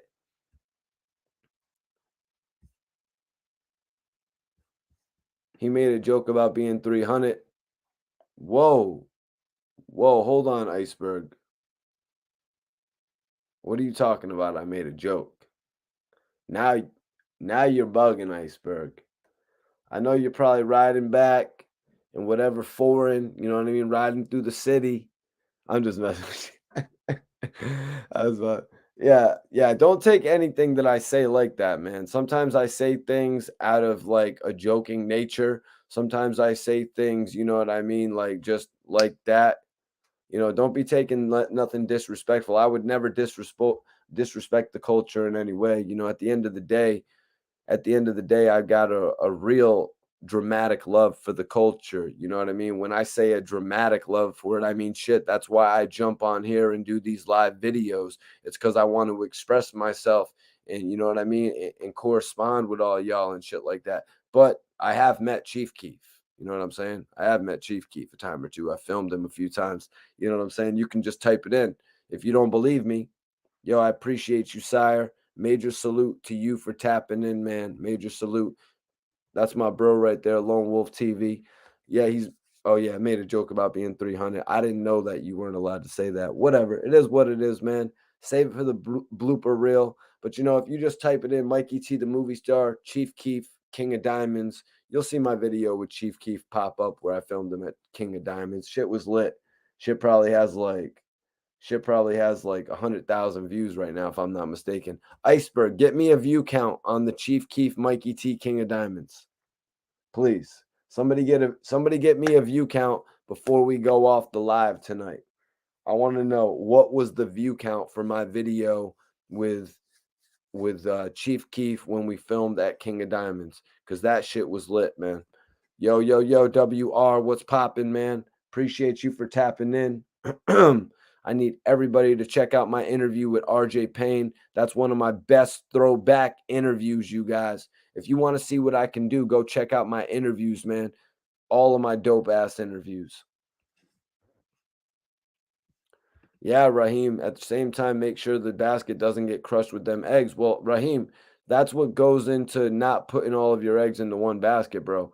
You know, if you're walking around and your basket gets crushed and you've got all of your eggs in one basket, then everything is over. You know, that's where keeping, you know, your eggs in multiple basket comes into play, bro. Yeah, but Iceberg, how many views? How many views are on that shit, Iceberg? Sire Sopranos, salute, man. I actually just watched The Sopranos like last year, the end of 2021, and that show was, I watched it from like, you know what I mean? I binge watched all the seasons. Amazing, amazing freaking series. I really loved it. Wow, man, we're at like 9,700 hits tonight, man. 82,000 hits. Are you kidding me? Are you kidding me? I'm the hottest blogger out here, man.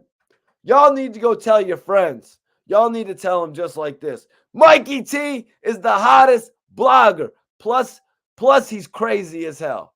You never know what the hell he's going to say on YouTube. Y'all need to tell him that. Y'all need to just tell him just like that.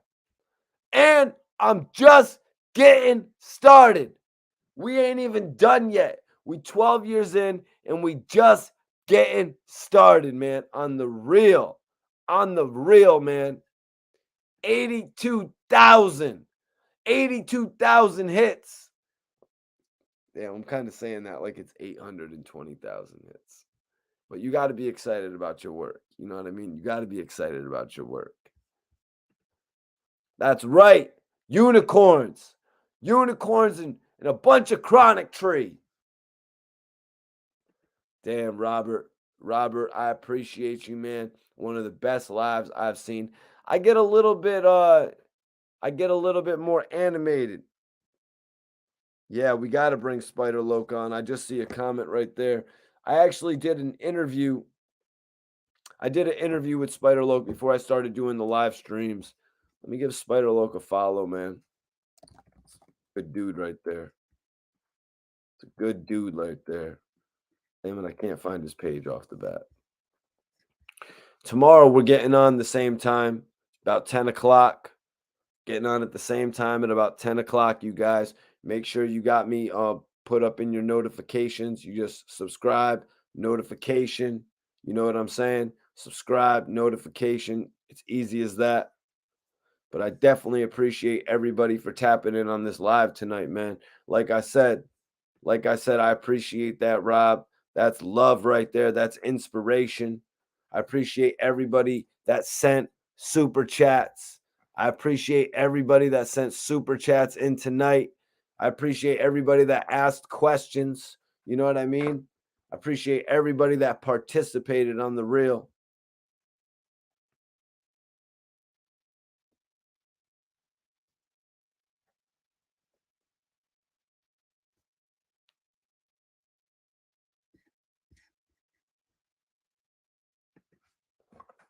What are you talking about?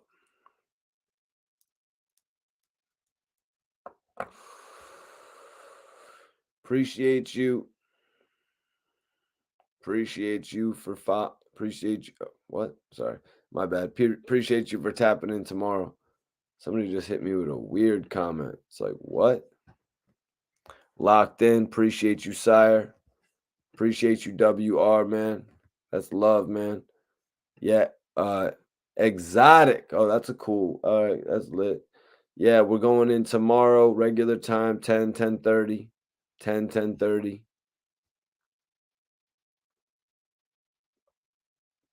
Oh.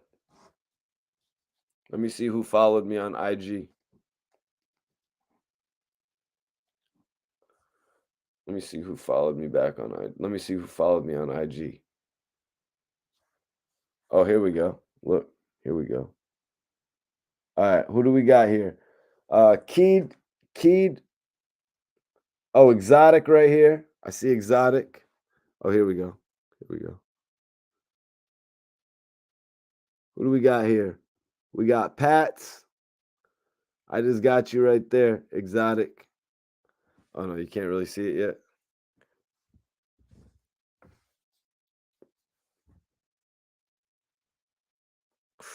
All right, let me get y'all back. No Limit, Lock Before You, Dupree Seals, Charles Bartley, Nathaniel. Got you, man. Got you, Nathaniel. Out of Town. Yeah, got everybody. Oh, hold on one sec. Nope, I'm not following that account. Karma Back 360. Got you. My Time Frenchies. Got you. I think I got everybody.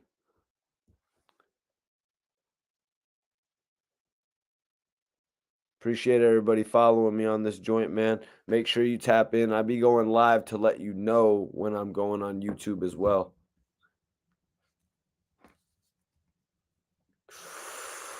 Everybody follow me right now. I'm going to follow you guys back, literally.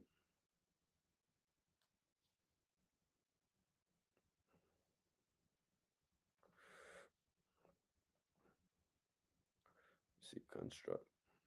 Oh, shit. Construct Breaker. I just followed you. I just followed you back.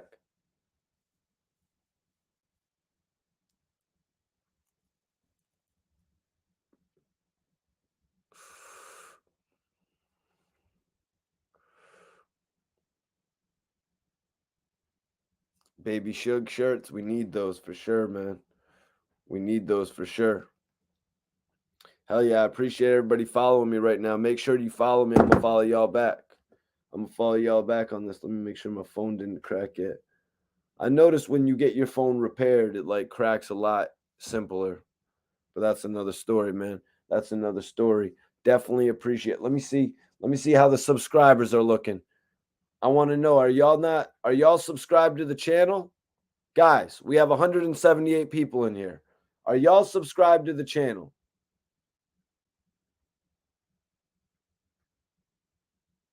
If you're not subscribed, subscribe right now.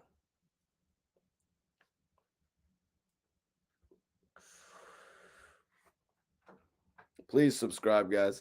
I'm okay. We got 2 more people to subscribe. If you're not subscribed, subscribe right now so you never miss a live video. I want everybody to subscribe right now, guys. I'm doing a silent treatment right now until you guys subscribe to the channel. I'm not going to call it a silent treatment. We're not children. I'm giving you guys a smoking treatment.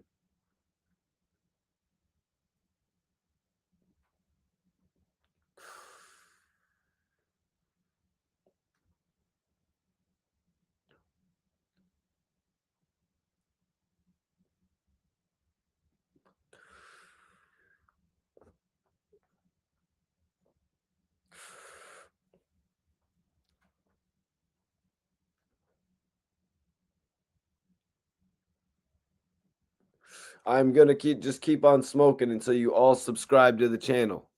I want you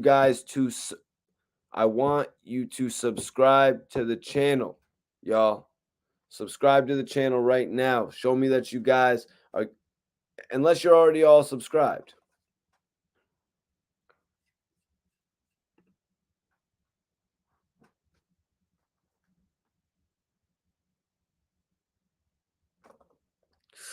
We got a subscriber. That's what's up. That's what I'm talking about. 58,210 subscribers. We're on the way to 100,000.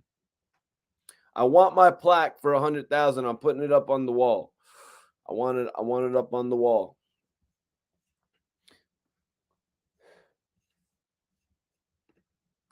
But I want everybody to keep subscribing to the channel. I want everybody to make sure they stay in tune with me on a regular basis.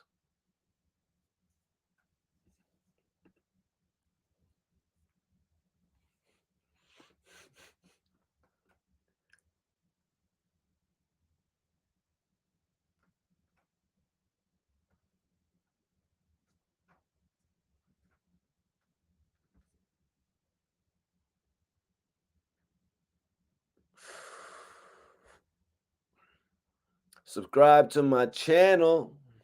Subscribe to my channel, baby. Oh, shit, man. Okay, I like this. We're actually, guys, Guys, we're going to keep it going just a little bit longer. We are on the road. We are on the road. This live podcast is on the road to 10,000 views, you guys. My brother right there, Lone Wolf TV, says, you going to get that plaque. You going to get that plaque. Raheem, if you're not subscribed, I need you to subscribe, bro. You're too cool on these live chats, man. We need you in here more often, man, on more days than just Monday. And I'm not all too certain if today is Monday or not. But if it is, let me know it's Monday. Lone Wolf, is it Monday? Is it Monday Night Raw night? Can't really remember. Let me see. Did anybody follow on Instagram? Let me take a look, because I'm going to follow y'all back before I get out of here, man. I'm not a bougie blogger. I'm not like the other bloggers. I keep it real. Oh, we got 2 followers. I got Sire right here, and I got Kylan right here. I just followed y'all both back, man. I requested you, Kylan. So you gotta accept me, man. What up? Yeah, man, I'm giving y'all the smoking treatment. To be honest.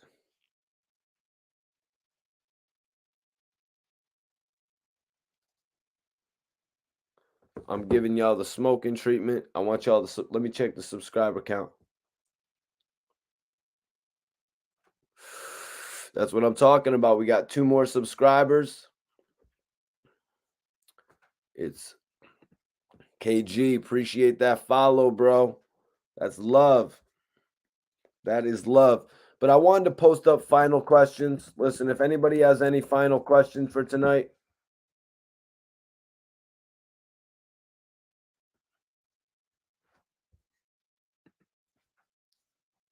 well, we're going to do some predictions, Lone Wolf. We're going to have to do some predictions for WrestleMania Backlash on my channel, potentially.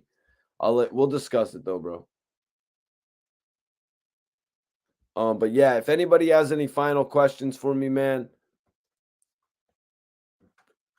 this is the time to actually ask whatever you want to ask, guys. We do last questions. We do final questions.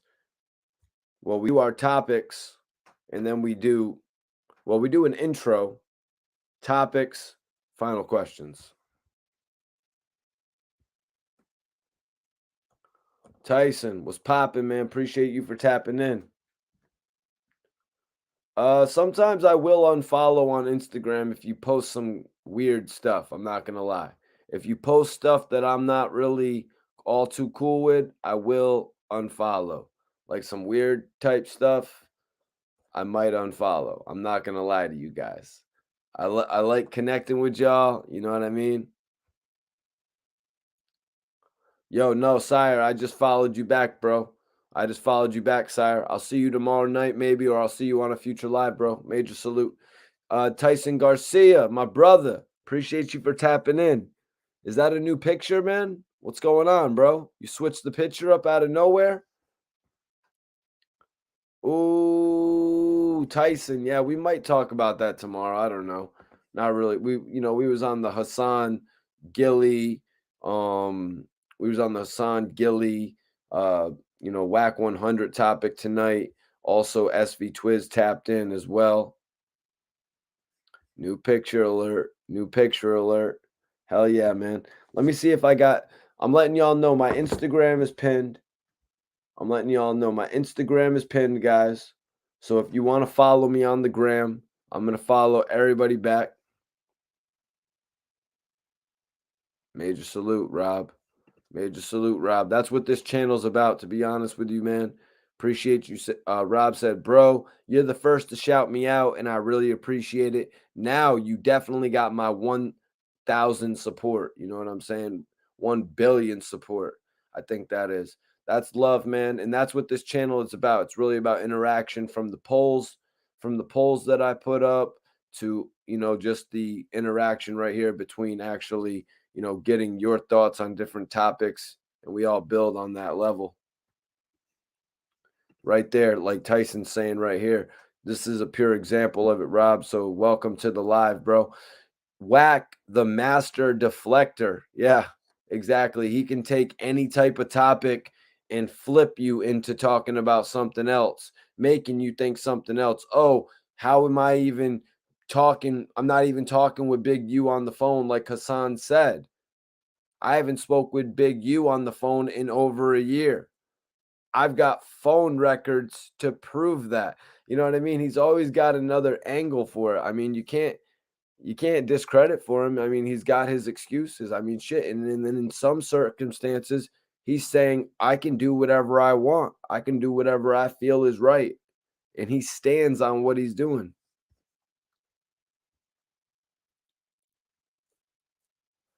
No limit. Come on, bro. We don't, I won't address that shit on the live.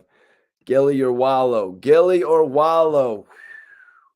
It's a hell of a question to ask. I mean, you got a lot of different things to weigh out. All the chat can answer this as well. Who's your preference? Is it Gillie or Wallow? Put it up in the chat right now. There's a lot of things to weigh out with that. Like, you got to look at the fact that Wallow was actually the one. You got to look at the situation. Wallow was the one who actually begun to put major figures together. You know what I mean? Wallow is the one that pushed Gillie to actually start rapping in the first place. You got to look at that. Then you got to look at what Gillie did with it. You know, taking major figures to the next level, getting himself several solo deals, working with the likes of, Tony Draper, to Cash Money, to, you know what I mean, Vin Rames, to Tamba Ali, you know what I mean, to then parlaying it when Wallow got out of jail. Wallow took over the social media. You know what I mean? Wallow just needed that podcast to cement himself because he had social media running wild. Gillie transitioned into that as well. So now they're both at an even playing field, coming together for the $1 million worth of game. You got to take all that into consideration. But what you're asking me is simply Gillie or Wallow. And I mean, I'm more into the rapper aspect than the public speaker aspect. You know what I mean? So I'm going to go Gillie. You know what I mean? I'm more into the rapper aspect of it. You know what I mean? The movie aspect of it, obviously, in my name, Mikey T, the movie star. Gillie acted in several films. You got to watch the clip. I got on my thing where Gillie talks about a celebrity that put hands on him. If you haven't seen that video, it's on my page. Gillie actually talks about a major, major action scene from one of his films. Go check that shit out, man. But what do y'all think? Gillie or Wallow, man? Sir Ventus says Wallow. That's the thing about it, man. Everybody could have their own opinion. I really think they need a reality not a reality show, like a reality-based show where it's kind of like The Odd Couple. You know what I mean? I think they need to base it on The Odd Couple. They could even make it scripted. They could even make it a scripted show. They would be so great together. Just build off of The Odd Couple type of a vibe. Wallow the bid. It would be awesome. I should tell Rich this, my homie Filthy Rich. Wallow in the bid too would be awesome.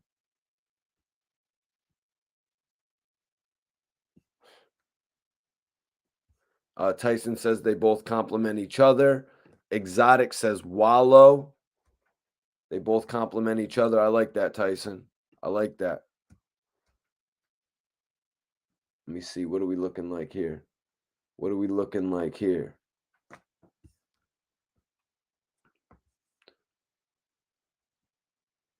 That was some real shit, No Limit. That was some real shit. I'll be honest with you, man. Wallow breaking down like that. That was some real shit, man. I'll be honest with you. That was some real shit. Wallow breaking down like that for Little Dirk, showing him that he cared. You know what I mean? Showing them that he cared to a further extent. You know what I mean? Having gone through a similar situation. You know what I mean? Dirk is going through some really heavy shit right now. And honestly, Wallow and Little Dirk can connect on that level, being that Wallow got locked up when he was inevitably going to be going on to make an impact on the music industry. Right now, Little Durk is so far along in the music industry, you guys, it would be crazy for him to give up everything that he has. You know what I mean? Imagine Wallow watching Durk giving up everything that he has. You know what I mean? It would make Wallow turn his head like, Jesus. Like, I just wish that I could have been at that age and been in his shoes. You know what I mean? So that's why Wallow went that deep with it. You know what I mean? Because it's real. Little Durk has and look what went on to happen. Little Durk has the #1 album. Like, he can't be thinking like that. He can't be, he can't be dwelling on shit like that, in all honesty. Even though these are, significant people in his life, Vaughn, you know what I mean? Newski, you know what I'm saying? D-Thang, obviously.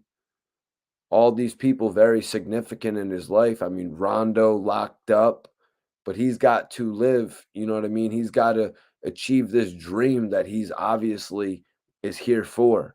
You know what I mean?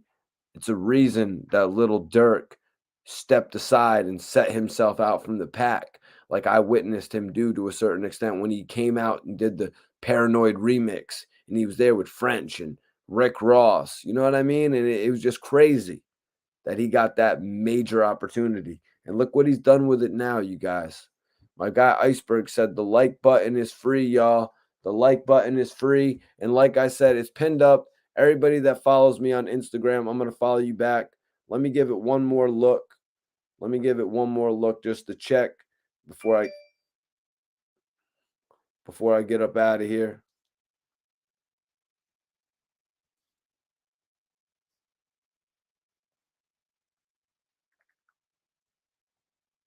Okay, let me see this real quick. What was I just doing? Sorry. Had a little mental break. Short-term memory fail. Check what I was doing real quick. Oh yeah, who's following me on Instagram? If you haven't followed me, I'm going to follow y'all back right now. Or if I haven't followed you back, I'm going to follow you back right now. Nope. Nope, looks like we good. Looks like I followed everybody back. Definitely appreciate that. Wow. Wow, you guys. I really appreciate y'all for tapping in tonight, man. We are seriously on the road to 10,000 right now, you guys. Shout out to Sosa, man. I want to hear some new good music from Sosa.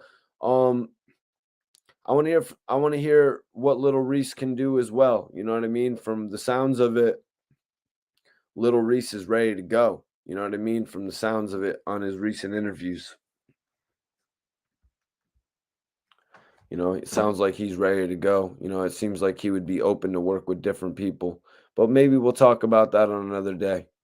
Maybe we'll talk about that on another day. Who's better, Little Durk or NBA Youngboy? Well, I'll be honest with you, man. Every time that is brought up in the live, like literally, every time that's brought up in the live, it's pretty close. Like, it's legitimately, like, right, Iceberg? Like, it is dead ass close as hell when we get into that whole debate of Little Durk versus NBA Youngboy. But if I'm just talking about specifically for me, I'm a Little Durk guy. You know what I mean? NBA Youngboy is dope. You know what I mean? But Little Durk has really come into his own. Little Durk has really come into his own over the last few years, man. And he's really proven to me why he deserves to be at the top of the game. Look at them new album sales, you guys. Little Durk took a break from the #1 spot. Little Durk took a break from the #1 spot, you guys. And he actually came back to it.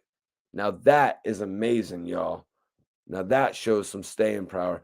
My guy, The Real Prophecy, is in here. The Real Prophecy from New Jersey's in here. But yeah, man, I appreciate everybody for tuning into this live video tonight, man. We had a height. We had like 350 something people. I appreciate Wall 137, you guys that are in here right now. I want you. My guy Raheem says NBA Youngboy over Little Dirk, though. If anybody wants to sound off before we get out of here tonight, put it in the chat, you guys. But yeah, salute. Let me see. Oh, wow. We just crossed 10,000 views, y'all. Definitely appreciate everybody for tapping in on this video, man. 10,000 views, man. When you can command that much attention, man, it's definitely appreciated. It's definitely appreciated. Man, I'll just remember, that's what I want to check. Who subscribed? Make sure y'all subscribe right now. If you haven't subscribed, if you have not subscribed to the channel, how about this? Drop a comment. If you're watching this on demand, drop a comment. And my videos really aren't for watching on demand. If you missed the live, that's on you. You know what I mean? We have a great time on these live videos, these live podcasts. So I'm telling you right now, if you drop a comment on this video and say, Mikey T, I subscribe to your channel, I will subscribe to every single one of you guys back. That's right. I will subscribe to all of your YouTube channels if you drop a comment on this video saying, Mikey, I just subscribed. I'll be able to click on your channel and subscribe back. So that's what I'll do for all of you guys watching this video right now. I'll give you all a subscription, man. That's right. But I appreciate it, man. I'm about to get out of here. I'm about to get out of here. I want you guys to go check out the RJ Payne interview. I'm about to post that up so y'all can check it out if y'all want to watch that. If y'all want to watch that after I get up out of here, that'd be dope. Because that's one of my best throwback interviews. I want to get that shit up to like a couple thousand views. I really want to get it up to 50,000 views. You know what I mean? When I first released it, it's up to like 50,000 views. This is the re-release.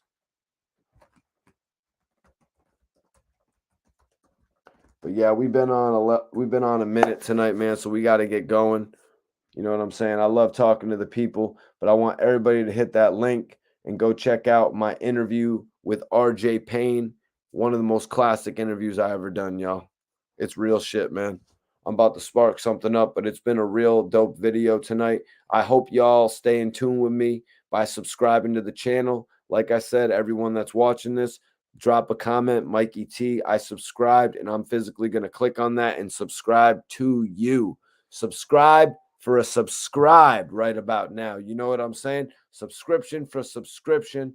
Tyson says RJ is fire. Well, go check out the interview, bro. It's one of my best pieces of work. But like I'm saying, I hope y'all subscribe to the channel and stay in tune with me so I catch you on the next live video, man.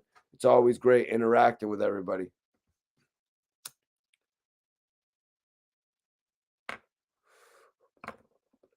All right, we out, guys. We out, man. Appreciate y'all for tapping in. See you tomorrow night, 10 p.m. Eastern, 10